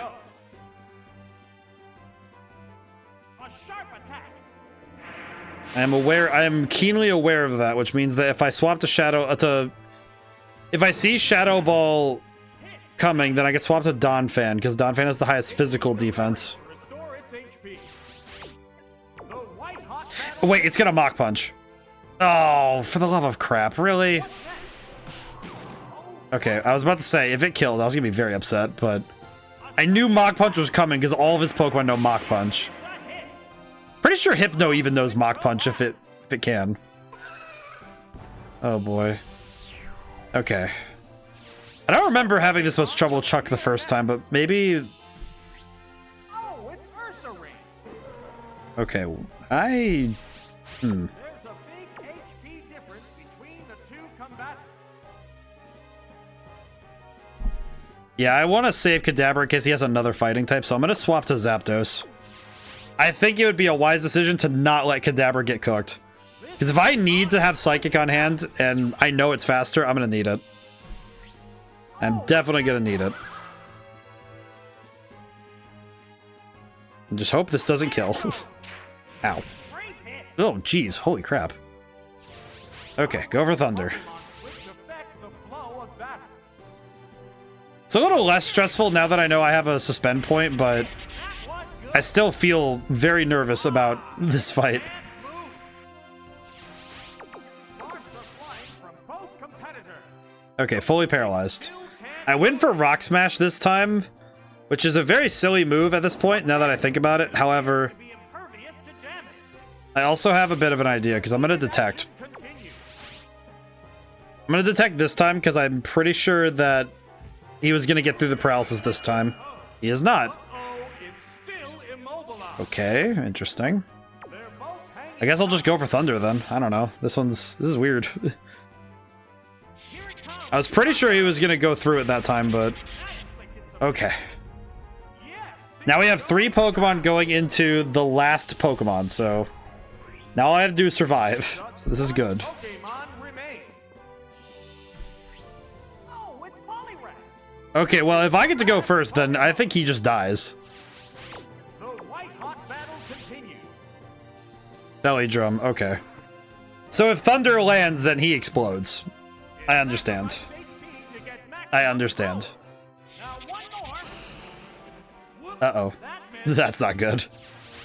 Okay, I'm gonna detect first, because I think he goes first, so if I can detect and dodge whatever comes next, I'll be able to get out of the way. Okay, yeah, he would have cleaned my clock if he landed that hit, so... Okay, land the thunder. Do not land the dynamic punch, please no. Okay.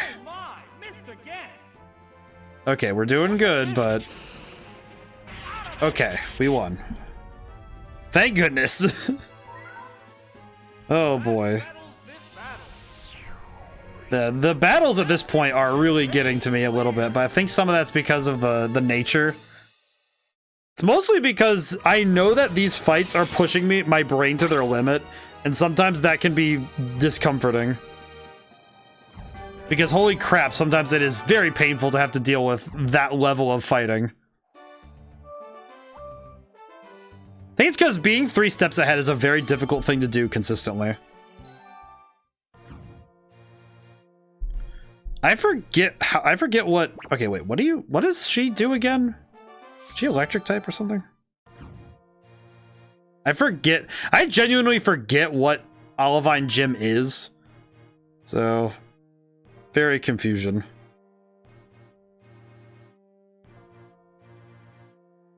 Okay.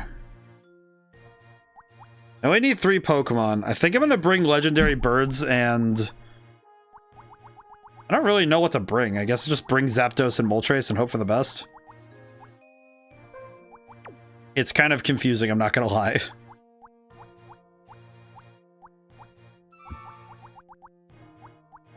Bring Slowbro as well. We have all of the coverage here, so this should be fine. Between these 3, I think we have the coverage we need, so it should be fine. This should be good. Oh boy. How's everyone else doing? How's everyone doing? I know I'm going well over time, so I hope everyone's doing well. I've been working a lot lately, because I've been trying to wrap things up for the end of the year, because the last week of the year I take off. So I do try to wrap everything up work-wise, so I've been working myself a little bit hard, but it's okay. I think we'll leave with Zapdos and see what happens. But it's kind of something that I've recognized that can happen sometimes, that I'll get wrapped up in my work and sometimes I'll miss things, so... And I think sometimes it happens too in the way of I get sort of wrapped in the game and brain just starts to leave me a little. But that's alright. Okay, well, Slowbro led, so we'll just go for Thunder and hope for the best. Okay, I think that swap's probably gonna be something that's gonna resist or negate. Yep, okay. I probably should have swapped.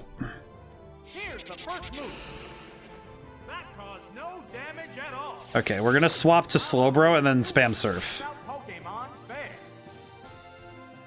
Probably should have anticipated a swap, given that I saw Slowbro come in, but...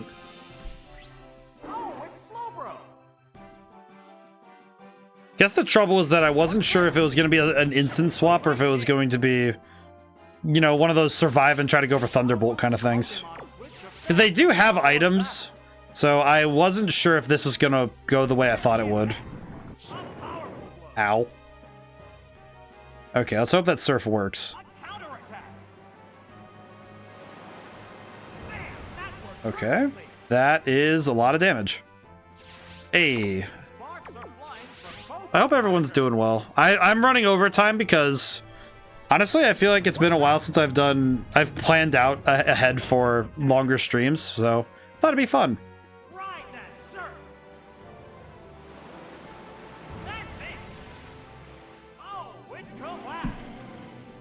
Oh boy, okay.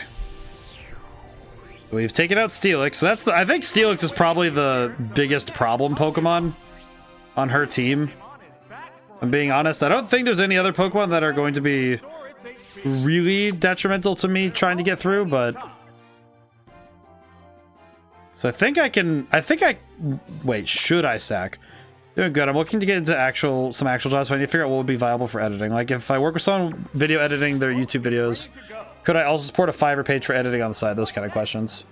That's a fair point. I think, and it's like, it's one of those things where you have to set yourself up as, okay, this is the business this is the business I'm doing, and you have to present yourself to be able to say, this is what I do, and being able to, I guess, put yourself out there so that people see it. And it is a difficult question because you have to go through all of that. You have to navigate all that ground, which can be difficult. It's worthwhile, but it is difficult.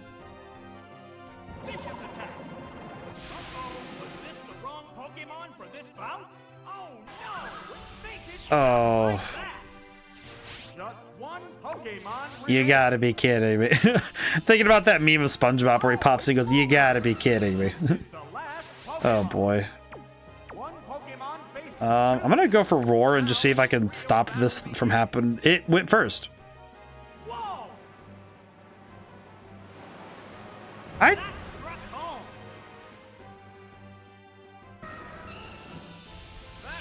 do I feel like I got punked? Does it have a Quick Claw? Why did it go first? Oh, and she still had a Caesar, so that would have been awkward.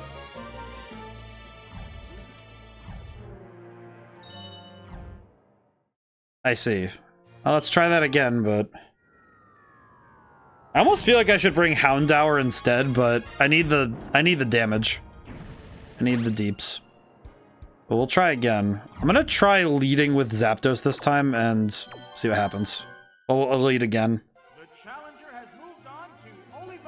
But I think with the video editing especially, it's still a very open market because people really do like having, I think especially people who are very punctual, people who work very fast. Because it's kind of like, I guess the way I've understood it with, specifically with video editing, is it's sort of like being a bartender in a weird way. It sounds weird, but it's because you have this collection of what I would consider to be the famous, well-known edits. You know, those ones that people like. They know those edits. They know how they work, and to an extent, they're the ones that people expect. Also, why did he swap his? And he swap again. But I kind of wonder if it's like that, where you have a bunch of edits that people understand and know really well, and then it's mixed in with edits that people, I guess I would say it's like they definitely understand it. Like they understand, like the ones that are like back pocket ones where you learn special ones that people might not know, like cool little tricks that you know by yourself. And then there's the edits that everybody knows. Then there's the ones that are the advanced ones that people don't really know. Why is this thing spamming Mirror Coat?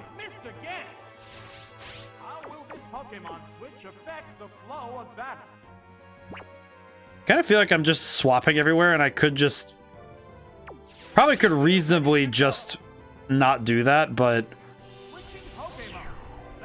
I'm very confused by the nature of this opponent because I don't really know what to do because it keeps spamming Mirror Coat. Oh, and now it uses Surf. Ow. I feel like this is gonna be the one time I go for Thunder and it just...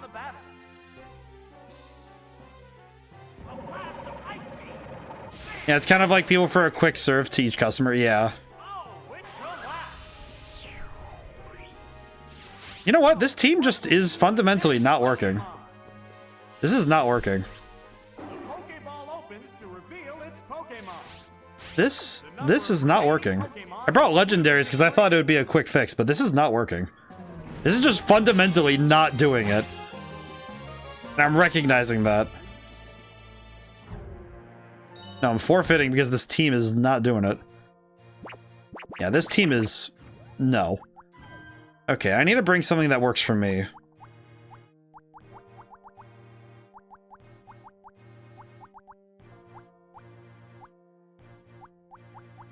Like, I'm gonna actually, you know what? I'm gonna bring Charizard because I recognize that Steelix probably has Earthquake, so bringing anything that it just doesn't, it won't help me to. But yeah, yeah, it is kind of true though, and it's like because people prefer, okay, I know exactly what I want, and I know what I want you to do, so you need to do that and give it to me, and that's kind of how video editing feels. It's kind of why whenever I look at video editing myself, it feels very weird because I know what I want and it's very strange. Because I have to just take the plunge and try some stuff. Worst I could do is notice I push myself to my limit and set some boundaries. That is healthy. I think it's good that if you recognize that you went too far, that you're able to step back. That is a thing that does happen to people. That can be an unhealthy thing. I'm gonna bring Donphan. I think Donphan's a good pick for this.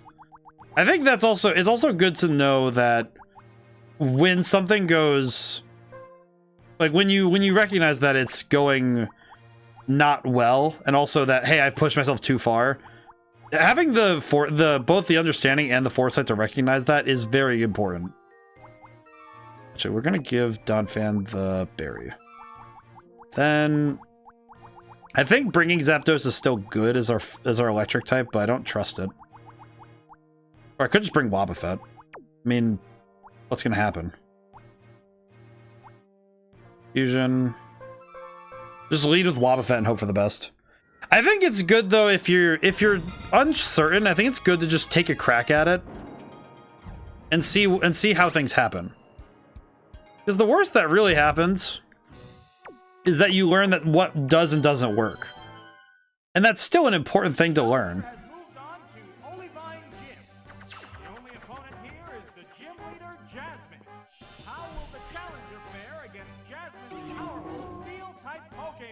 And I think it's good that coming into it with the maturity of, hey, if I push myself to my limit, then I need to be able to say, hey, I need to step back a little bit. And that's good. I think that's great. Earthquake. Oh, I went for Earthquake, of course. Of course, I go for Mirror Coat and it goes for that. So, oof. Kind of a 50-50 though that's going to do that. So, means a freelancer who handles a critical part of the video process, I can kind of end up having the authority to say, no thanks, you should probably find someone else. Yeah. Also, man, the hot swap from Earthquake to Surf. Now the question, if I go for Mirror Coat, is it going to do Surf again, or is it going to go for Earthquake? Okay. It's like something in me is getting a little bit exasperated with this.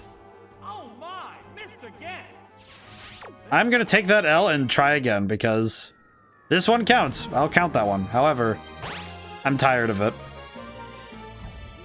I feel like getting red that hard just feels like okay, yeah, that is just pure pain. It's pure pain when you get red like that, and that does not feel good. Also, the fact that this lady is a steel type trainer and only has the two steel types and that's it. Oh, brother. I think there's even, well, no, there's Magneton. Ah, whatever.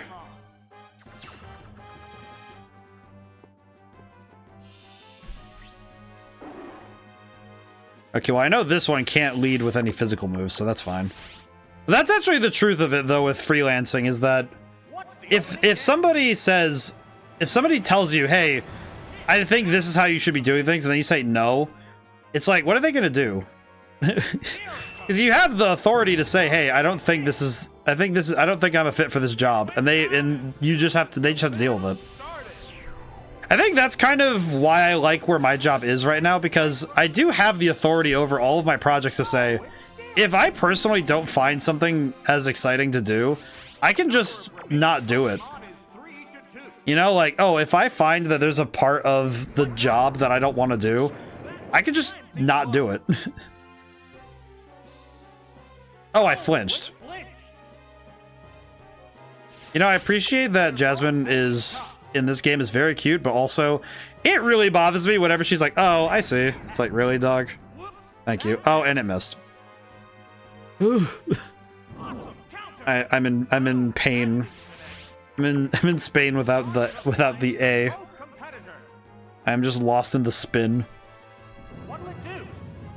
As long as Wobbuffet lives, then this counter is gonna hit real hard. Hit him. Okay, that was a knockout. Oh boy, okay. I guess I should have just remembered that Wobbuffet is king and pretty much 1v1s an entire gym.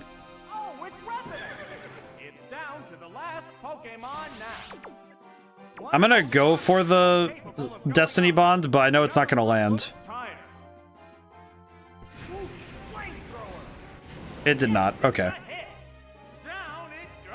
Oh boy. But yeah, with video stuff, it's one of those things where, yeah, you can just tell somebody no. I think it's also partially why I also don't know if I would feel good doing freelancing for other games. So I feel like my problem is that if I'm not into like we talked about earlier, that if I'm not into a project, then I'm not going to put much work into it, and certainly not as much as I think it deserves. And if somebody's, you know, it's their passion projects, like I don't want to step in and they were like, oh, do this part, and I'm like, are you sure you want me on this? Oh, it survived by just a little bit, huh? I'm gonna go for Earthquake, but I don't know if I will survive this one. We still have Charizard, and that's fine, but... Okay. Okay, so all we need to do is have Charizard land one good hit and we're fine.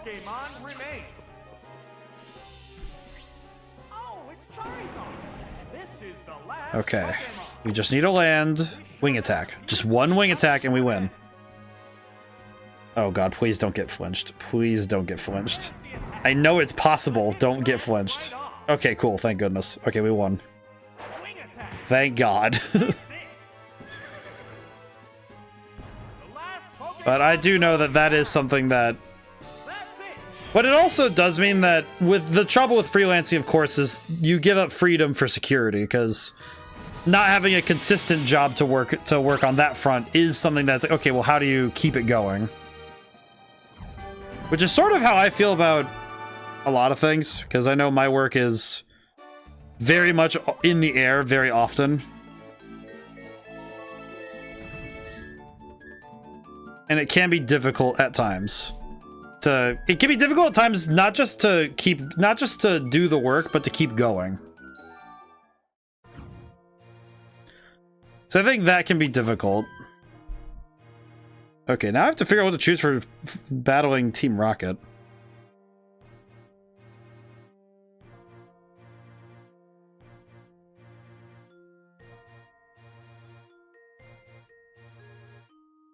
I think I'm gonna go with some of my favorites just to see if I can handle it. We're gonna do Donphan. We're gonna bring it with Berry. Bring Houndour. I think I want Haunter as well. Haunter. Bring Houndour.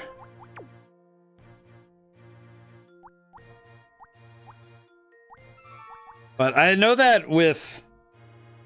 working solo can be... I think it also can be a little bit frightening at times, because it can be a time trying to figure out, all right, what is my personal style and how does it jive with the rest of the world around me?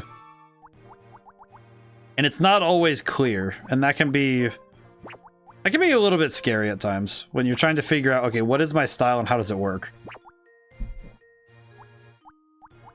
think I want a fire type. Well, no, we have a fire type, so we don't need that. I think I'll bring Zapdos for sure. Let's see. Bring Zapdos.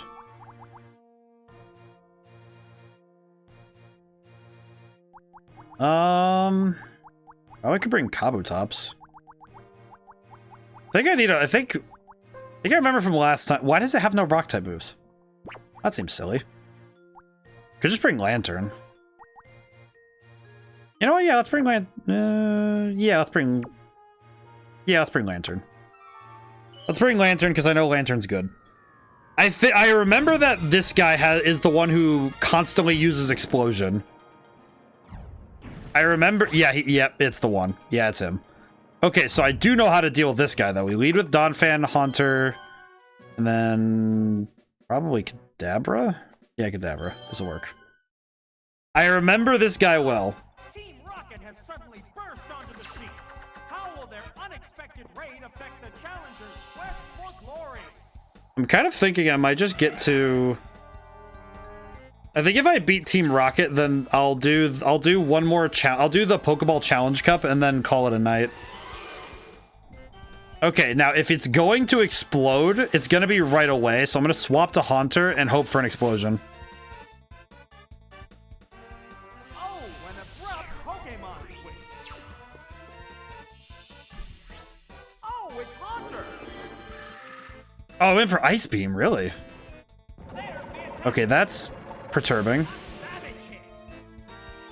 I was kind of hoping for an explosion, to be honest, but... Okay. Crap, really? I'm gonna go for Giga Drain, then. Interesting. Interesting, interesting. What is it going for? I'm gonna guess a ground or rock type. Okay. It's gonna use an electric type move. It's probably gonna go for an electric type move and then explode. If it gets caught off guard like that. Donphan. Okay, swap. This one is going to be me trying to bait an explosion because I know it's coming. I know he wants to explode, and I know that. Now the question is he just... Okay, no, he's got like 40 brain going on. Come on, buddy. I know you want to explode. I know he wants to explode. I know he wants it. I know it. I know it. I know it to be true. I know this goober wants to do this. He's not gonna Thunderbolt twice to read me. Nope, he's swapping. Oh my god.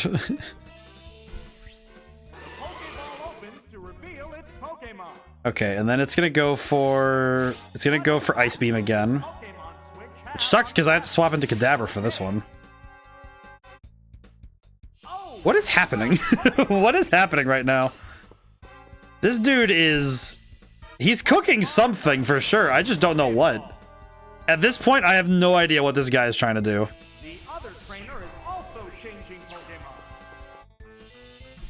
Pokemon. It feels like a hand grenade hot potato, and it does not feel good.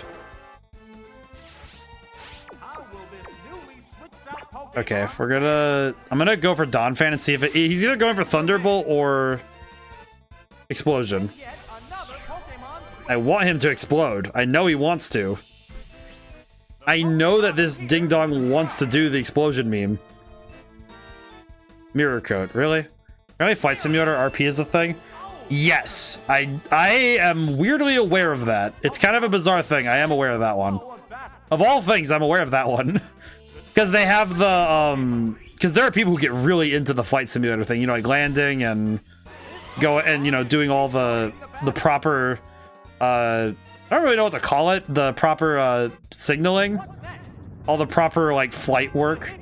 It's very bizarre to me, but I understand it. I understand the desire to do so. Because it's very cool, and it's a very well done simulator. It's very interesting. I should probably look into... I haven't played Microsoft Flight Sim. I know you can play it on Xbox now, which is very cool. But I have not gotten around to trying it.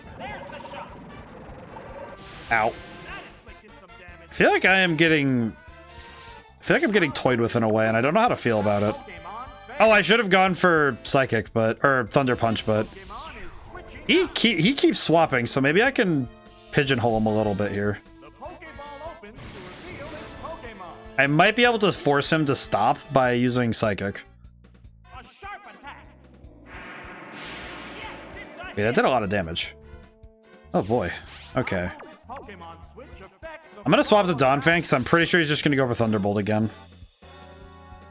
At this point, he's entered a weird loop where he's just constantly swapping between Electrode, going for Thunderbolt, and then swapping back to Cloyster, so... Yeah, because he's doing that again. He does have low enough health, he might explode now, because he doesn't have high enough health to survive an Earthquake. I'm gonna bank that that's gonna happen. I'm gonna gamble that that's what's happening. He doesn't have enough health to survive, and he's not gonna keep swapping now that he's under yellow. Yep, he exploded.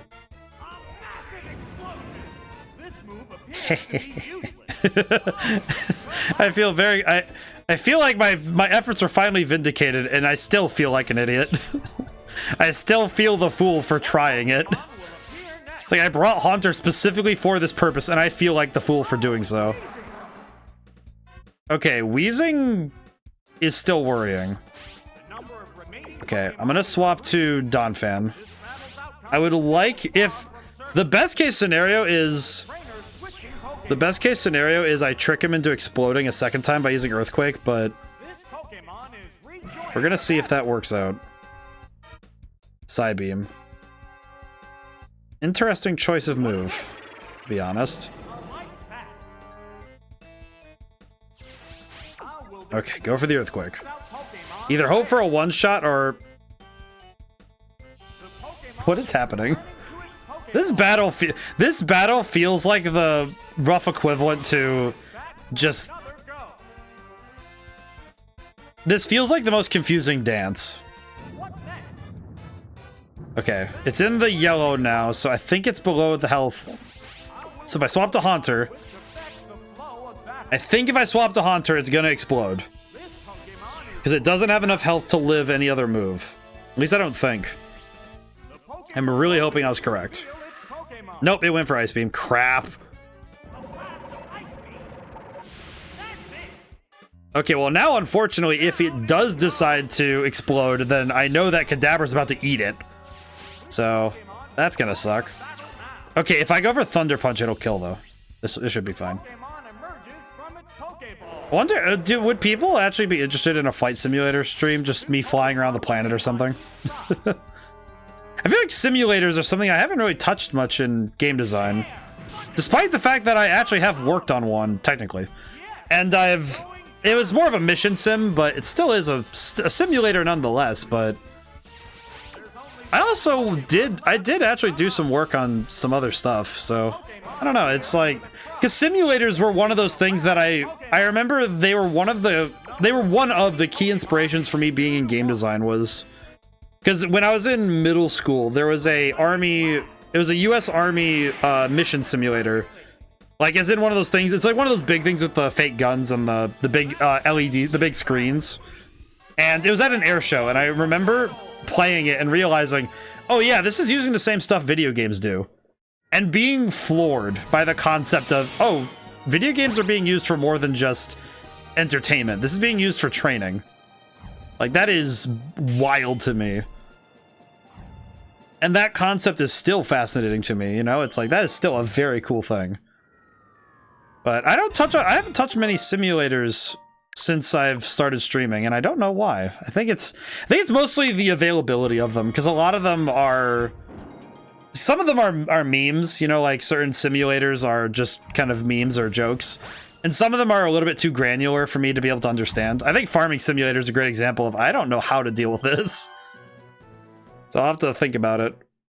Let's see. Rock type. I think this means Haunter would actually be a great lead, because he has a grass type move, which would be a fantastic lead. I could probably bring Zapdos. And part of me wants to bring Lantern just in case. I think Lantern's a good pick. And I've already suspended, so if I made a mistake, I can go back to where I started. All right, what are we fighting? Onyx. Okay, this one I want to stay in for. He probably has Earthquake. However, if I Giga Drain, it's 4 times effective, so... Oh? Instant swap? The instant swap? Curious. Okay, well, I went for Giga Drain, so it's still gonna get damage off, which is fine. And I'm going to need to swap to Lantern so that I can fight back. Interesting that they... I'm kind of fascinated by the fact that they swapped rather than doing anything, so... It must mean that Onyx doesn't have any moves to hurt Haunter. Interesting. Alrighty. Fire Spin. Thankfully, Fire Spin does not have the effect that it did in Gen 1 or in Stadium 1, where it stops you from doing anything at all, which would suck. So Fire Spin and Flamethrower. Good combo. At least on their end. Hopefully I land this Hydro Pump and just put this down. Yeah. There we go. Whew, okay. I think flight simulators, I have actually done I guess speaking on other childhood video game memories, I also have memories of going to the Air and Space Museum at the Smithsonian in Washington, D.C. because they have the flight simulators in that one area. I don't know if they still do. I haven't been in years, but they had the flight simulators and you could fly around in they're basically just big boxes. But the big boxes were very good at simulating flight, and they were very fun. But the only downside, in my opinion, was that I had to bring someone with me, and at one point I went with my brother, and he landed on my hand, which was controlling us, so we started spinning, and we entered a spin.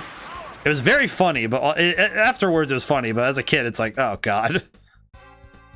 They're just spinning eternally. But those flight sims are really good, and I think they also were part of that thing that drove me to realize that video games are really, really everywhere now, which is very cool. And that was back in the mid-2000s, late 2010. The flight sims are... I really like those old flight sims. They're very cool. And let's swap to Zapdos. And that'll cut out the Perish song, which means I don't have to worry about it. And Azumaril's gonna perish, which is great. And then whatever their last Pokemon is... Ah! They were playing chicken and they were not willing to commit to the bit. I see. I also don't have a good option to deal with this. Okay, I'm gonna detect really quick just so I can see. Would you like a specific old flight sim recommendation? Well, now I do, and now I'm curious. What do we got? What do we got, Crooked? I'm curious. I'm very curious now. Let me... Toxic. Okay. I'm gonna swap back to Haunter, because if it goes for Toxic again, then I won't be affected. And then I can go for Giga Drain.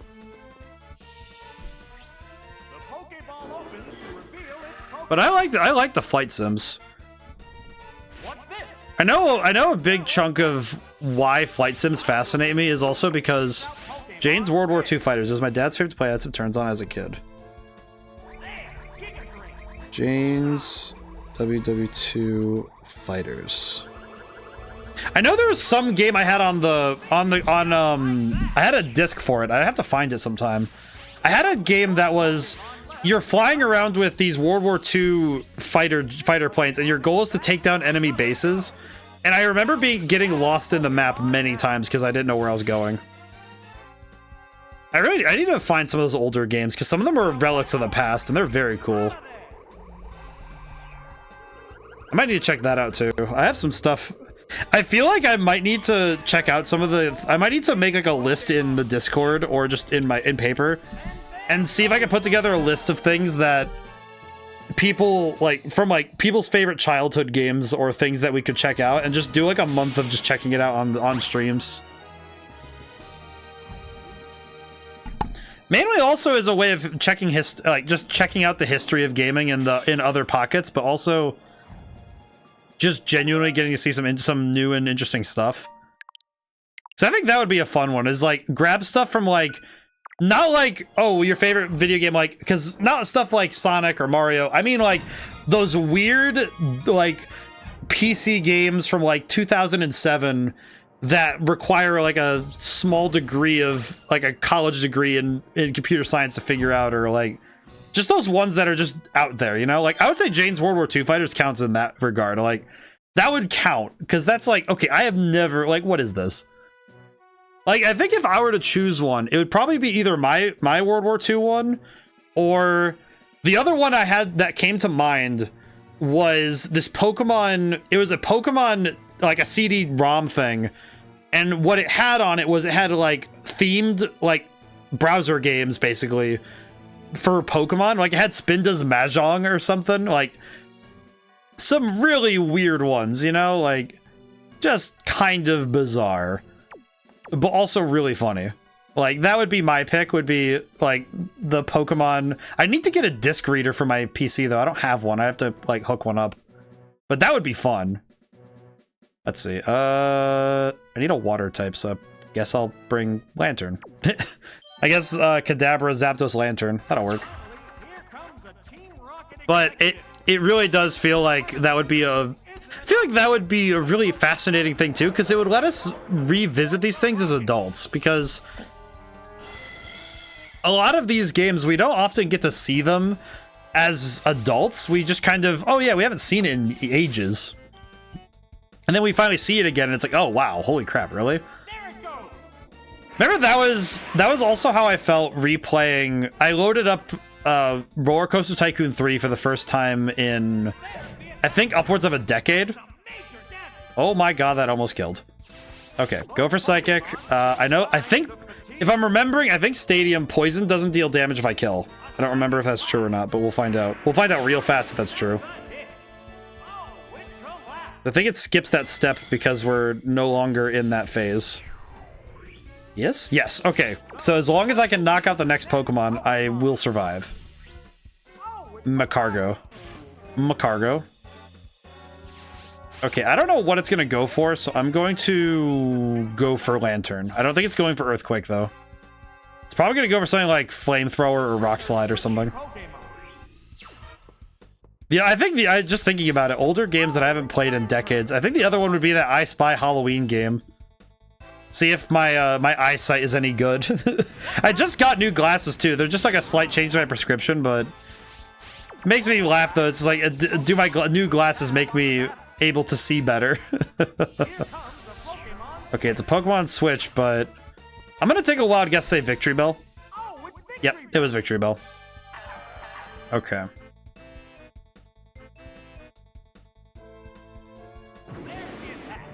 Okay, not very effective, but it still did a lot of damage. I'm gonna swap to Zapdos, because it's gonna go for a Grass-type move, so this will do very little damage. And then I need to figure out how I'm gonna deal with Victory Bell, because I don't actually know. Giga Drain. Okay. I guess the other question is are they gonna go for... Are they gonna go for the swap, or are they gonna just... I'm gonna go for Thunder and just see what happens. Okay, they didn't swap, so that's good. I think those older games also have... It's something about... There's something about the nature of them that is what fascinates me so much, because a lot of times they have design choices and qualities that you don't find in games nowadays. Because some of them just make weird choices just because they could. Like, it's never a matter of whether or not they should. It's just, oh yeah, this sounds like a fun idea, let's do it. Because some of them it's just, oh yeah, we know what we want to do and we're just gonna do that. Like the one I'm thinking about, the World War II fighter that I remember seeing, was that particular game. It really was just, love a game. I know a game that fits that description perfectly. I'm curious now. I'm gonna write it down. I'm gonna be looking up stuff. I'm gonna be up very late looking stuff up after stream. I have 3 things written down already. I'm gonna be looking up a lot of stuff after stream. I'm very curious. There's a lot of games like that though, and it's just really fun. I think they're fun to explore. Because you know that it was made by like 3 to 4 people, and you know, like they were just having fun and just making a thing. Or they were really stressed out because they were making a thing and had to really, you know, work it, but it's really cool. Okay, well, we might not be able to beat the Elite Four today, but we will get through the Team Rocket stuff, which is good. There's another PC game from childhood. I have to look up a line from it to even remember its name. Torrens Passage. Torrens Passage. There's a point and click. I think point and clicks are some of the most underrated games in general, because the thing about point and clicks is that for like, especially for PC, for computers, when we were first learning with 2D animated cutscenes. Oh, really? Huh. But like, I think that's the thing that's the beauty of this stuff, though, is that it's kind of, I think it's kind of lost on us the real beauty in something like that, right? Like, there's some real beauty in the simplicity of a point and click style adventure game. And I think that once we were able to move towards every game is able to have, you know, player controlled movement, you're able to move around in 3D and 2D spaces at your own leisure. I think it suddenly kind of moved people away from the being able to take it slow in that sense. And I feel like there's a certain amount of, especially with on the part of the artist, the game designer, the ability to control the pacing, because the player has to click. They have to point and click. And I've seen some games, more modern games, that have, you know, used that to their, you know, to their best. I'm thinking of a lot of those point and click style horror games, but also stuff that just, it scratches that itch of, okay, this is an adventure that goes only when you click forward. Oh god, I have to think again.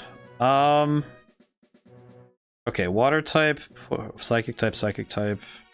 Houndour would be a good pick. Houndour would be a great pick. So I think the only thing that Houndour can't handle well is Tyranitar and Houndoom. I think I can handle with Donphan. And Houndour handles pretty much everything, and then we need something for Octillery in case that shows up, so we'll bring Lantern. I think this will work. Man, that sounds cool though. I'm gonna be Googling stuff well into the night, because it is going to be, I'm going to need to be looking into this.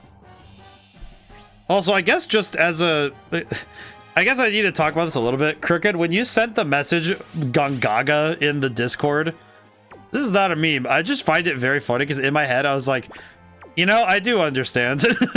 My brain was like, I was reading it when I woke up and I'm just looking at the myriad of emotions and I'm just thinking, you know, I get it. In my head I'm just thinking, yeah, you know, I do get it. Sunny day. Oh, well, that's gonna weaken my water type moves. That's gonna suck. Now the question is, does it have Solar Beam? Yeah, Crisis Core is a roller coaster. It has Solar Beam.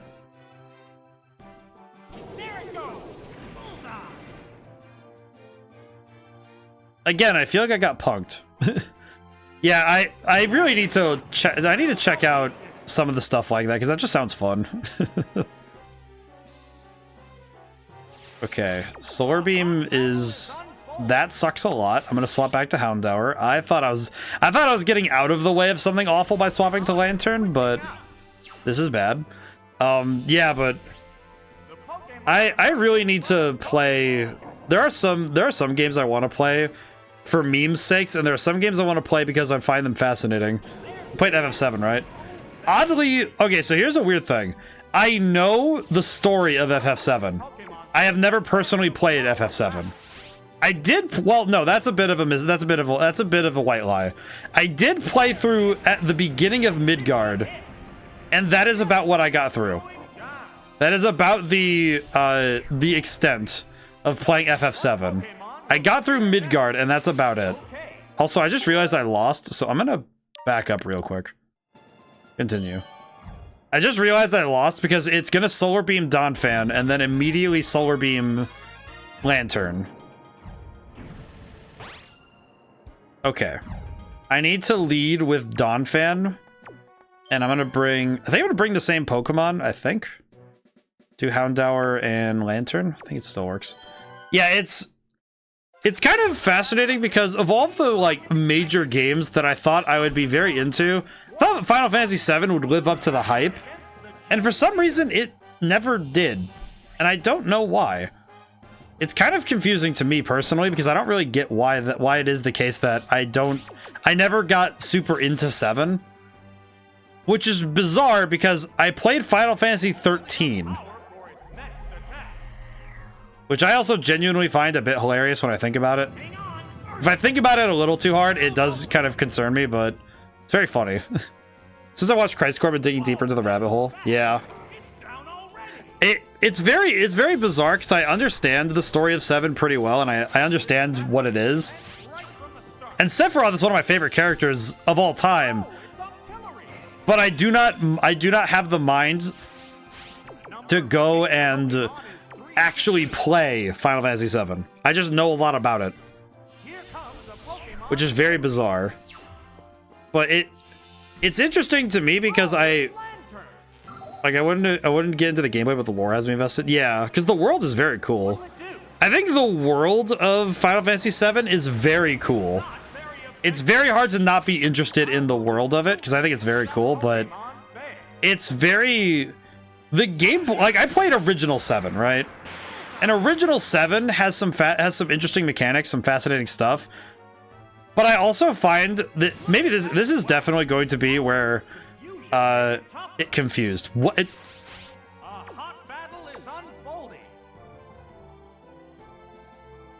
Why did that flashbang me?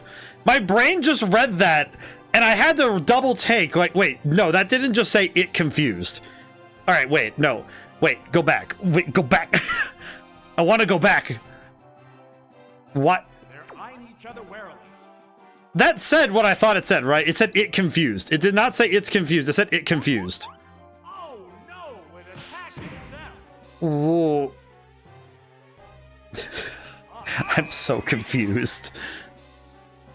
It may be confused, but I am also confused. Okay, I think it's gonna go for Screech again, so I'm gonna swap to Houndour and then swap back to Lantern.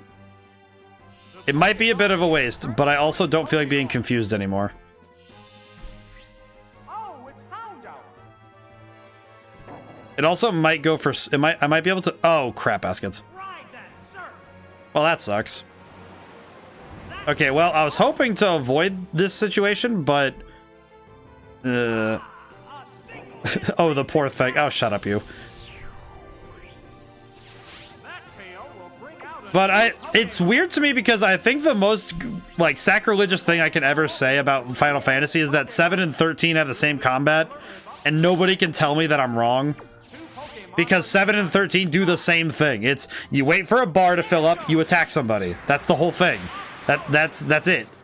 Like it's that sort of, you know, it's that sort of turn-based combat, but also you just do the moves as you want to.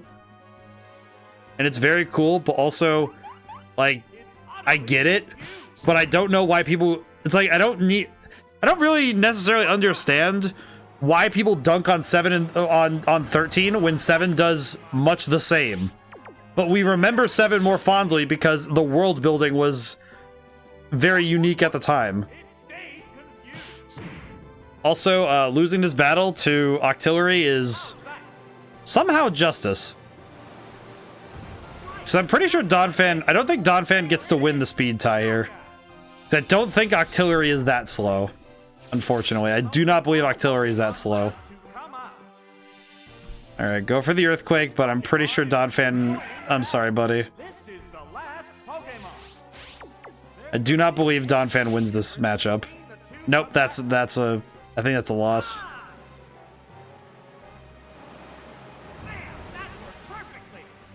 Yep, okay. Load back. Okay. The nice thing is that we haven't seen Tyranitar the entire time, but now I'm kind of worried that if I see Tyranitar at this point, it's going to be in the worst situation. Okay. We've seen Houndour every single time, so I'm going to lead with Donphan. I think I want to bring Haunter, but yeah, we'll bring Haunter and then bring Lantern. But I know that some of it's also the first Final Fantasy you get hooked to. Never also been too deep into any Final Fantasy game, but seeing the actual dialogue made me realize that Kingdom Hearts, while not actually crossing over with Final Fantasy all that much, definitely carried the tone. Yeah. Well, and I think that one of the difficult things in Kingdom Hearts versus Final Fantasy is that they have similar tone. It's just the context that they find themselves in that is what changes it. Which does, frankly, feel very strange at times. But I think that Final Fantasy has always been a game that has a little bit of, there's always a little bit of humor to it, in my opinion, and it's because it's an adventure. And I think there were moments where they started taking themselves too seriously, or at the very least they stopped committing to the bit, as it were. And I think that's important. I feel like it's important when you're able to say, "Hey, man, this is very silly."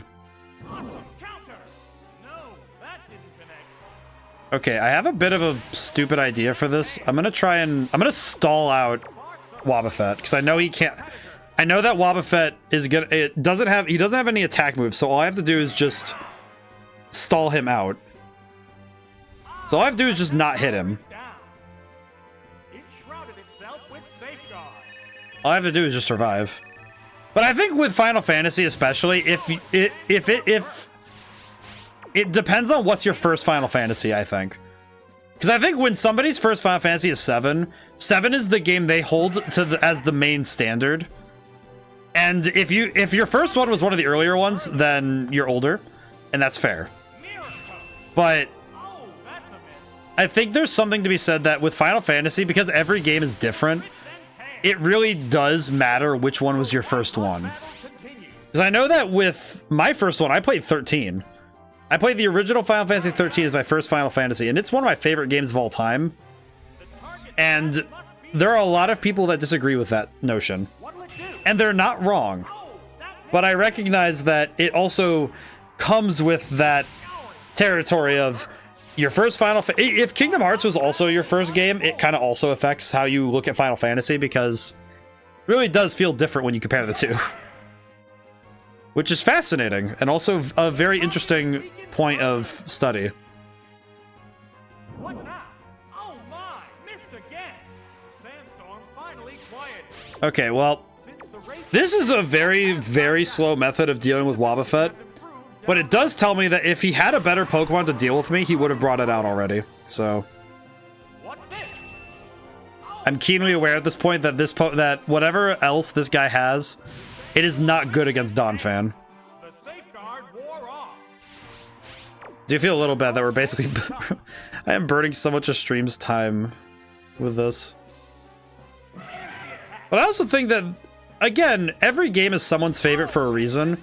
And I feel like at some point I should play through all of Final Fantasy VII to see if I could change my opinion on it. Because I know that Midgard, and by extension the story therein, didn't excite me in... It didn't pull me the rest of the way through the game. And I wonder if if it's just because Midgard is the way it is, or if there's something more fundamental that doesn't stay with me. But I think I would like to play it sometime so I can test that theory. It's just like with Baldur's Gate. If I could sit down and play the game. You know, I just realized why didn't I go for Earthquake? Because I would have just hit him. It didn't matter.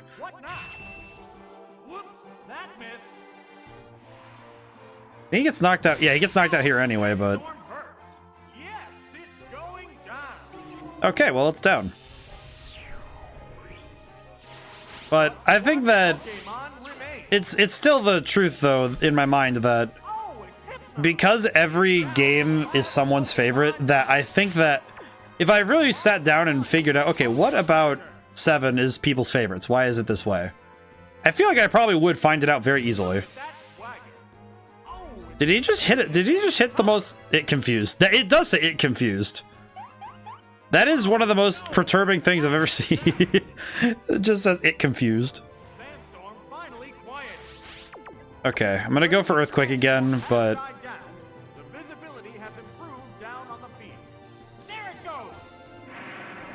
All right, please hit. All I can hope is that I please get that earthquake. Okay, good. And with the double attack, this is gonna hurt. Boom. Hey. There are no more remaining. And that is the end of the Team Rocket raid. Holy crap. Base clear. Oh boy. Okay. Well, holy crap, we actually did it.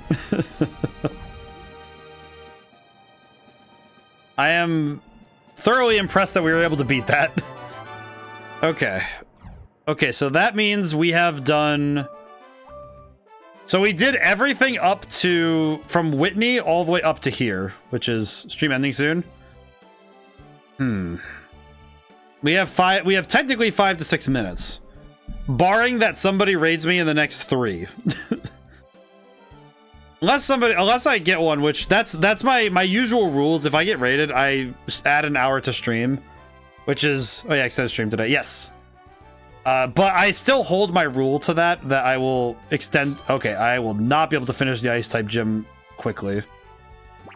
I'm gonna go survey what we have left to do because I need to understand what we have left. But we did go an extra hour today. An hour is generous. Well, it's like, I think it's mostly just for me, it's a form of courtesy, because it's like, well, they just showed up. I don't want to, like, if somebody raids me in the last 10 minutes of stream, I don't want to just like, oh, 10 minutes later, okay, I'm leaving now. It's like, no, they just got here. Give them some show. They expect show, they get show. Okay, so we did 1 cup. I feel like I'm gonna need to add like a stream somewhere so I can see some of these done. Okay, but we did do up to here.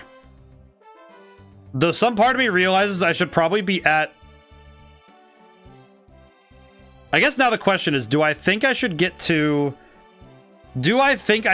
Claire and have Claire available for when I'm fresh, or should I just leave it here? So I'm pretty sure this is going to take more than 4 minutes. I'm going to do one more. Something in my brain is saying do one more, because I feel like I can.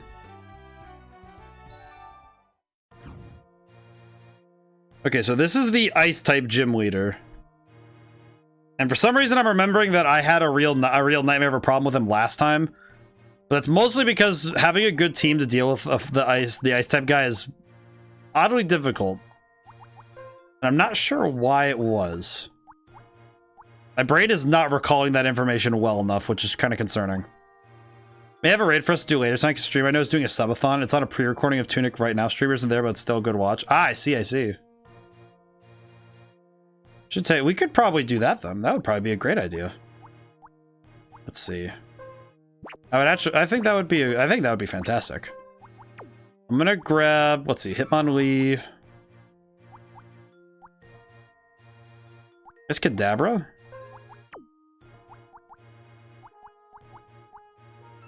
We could definitely do that then. Let's see. Yeah, let's bring Machamp. Think of Machamp. I don't know, I have to look.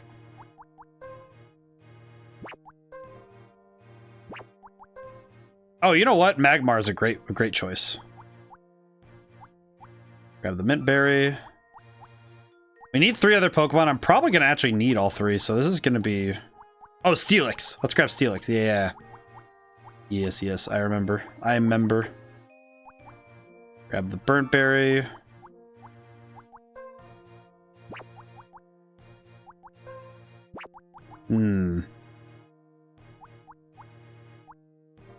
I remember I think once I made myself the... It's a sort of weird rule, but I figured it was something... It has something to do with me just kind of being a little bit silly, but also I think it was just me thinking that it would be a reasonable thing to do in terms of of my own personal belief with streaming, is that I wasn't going to do any subathon type stuff unless I was over 300 followers, because I guess it was just because I figured that I wouldn't want to do And I wouldn't want to put money on anything unless I was above that threshold. Feels weird, and it's kind of a bizarre sort of thing, but it's kind of where I'm at. I think we'll do... Yeah, I think it's Hitmonlee, Kadabra... Actually, no. No, yeah. Hitmonlee, Magmar, Kadabra. Do it that way. Which I feel like is a bit of a weird rule, but I know it's because I guess it's because I want to keep stuff. I want to keep it that way. I don't know. I guess it's just a weird thing. It's like this weird tick in my head of, I think this is how it's supposed to be. And I don't think it has any basis in anything other than it's just what I think. Okay, how am I gonna get out of this one? I think I'm gonna mud slap a few times and hope I can get out of here. Because I think my goal is to mud slap 2 or 3 times and then switch when I have accuracy down enough. Reflect. Interesting. I might be able to stall out a little bit with mud slap by being able to stop it from hitting me. My main goal is to be able to swap over to a critical hit. I feel like critical hit mud slap is just the weirdest slap in the face possible. Hope it whiffs. Ow, it did not whiff. That did not whiff whatsoever. Okay, I think I'm good to swap to... I'm gonna swap to Kadabra. Because I think because Psychic will get past Reflect, and that will let me start sweeping. And I think it will miss its Body Slam. I think. I really hope it does, because if it doesn't, this is gonna be bad.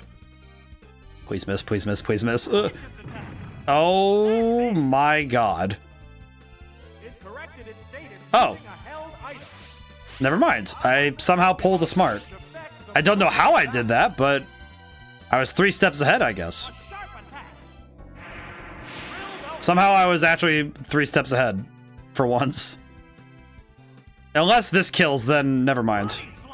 Okay, yeah. Bye, Kadabra. Oh, brother. Well, that's awkward. Okay, well, at least I'm fairly certain Magmar is faster, so just Fire Punch and end this, but... I feel like I am very mean to Magmar, despite the fact that I really like Magby.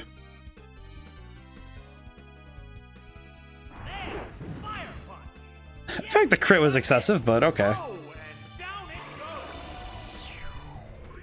Alright, let's see. We'll see if we can win this. I would like to... I think this will be the last victory. If we can win this, I would be very happy. Wait, that was his first Pokemon. That was his first Pokemon. Oh, brother. Okay, I'm gonna confuse Ray. I don't want this thing touching me. Do not touch me.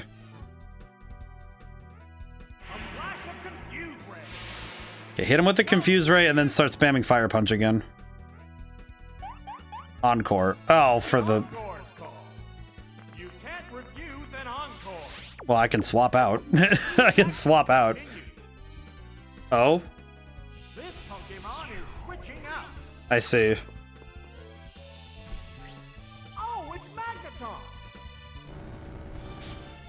I just swapped in Hitmonlee.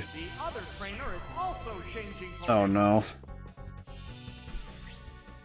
That said, if I lose this first fight, I think it's just a good time for me to leave, to just dip. I think that's just enough. That's for me to say, yeah, I think I'm done for today.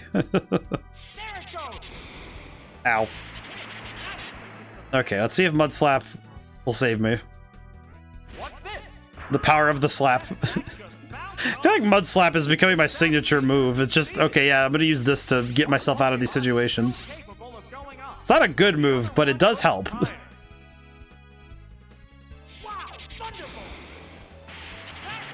It didn't help there, but it might be what saved. Well, it might be the difference between life and death in the next few rounds. So let's see. Who knows? Maybe it'll be the linchpin. That -1 in accuracy. You never know. You never truly know until it happens. Okay, he's swapping now, which is interesting because I don't know why. I'm gonna guess he's just hoping to get a water type move off and just slap me. What'll it do? That didn't accomplish much. Okay, go for Confuse Ray. Pokemon switch affects the flow of battle. Okay. I think I need to Confuse Ray and then spam Smokescreen to try and stop it from hitting me. Please don't. Oh god. Oh, for the love of crap. What's next? Well, now I'm stuck spamming this move. Oh no. Oh wait, but wait, why is he swapping then? Because Confuse Ray goes off no matter what, so why would he swap? Okay. Pokemon is back. Okay. Let's go. I mean, I'm gonna be stuck doing Confuse Ray, so What now? kind of awkward at this point. Oh no. What impact will this Pokemon This feels like the most damning thing to happen to me. an abrupt Pokemon switch? Please don't tell me that he's stuck in the loop of, oh, he used Confuse Ray. I should swap to get rid of the confusion. He used Confuse Ray. I'm gonna swap to get rid of the confusion. And it's just, the AI is just now stuck in this loop of, I'm gonna swap because I can get rid of the confusion. The encore presentation is over. Okay, I need to figure out what I'm gonna do. Fair. I think I'm gonna go for a Smokescreen. I think I just need to stop it from doing things. Whatever I can do to stop this Pokemon from hitting me, I need to do it. Okay. I need to just stop this thing from hitting me. Okay, it hit itself, so that's good. No, it attacked itself. Okay, I think I can Smog. I'm gonna use Smog really quick and see if I can get it poisoned. Also, this should do normal damage, I think. Oh, it missed. Encore. What'll it do? Oh my god. Refuse Please stop! the white I feel like getting Encore spammed by Seal is probably one of the most damning things to happen to me. trainer switching Pokemon. This feels like a new fresh hell. The I guess this is my fault for thinking I should take on this guy while I have less of a brain cell than I usually do, but at the same time, There's the attack. it is a very specific form of agony that I was not quite prepared for, to be honest. Which affects the flow of battle. That said, the moment I swap, this Magneton is going to get punched. That had no effect. There's the Which I don't remember how long... I don't know how long it's been since I got the Encore, but... Oh, I just die. flaming top. Oh, crap. Okay. What now? Trying to think precisely how to handle this differently next time, but I don't really have a good option. It's kind of like I kind of came in with the best moves I could. Wait, don't I have one more Pokemon? No, I don't. No, I had Kadabra. That settles this battle. Yeah, you know what? The battle. Yeah, this just tells me I should probably come back to this when we come back to streaming this next year. When we're back to streaming next year. Well, we still have tomorrow's stream. So, yeah, I'm just gonna back out. Oh man, I got deleted. Okay, but to recap our progress, we did get up to there, which is great. We got up to Mahogany Gym, and we did finish the Great Ball Tournament, which at this point, I'm just gonna take my victories where I can get them because holy crap, we have been busy. And also, this stuff is hard, so I'm gonna take my victories where I can get them. So, oh boy. I'm not going to say that it was without success. All right, so, okay, eventful stream. We went longer than usual, and that was planned. So thank you all for coming by. Thank you to everyone who came by who didn't get to stay to the end. I'm still trying to push for 300 followers by the end of the year, but it's okay if it doesn't happen. Raid request. It is now confirmed. We will be raiding to the place of your choice. But tomorrow is the last stream from me for this year. Ruby Heart. Okay, there we go. Let me write that name down. But tomorrow will be my last stream of the year because I will be taking the last week of the year off, which is basically the week of Christmas and my birthday. So I will be taking that off. So tomorrow is Pokemon Scarlet. I'm going to be doing legendary hunting because, yeah, why not? So yeah. And if you have any last minute Christmas shopping, I personally think that you know, my stuff is quite good, but and it's on, and a lot of it's on Amazon, of course, so quick shipping at least. But no pressure, no worries, but it's all there. Anyway, we're gonna raid now, so thank you all. And whenever I see you guys next, goodbye for now, and thank you. So let me go see to this raid, shall we?